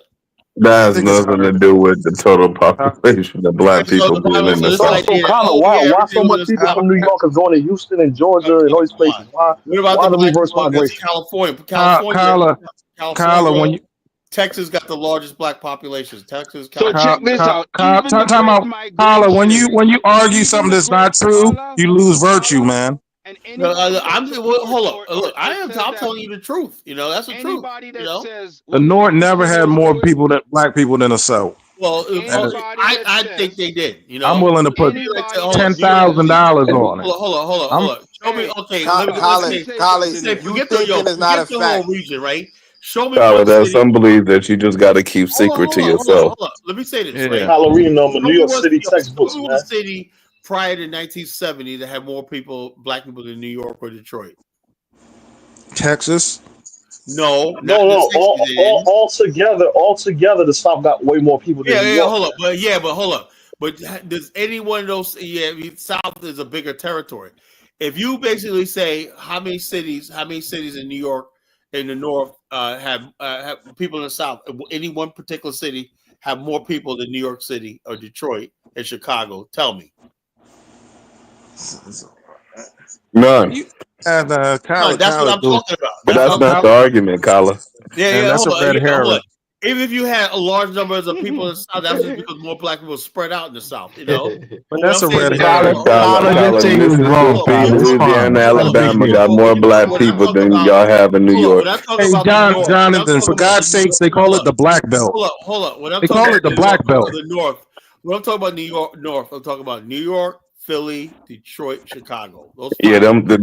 All right, now let me just add one more state. Alabama. They all got more black people than those cities you're talking about. We're talking dark skinned black. Hold on. Show me any city in the South that has that. I want to ask Carla a question.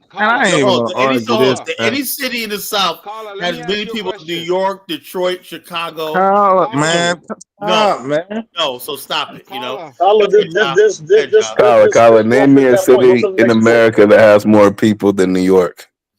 Nowhere. Yeah, that's what I'm saying. So New York had the most black people, you know?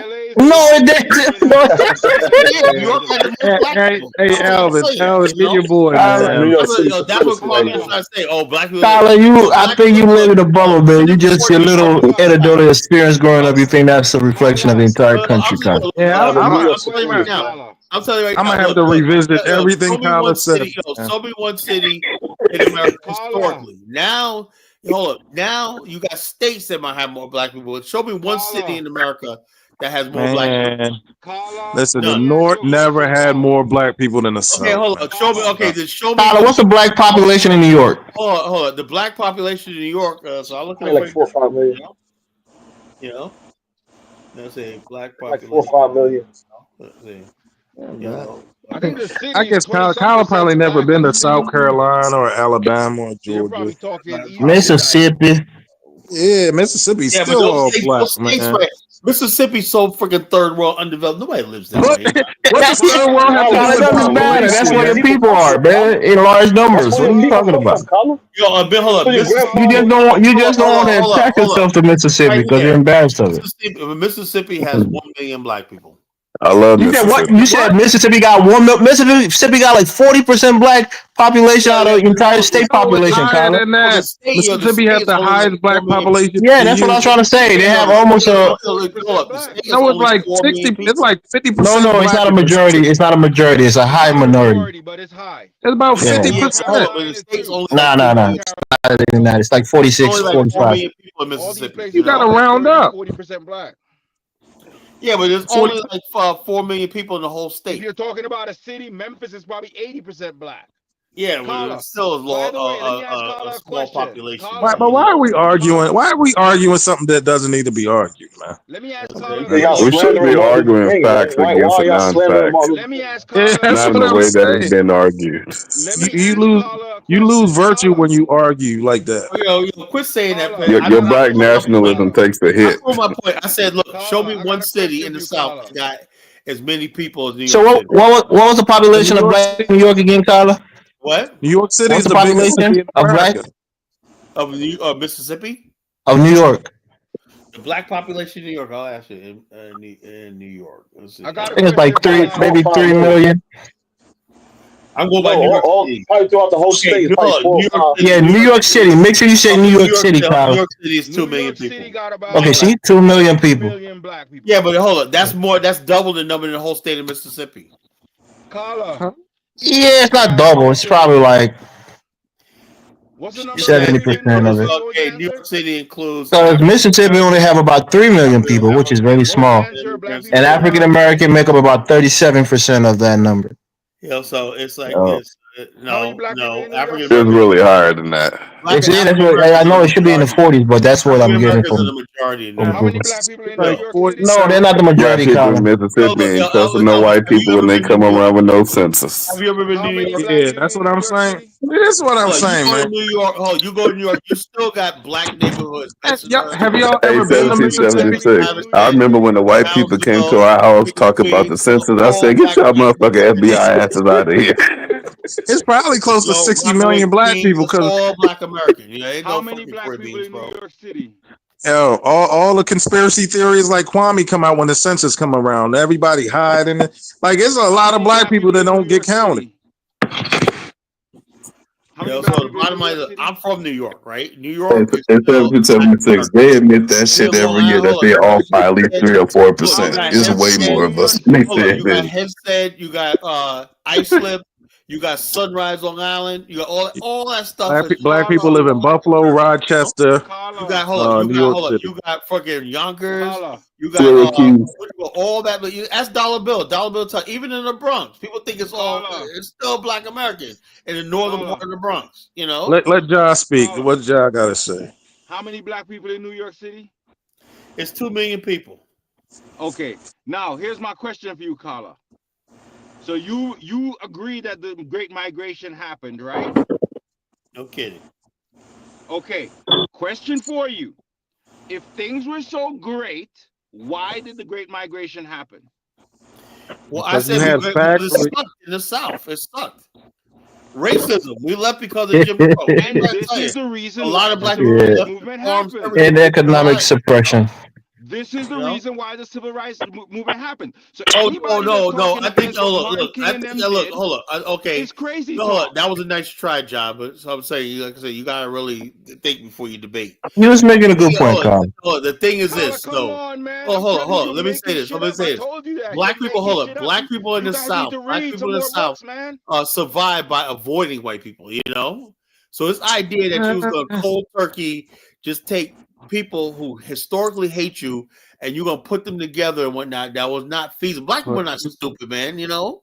But They it know wasn't that oppressive in the South like people make it. You had the Birmingham Barons. Black people lived just separate. They just did their own shit, man. They had their own clubs, their own schools. They lived in their own world. You know, they didn't want to interact with white folks, man. Ja, who's all integration. Again, you benefited from that because you're not living in a matrix. We live in a matrix where we try to avoid white people, at all costs. You're trying to integrate with them, Carla, y'all lived in a neighborhood with Italians. No, y'all are hanging out with white people. Hold on. How did I live with neighborhood Italians? You said it, Carla. You literally you told us about your Italian friends and your Irish friends. Look, let me tell you something. How Did New you York. forget that, Carla? Hold on. Let me tell you how New York is, right? If you live on Rockaway Boulevard, right? There's a black area and a white area. They both look the same. Now, segregation. Listen to what I'm saying. Let me finish. In common areas like schools, hospitals, and White Castles and places like that, blacks and white people mingle each other, right? Other than that, you take your ass back to your neighborhood. You never see each other. That's it. They would know we lived in the same neighborhood. But you had friends who were Italians, right? You hung out with them. No, I didn't hang out with them. You said you went to a sleepover at one of your friends' houses before, right? That was in upstate New York. Okay. That was upstate New York. That wasn't in the city. Are you kidding me? You think I walked through a fucking Italian neighborhood in New York?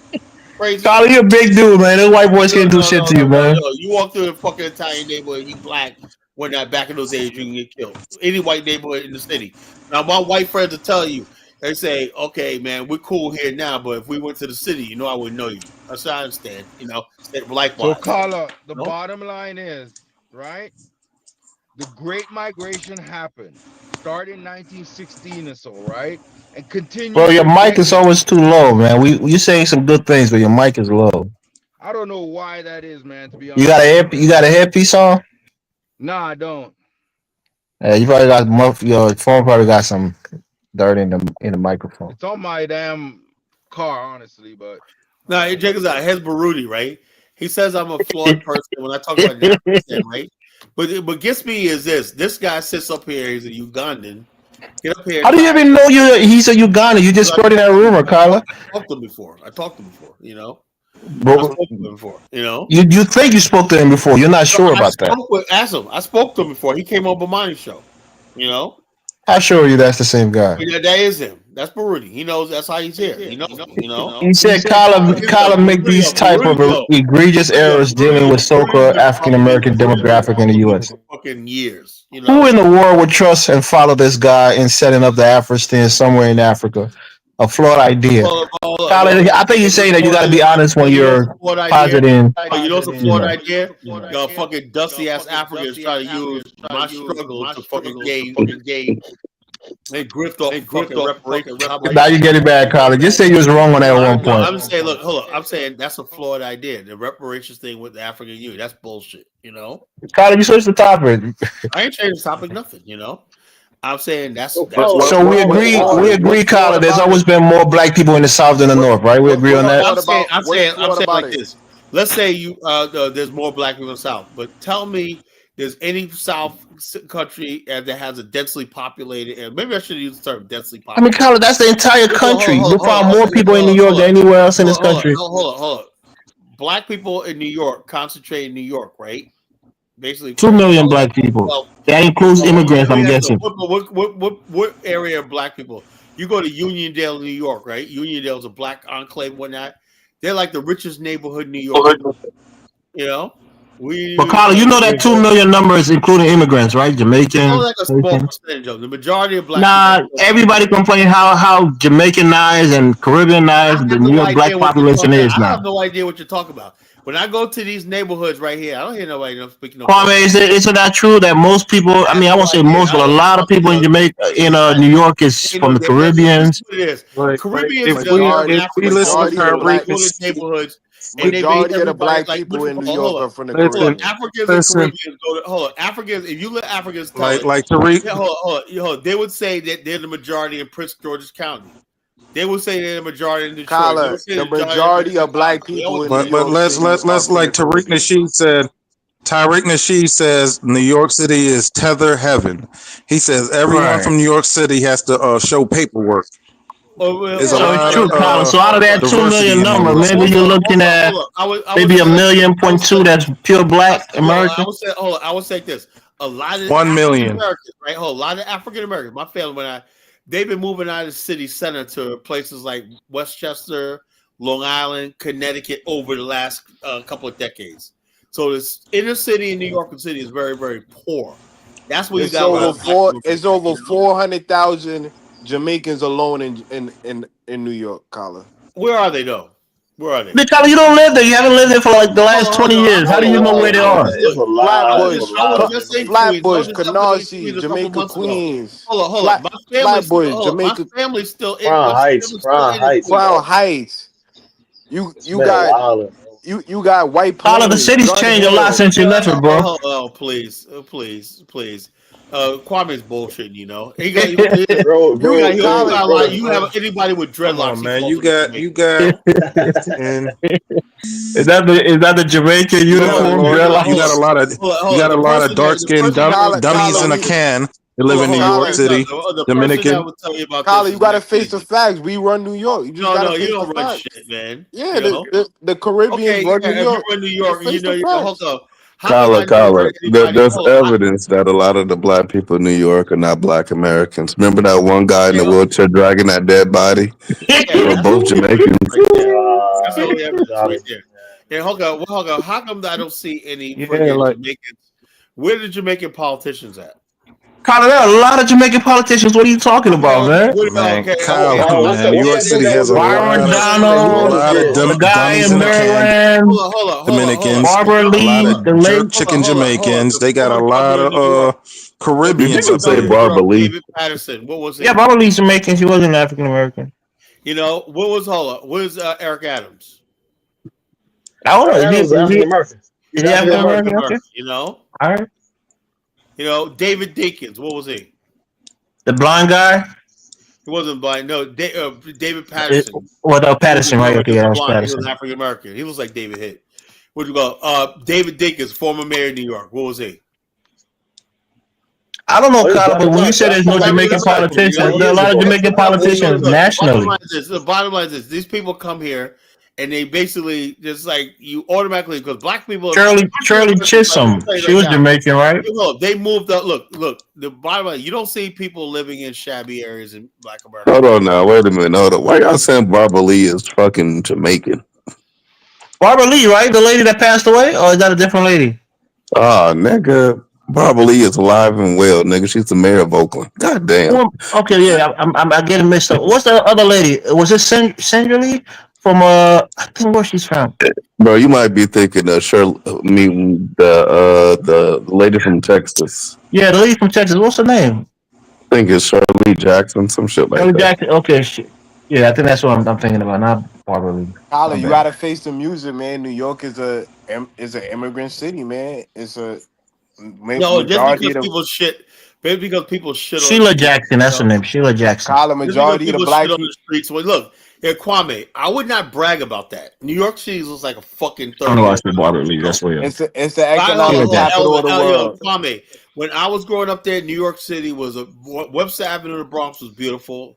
Jamaica Avenue. You grew up in New York in the 80s when they used to take shoes off people. Talking about this. Hold up, the place they used to rob people for their leather jackets in New York. What are you talking about?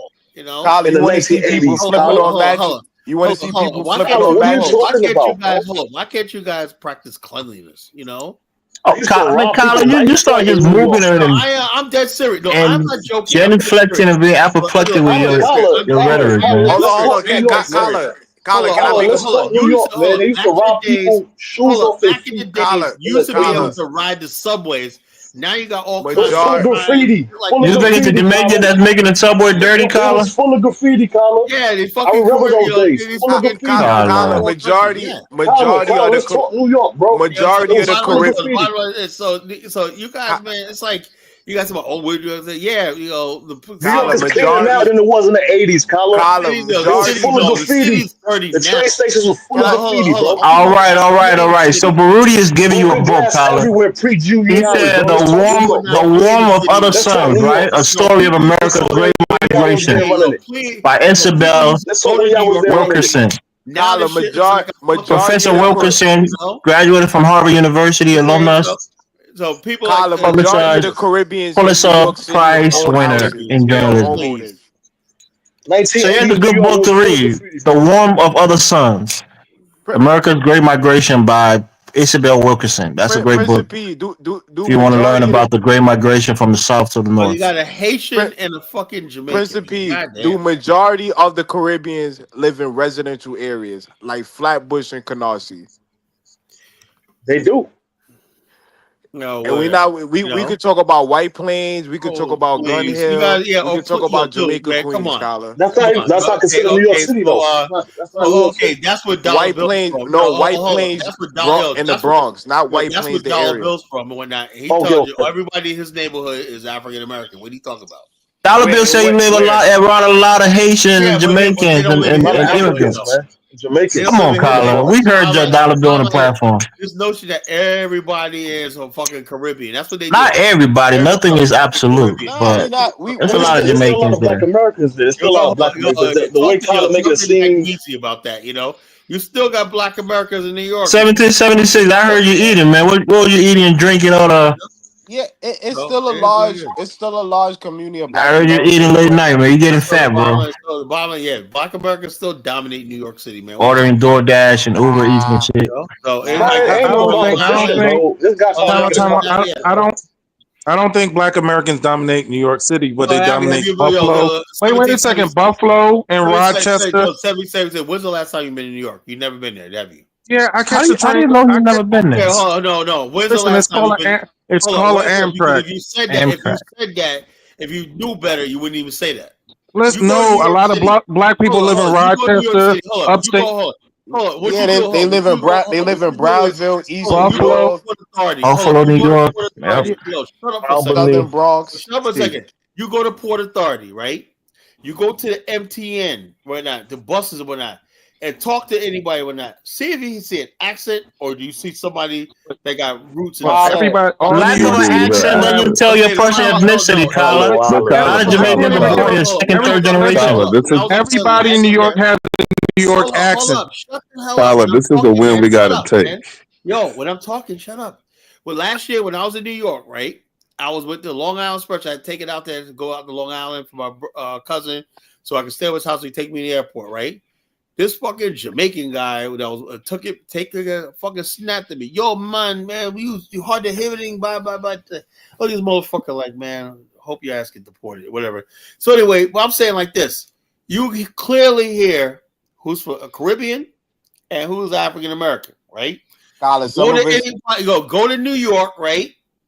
I'm in New York. Every time you hear a Caribbean accent or African American, they'll tell you the truth. You know, Tyler, it's a lot some of people Caribbeans. like Kwame, It's Caribbeans he been wants there to for do is make it seem generations. everybody is a Caribbean. I never and that's said that. bullshit, you know, Nobody said everybody, man. everybody's a fucking Caribbean. That's bullshit. You know, everybody's a Haitian. Everybody not a Caribbean. Carla, now you're strawmanning the argument, Carla. Don't do that. Hold on, just go to New York and talk to people. Then you know the truth. Wait, can I say something? I let everybody talk. I let everybody talk, man. New York, and I act like I'm shocked. I'm like, man, I thought I was gonna hear an accent or something like that, a Caribbean one, and it's still. Can I say something real quick? Caribbeans People in New York. People say No. Caribbeans keep the accent, like even Bro Mamani, they keep the accent. Not true. First generation and maybe second generation, but third generation forever. You know. No. They keep that accent forever. You could tell. They don't keep that accent forever. Why you being so absolutist, man? The way they look and the way they talk. You know? Kyler, you're so bigoted, man. Kyler, what I'm trying to say, a lot of rich I African. am dead serious. You could basically. Wait, a lot of African Americans moved. Carla, you can tell how they look by how they look. Yeah, man, you can tell some. Kyler has implicit biases and explicit biases, but You know what? We might have to take an L. We talk. Might have to take an L. John, You can a look at lot the of African statistics. Americans have moved to Monmouth, New Jersey, upscale No, places in I'm Jersey. agreeing with you. I'm agreeing with you. We They look moved at to the Buffalo. ethnic breakdown of Yeah. New York. It ain't as many as these black immigrants as we think it is. I'm trying Hella to tell them, Hispanics though. they're not. They think Yeah, a lot of You talking about New York City, Dominican. or you talking No, about we're New York talking about State? the percentage amongst No, black it's people not there that now. You know what I mean? bro. So out of the 2 million, Bro, how I'm many are telling you right immigrants? now. Whether they're second Yeah, or I'm third looking at it. generation? I'm looking at it. It ain't as many as we think Listen, it is. I went to Queens. You I talking about went New to York City Queens. or state? I went to Queens. It had a lot I'm of talking about the Russians, a city. lot of Colombians, a lot of Dominicans. you was You know, playing No, Orange New York, Hills. it was like definitely have a lot of immigrants, but if you go, my cousin lives in Baldwin, Long Island. Ukrainians. Look, a lot of Black America, right? A lot of Black Americans live in places like Baldwin, Long Island, nice suburbs in Baldwin, Long Island, Central Islips, fucking Amityville. You Those are like talking the about Sag Long Island? You're Harbor, not stuff talking like about that, New you York know? City. They're moving out of the fucking city center, and the people, the Kyle, Caribbeans, that live in these old neighborhoods we used to I live in. used You know? I used to catch a mega bus to New York in the train like every weekend. Listen, man, it's a lot of people up there: Asians, Ukrainians, Russians, Yeah, like I said, New York Jamaicans. City is definitely an immigrant It's a city because the like bottom line is, like I said, majority of a lot of white people. As more people get more money, they move out of the city center. That's yeah, all they it is. move upstate, Rochester, Buffalo, So, but yeah, my Albany. family mostly lives upstate in Long Island now. You know, in Yeah, that's Connecticut. where a lot of African Americans And upstate. most of You our know, so family the live bottom line, in Brooklyn. and so even then, there's still the majority is still African Americans. Still the Yeah, majority. Got in it. New York. In New York City, there's a large immigrant population amongst Yeah, but African it's not that Americans. large as you Are you think. talking about New York State or New York City? No, That's what I'm. hold on. New York State definitely Black He Americans. he included.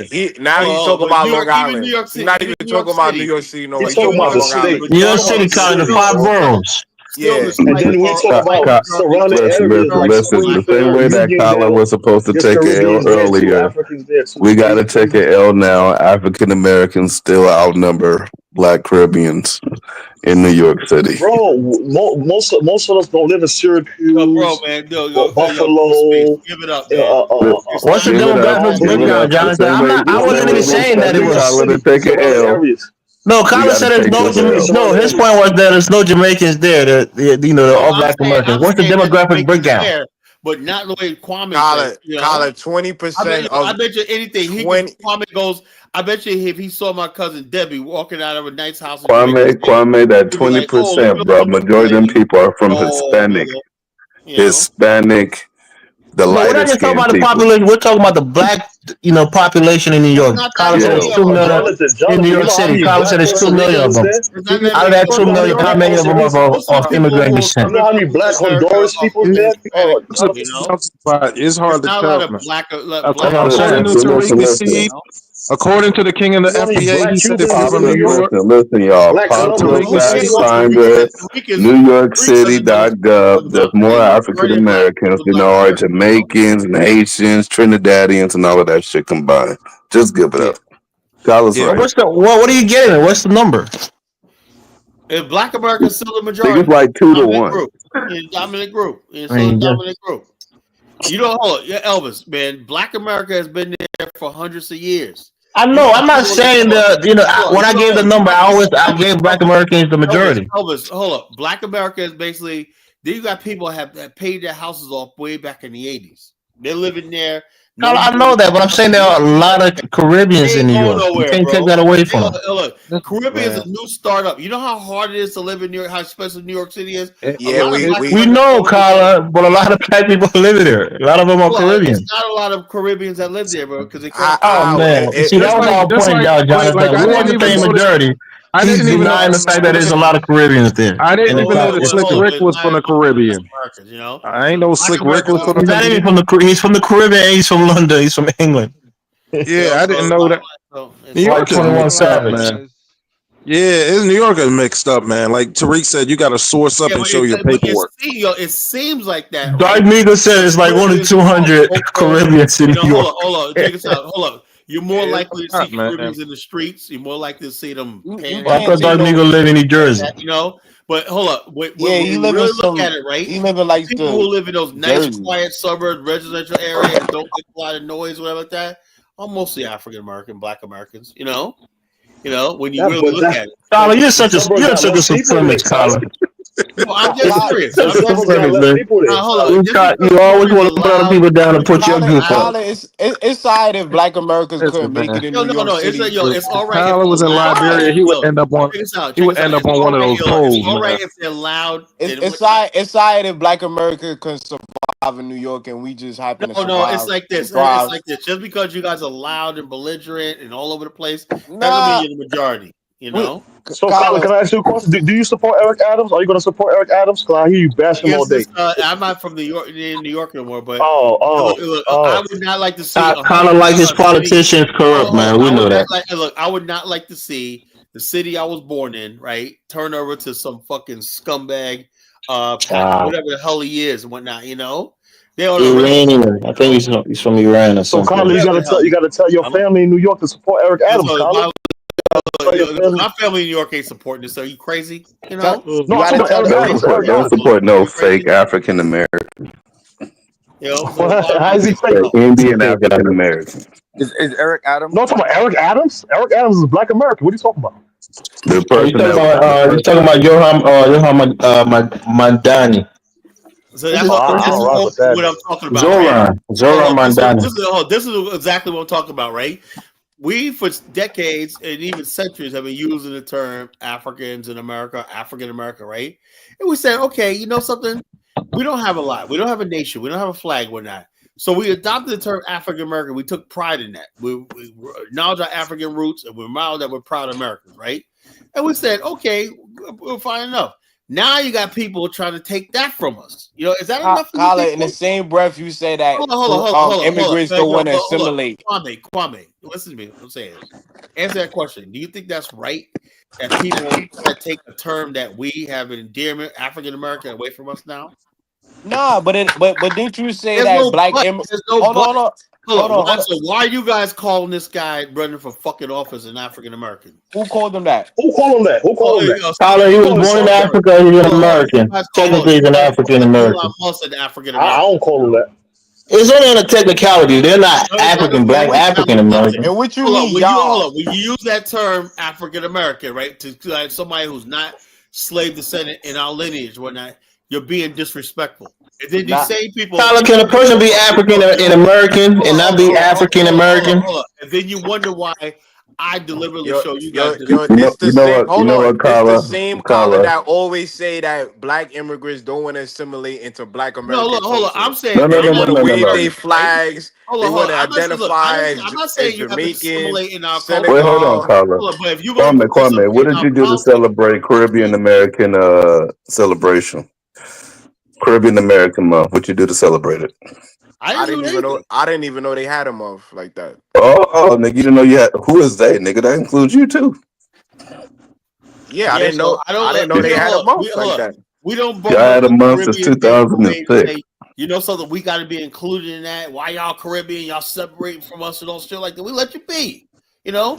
Yeah. So now you complaining that Black immigrants is identified as African American. I'm saying if you're going to interject yourself in our culture, our politics, and everything, yeah, assimilate with us. You know?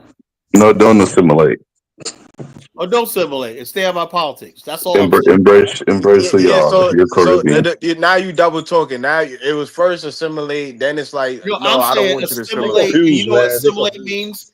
It means you're already assimilated, Kyler. Hold on. This is a problem, right? When you guys talk about assimilate, then when you assimilate, they call you a cosplayer. Hold on. You know, it's not cosplaying. You know what assimilation is? I remember I met this one guy years ago at Afram Fest when Afram Fest shut down. This was 2007, right? This guy was tall, dark-skinned brother, right? Looked like Akon. And the brother had these big Cazal glasses on, man, gold chain and whatnot. He was like out there, he's a vendor, right? He was like, yo, what up, my man? Dap me up, whatnot. He said, oh, man, I'm from Senegal. He said, I'm from Brooklyn, but I'm really from Senegal. Completely assimilated. And he's talking to this chick, whatnot. Yo, man, let me get the number, blah, blah, blah. Completely, like, with us, our culture, everything like that. He said, yeah, we Black, man. We got to do some more for the Black community. Because culture can be learned. Ethnicity cannot be learned. He was born in Brooklyn, you know? Yeah, that's what I'm saying. Culture can be learned. So you got people right under the guise of keeping their culture. They simply don't want no smoke from white people, so they delineate themselves from the problems of Black America. But when it's convenient for them, they like adopting our ways and our language, our swagger, our style. What language? You know? English? No, I'm talking about the way we talk and stuff like that, you know. And so the bottom line is this: so we even make Black conscious popular. You know, nobody else Black conscious. No, you don't find anybody anywhere else talking Black concept in America. Yeah, Black Tyler, Americans. y'all guys alone, or Jamaicans and Haitians and all of them make No, Black conscious? you don't see people in Jamaica talking Black conscious stuff. They only come Yeah, they don't. here. Yeah. According to Colin, they don't. No, I'm dead serious. When they come here, suddenly they get conscious. When they're in their own homeland, they're big fat white girls and whatnot. Come on, man, stop. You know? Call They're them, my conscious brother. when they come here, when they're around us. You Call know? them, my brother. You need to travel. You need to get out more, bro. Tyler is the king of outrageous assertions. No, with nothing to substantiate it. I'm telling the truth, right? Ain't nobody conscious until they come in contact with us. You know, So the whole Senegalese guy Rastafari is. movement is consciousness. What You you know, talking Marcus Garvey was nothing until he came to Harlem and gave his first speech and whatnot. Then he said, "I found my people." He couldn't get no damn audience in Jamaica. Am I lying? No, but there was conscious movements in Trinidad and Tobago. Marcus Garvey Everywhere went back down to there. I don't know Jamaica what one night. Carl's He saying. died in poverty. You know. So Oh, what about Tyler, come Henry on, man. Sylvester? What about Henry I don't know Sylvester? who the hell that is. You know. Yeah, and you a He's Pan from African. Trinidad. He's from You don't know who Trinidad. Henry Sylvester is. I'm saying the conscious. That's shameful. Everybody that's a You'll be a fool to believe Kyle is a Pan African. and what you call and Black nationals or whatnot, they always probably How you don't know the man that started the first Pan African conference? And you don't know who that is. well, it must have been that important, you know. It was in Britain. It was in Britain. Kyle It is was very still Pan important. Africanism. He just joined the movement. Britain, okay, all right. Yeah, that's a real bastion of Pan Africanism. Yeah, where heads of states involved from Africa. Oh Colin. yeah. So and what did they accomplish? Prior to Tariq Nasheed, Carla was talking differently. This wasn't his push, you know. Oh, yeah, hold on. Hold on. Tell me, people explain to me, influence John. each other. What was you know what was different? I'm still saying the same thing. I'm saying now. No, Carla, you become a lukewarm FBA, man. No. Lukewarm FBA, I tell you what I am. Right. I still believe in Pan Africa, but I am not. Yo, Colin talking about lineage now. Hold up. What I will not be is your cuckold. You know, I will not be like this. Look, the bottom line is I'm not going to be one of those panda African Americans you pat on the head and say, you good African Americans, while we just sit back while you guys make a thing. I'm saying that Black people in America, we have to, if we're going to have Pan Africanism, we better put something on the table right now. Right now, I see everybody benefiting from Pan Africa but us. We don't benefit from the shit, you know? What do we got to benefit from Pan Africanism? But Kyle, who said you're supposed to benefit something from it? What is Africans benefiting from Pan Africanism? So why are we doing it, you know? Nah, you can benefit if you have money, go on the continent and invest. No, I'm saying that Make a profit from the continent. I'm talking about politically, you know? Economically and politically, and militarily, Africans have benefited like a motherfucker. Hold on. Please don't make us go down the line of how they benefited. Africa against America. Every time Africa gets in trouble with America, they always come to Black America. When we did it with Jerry Rawlings, Black Americans benefited a whole country. Who voted for Black Americans benefited a whole country in Africa. What are you talking about? We don't. America benefits. Well, I mean, we benefited. Black America. According to you, right? That goes on in Africa. Didn't you say ancestors found Liberia? Hold on. Thurgood Marshall wrote the Kenyan Constitution. We've contributed a lot to Africa. We never benefited from it. You know, that's the whole thing. We help say come over to Africa and help invest. It's always us giving. You know, we got an African American guy that built the surgical center in Ghana. What the hell for? You know. Because the Ghanaians, I said, why can't they build their own fucking hospitals? You know. Well, a lot of the architecture of modern Ghana was designed by African American men. And why do we do this shit? You know, what for? What the hell do we get out of this shit? What proof does he even have of that? What proof do you have of that, Jonathan? Oh, no where I'll drop sources. Hold on. And But what do we get? even in America, What do we get some of out the of politicians, shit, you know? Nothing. You know, we get yeah, but nothing out Colin, of it, some you know? that's not true. That's not true. There's some of the What politicians in America. exactly we get? Do we walk away with anything? No. We own any gold fields? No.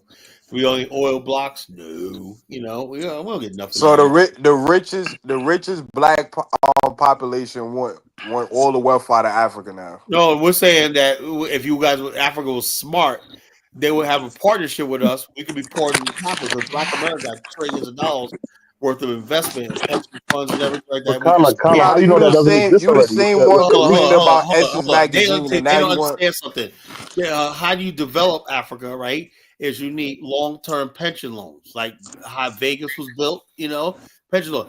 Black America sits on pension loans in places like Detroit, Chicago. But say we could easily steer those things to Africa if Africa's smart, but we're not going to do it for nothing, you know. Colin, Africa don't need Black Americans, Colin. What if they don't need it? Then why they not developing it? They are, but you making it seem like they need Black. They don't need your Colin. But Africa don't need Black America. Okay, Africa don't need. Okay, you just said it. Africa don't need Black America. Okay, fine. Yeah, I agree. They don't need us, so now we can focus on ourselves. Hey, so again, that's something we got to ponder about the Great Migration, why it happened, and see how that ties into the civil rights movement. Right? We ain't gotta ponder that. The people moving out the South are telling you something. They're showing you something. And by the way, that book that Baruti mentioned, but nobody gives two shits about the South, whatever like that. We came back. I only moved back down here because I saw parts of it was developed with black folks. I had no intention of coming down here to participate in no racial experiment of Martin Luther King. Yeah, because now it's safe for you to go back down. Coming back and forth from the South to the North for generations. Remember Emmett Till? Let me chime in about Pan-Africanism. We've been going back and forth to the South. Anyway, we never lost ties with the South. We're going back and forth. Oh, so that's why Emmett Till got his wig split. That's what the opportunity was. Is that why Emmett Till got his wig split down there? Well, Emmett Till got his wig split because he went down south. Well, hold on. Wig split. Come on, niggas. You know what I mean? You see, this is what I'm saying. It was a different time. That's why. Y'all bounce around so many eras. It's hard to keep track. Y'all be like in 2025, then y'all go back to 1865, then to 1935. Like, damn. Well, what I want to mention though is that now Bruce says so-called African Americans need Africa. College change the goalposts every 2 minutes. The book how we need Africa mentioned the warmth if of we're other not going to suns. benefit. How are we going to need something that we're not going to benefit from? Our the thing is, the book that Baruti mentioned, The Warmth of Other Suns, is a good book. You guys should check it out. You know what I mean? It's about that great Pan-Africanism. Pan-Africanism is dead. And keep everything you talking about, Colin. Pan-Africanism is dead until an African country offers us land and citizenship. You know, that's the two things I want to already offer that, man. I would say autonomy because citizenship comes with strings attached. They already did that, man. They gave you Liberia. They gave you Sierra Leone. How much more can you do? Autonomy, you know.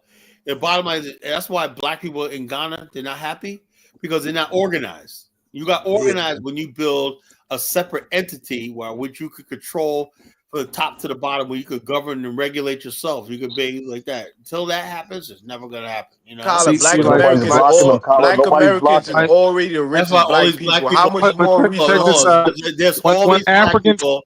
All these African Americans are leaving Ghana and coming back to the United States because they say, shit.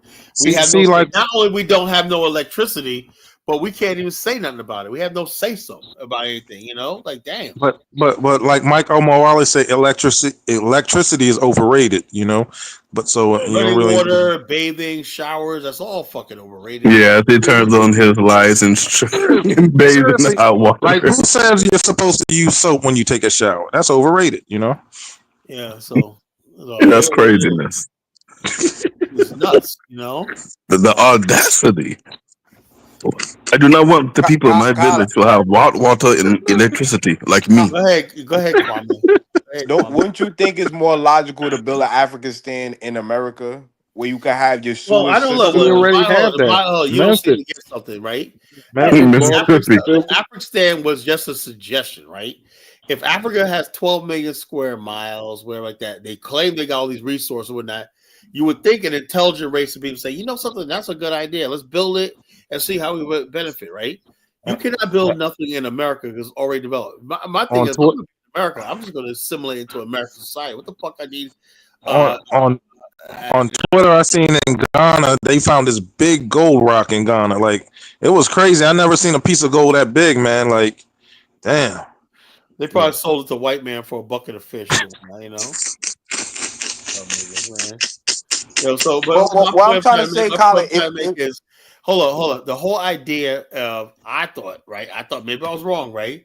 That basically, if you're gonna black people are gonna have independence, whatever like that, they're gonna be away from the United States. My whole thing is black people in America need to part ways with America. What the fuck I want to build something in America, you know? So, but since Africa is not welcomingly inviting to that idea, hey, it is what it is, you know. We just focus on. They already invited you guys. You just want a Michael Jackson red carpet treatment. No. It's not about that. It's What? Kala want a piece of Africa resources. He want a hold on. homeland and resources. Hold on. They can have political power. They can have their damn resources, you know, because the bottom line is this: we don't need damn resources, you know, because we'll be the ones doing the banking, real estate, trade, manufacture, stuff like that. We'll process all the mental. But like I said, it's all hypothetical. It's not even worth talking. Yeah, but what you Africa, go work out? Look, check this out. If we were Arabs, we wouldn't even have this conversation. We were just doing it. If we were Asians right now, see that new city that South Korea is building, it would happen, right?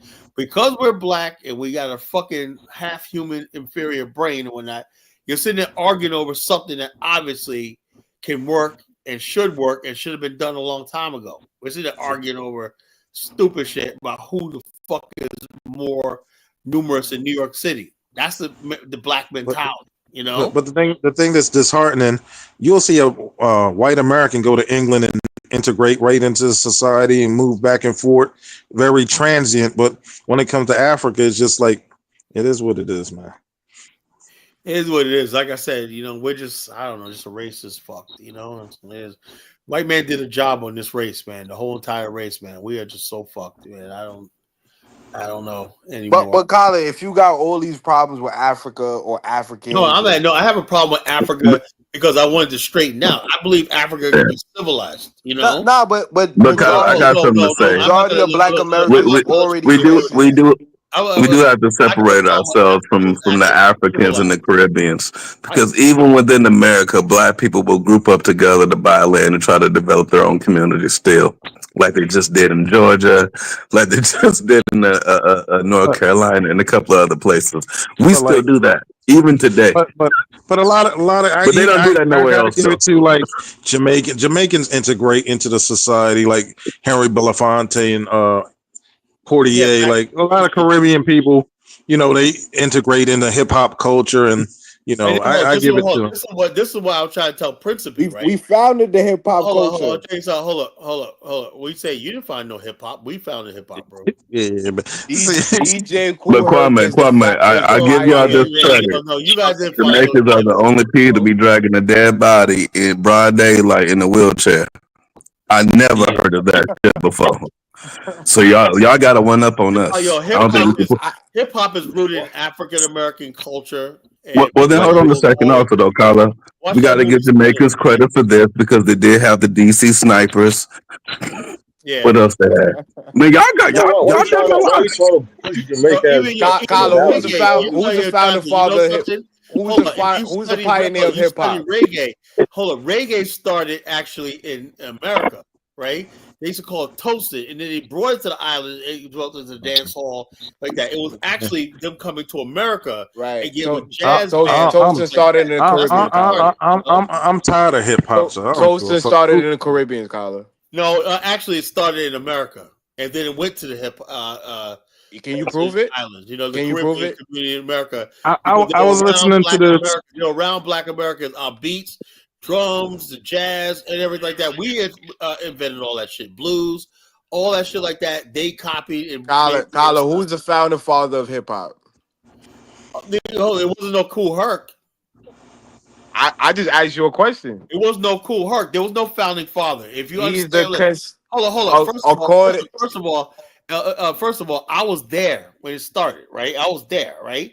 Hip hop. You was in the Bronx, Kyler. Hip hop was a whole bunch of stuff. Now you from the Bronx, Kyler. It was DJing, it was MCing and whatnot. No, you don't have no fucking bite. You rhyming and all stuff like that, breakdancing. All that shit like that was Black American. A Caribbean came up with the name hip hop African Bambaataa. Yeah. Hold on. Hip hop and rap started in the South. You know, DJ Kool. Without DJ Kool Herc, it is no hip hop. No, DJ Kool Herc. Hey, but I was listening to someone on Twitter. He said like every genre of music dies every like 10, 20 years.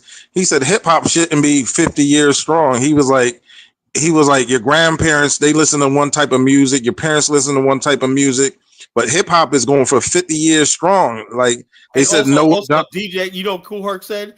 He said, look, man, when I came here, whatnot, he goes, I used to play disco, black music in America, like James Brown, stuff like that. He goes, because the people did not want to hear Jamaican music, whatever like that. So I started playing, sampling stuff from James Brown and all the stuff. Kala, Grandmaster Flash. He said, look, hip hop. He said hip hop was the Black American audience. He said I was part of Black America. He said he's on the islands. I practiced the culture. Grandmaster Flash. Let me interject right quick. DJ Kool Herc, DJ Red Alert. Wait, Kwame, who the fuck cares who created hip hop when the small hats own it today? That's what I'm saying. That you should tell the FBA that. I'm just saying that Kwame. Scratching the damn disc is not creating hip hop. Yeah, like hip hop was the whole culture. The small hats. Just get a Caribbean's credit for pioneering hip hop. You want credit for scratching the damn disc record. If you don't own it, who cares? Like that's like saying a black man created hockey. We don't own the NHL. Who cares? No, I'm just pointing out the Caribbean contribution to Black Americans. American culture. Yeah, they contributed, just didn't create it. That's all. Yeah. Just Kool Herc is just the beauty of something. If you create it, if you create something and you own it, that's the beauty. You know, just crazy. They just renamed his block Hip Hop Avenue. The block that Kool Herc started was throwing his parties at. No, the small hats created hip hop. That's them making all the fucking money, man. You know, college just get a Caribbean's credit, man. They credit for what? Grandmaster Flash, DJ Kool. Hey, college, they want credit for chicka. That's DJ Kool Herc. All right, I'm gonna show you guys something. Let me show you something, then. What make me Kwame. Hip hop isn't spinning the disc record. We don't listen to beats for no reason. It's the artist that we listen to. And you can remove the disc part, and we can still listen to the artist. We created Hennessy. We don't own it. We created everything, but we don't own the shit. No. 1776. But it's time for us to listen. What's that shit called? Elevert. What's that shit called that tried to make? We got to take that shit, that Caribbean name, and use the tribe, man. Let me show you where hip hop originated from. This right here. Get up! This is long before you guys came here, you know?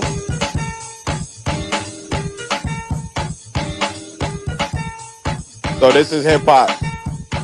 These are early forms of hip hop. This is exactly what they do in hip hop, nigga.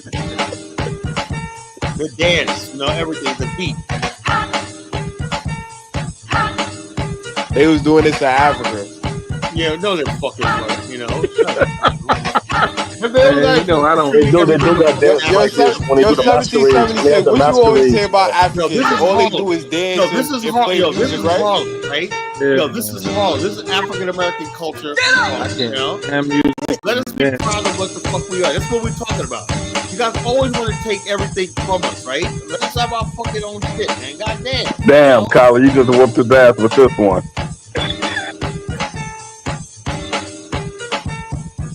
Yeah, that Bantu blood always dancing. Piss me off. Jamaicans wish they could do this shit. They wish they could do this shit. They wish they invented this.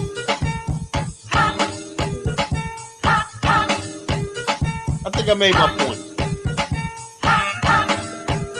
Kyle, he can't dispute this. This ain't hip hop. And these are Black Americans, African Americans. That's Bantu blood. Kyler, hip hop was started in 1972, not No, 1970. No, it wasn't. Hip hop is what just came from the root of black dance in America. You know, we used to do these battles in places like 5 Points, the Bronx, and everything like that. Kyler, they was doing this to battle Africa. dancing and whatnot. You know, was popular in Black America. Kwame, we seen them dancing early in Africa. Well, they do have dances like when you look up masquerades. Carla, to your point, what's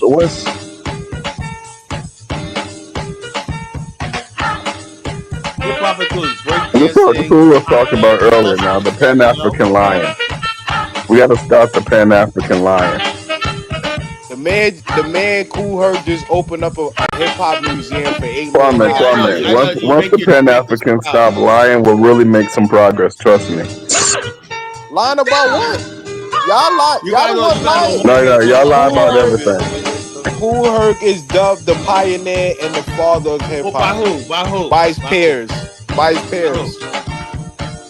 By his peers. I'm sorry, Kwame, but microphone check shut that shit down. So reading the seed, a known pseudoscience debunk the history of New York. Yeah, you can say that until you got to look at the people who was actually around when hip hop was created and actually helped create it.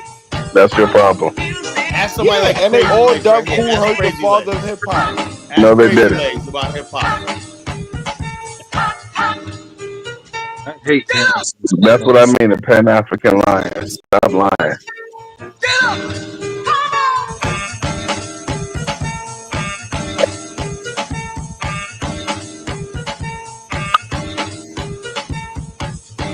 I guess Kool Herc just came up with the name the father of hip hop, and everybody just. All we know is, hip hop is an energy. Hip hop is a fucking energy. It only can be it transforms. It's never Tyler, dies. you was listening to punk rock. You was hip hop. hip-hop. When I used to be a break dancer. The most, look, hip hop back in the days when we had certain songs that were going like Planet Rock, you went into this trance. Hip hop was something that you couldn't describe. It was no one person. It was no one idea. It just a whole bunch of things that came together to create this energy. You guys started breaking down to Caribbean's crazy. No, the fuck it didn't. Who made Planet Rock? Kwame. Who made Planet Rock? Kwame. Play me what's the first hip hop song that DJ Hurt made? Scratcher. I'm not 100% sure. I gotta check. And that's your problem. It's called Scratcher. Tyler, who made Planet Rock, Tyler? Who made Planet Rock? Planet Rock was this highlight. Bambaataa, right? And really, DJ Kool Herc.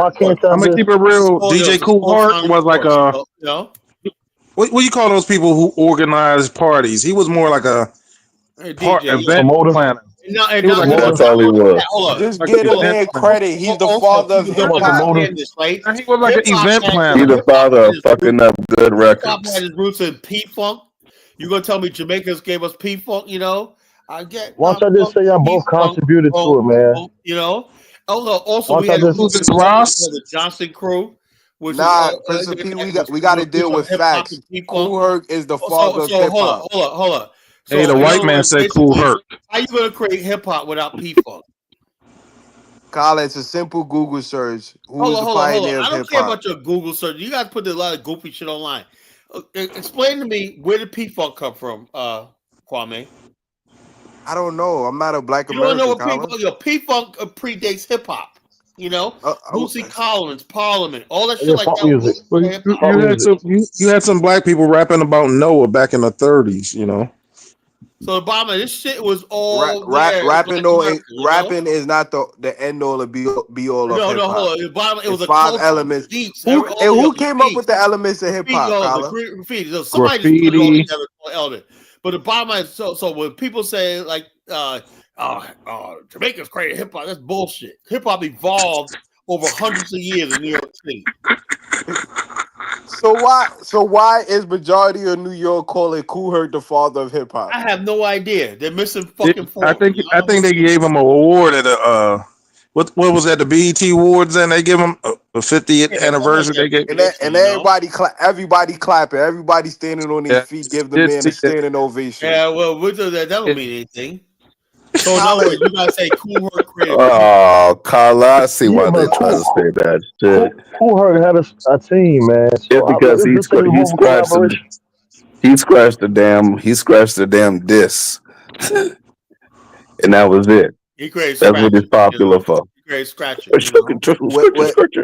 Without Kool Herc, it would be no hip hop. Just get him in. Hey. No. It was You out of your fucking mind. If you're taking an SAT test, you got to put Kool Herc. You know, if they ask you who invented hip hop for academic purposes, you have to say Kool Herc.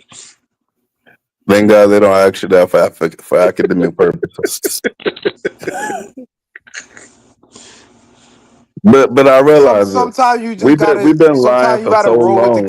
We've been lying for so long that people actually start believing in bullshit. Like, I think this is the problem that we have. He calls out so-called African American. No respect. He calls it so-called African American. But you know when I first found out, he wants to be a so-called African American. That's the problem. He wants to be us so bad and whatnot, and we won't let it happen. You know when I first found out the Pan-Africanist lies on Sonnet or TV, when you had some Negroes saying they can read Menu Netter and all that, I said these Negroes is lying. Netter and all that bullshit, man. Get the fuck out of here. So I guess Colin, I guess only Colin, Champollion and Gardner could read the Metal Netter. No black person. And I don't believe nobody. You tell me, what's his name? What's his name? Young Pharaoh. When that, that's the. Okay, you follow. I guess Kwame. He's a fucking follower, Young Pharaoh. I know it. No, we could talk about Sheikh Kwame. Let's admit it. You got your Reggie name. Marbury. Let's pronounce your name right. Let's pronounce your name right. It's Kwame Mayat. What's the rest of it? Kwame Naomi Mentu Hotep. I'm laughing So it's like boom shakalaka to you, bro. But the bottom line is just, come on, that's all bullshit, right? What's all bullshit, Colin? You're forgetting everything you believe, man. Mayat. Colin, you pray to a Jewish zombie as your god, but I don't that's pray to bullshit. nobody. You said you're a Christian. You said you were a Christian. Look, you know something, Kwame, man? I'm not a very good Christian. God, I'm a sinner like a motherfucker. So calling me a Christian is like saying, man, fucking ice is warm. But I do believe in the Bible and faith and all stuff like that. But am I a good Christian? Is that logical to think a Jewish man died and came back to life? Well, I have no idea, man. How about the fact that Hold on. How about the fact that people call themselves Imhotep, right? They say Imhotep, I'm Hotep, whatever like that, and they're the dumbest people on the fucking planet. Yeah, without you know what? All Kwame, I know what's wrong with you. After Bob Marley made that Buffalo Soldier song, you said, fuck Jamaican. I don't want to be that shit. I want to be a Buffalo Soldier. That's what it is, bro. But I'm telling you, and I appreciate that. One of the main qualifications to be a Pan-Africanist is you make under 40,000, right? And that's like the main. Then you claim to be a Pan-African. You make under 40,000 and you lie about everything. That's why Troy's over there making electric airplanes right now. Troy over there with the electric missiles now. Friends better run. That's what Troy doing. They said he's building submarines.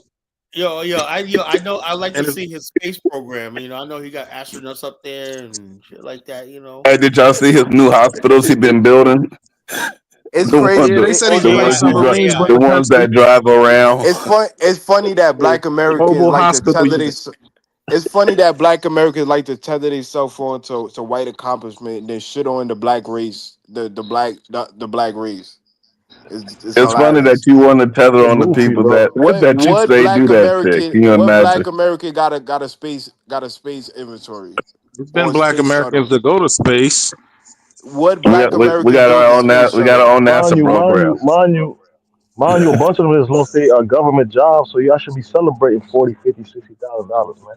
You guys are very like defeatist, Person, man. did you Y'all look take down on that your own personal? people. Did you take that No, personal, I'm person? looking at your energy, man. Y'all very condescending, like y'all bashing Martin Luther King, y'all bashing, ADS. Principal. You know what I I mean? bashed Y'all Martin in and Luther out of King. lukewarm ass type Pan Africanists. Y'all Yeah, fake as fuck, man. That's it, bro. yeah. Look, Principal, you at some point you get tired of the line of Pan Africanism. Yeah, man. At What some line point was you get told, man? tired of the lies. At some There ain't point no you get lines tired told. of the bashing.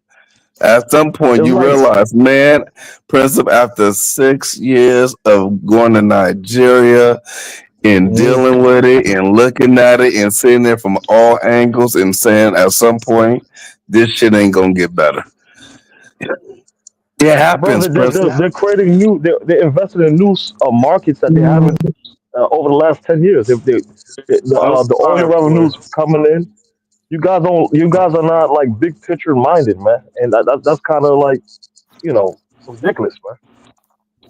Everything is not built overnight. Uh, If you go I look don't at think New York anyone City can be 50 more years bigger ago minded and than New we York City are. 100 years We have ago, been too there's a damn big difference. positive about everything. The little shit that Africa does, we jump on and we celebrate it till the motherfucking wheels fall off.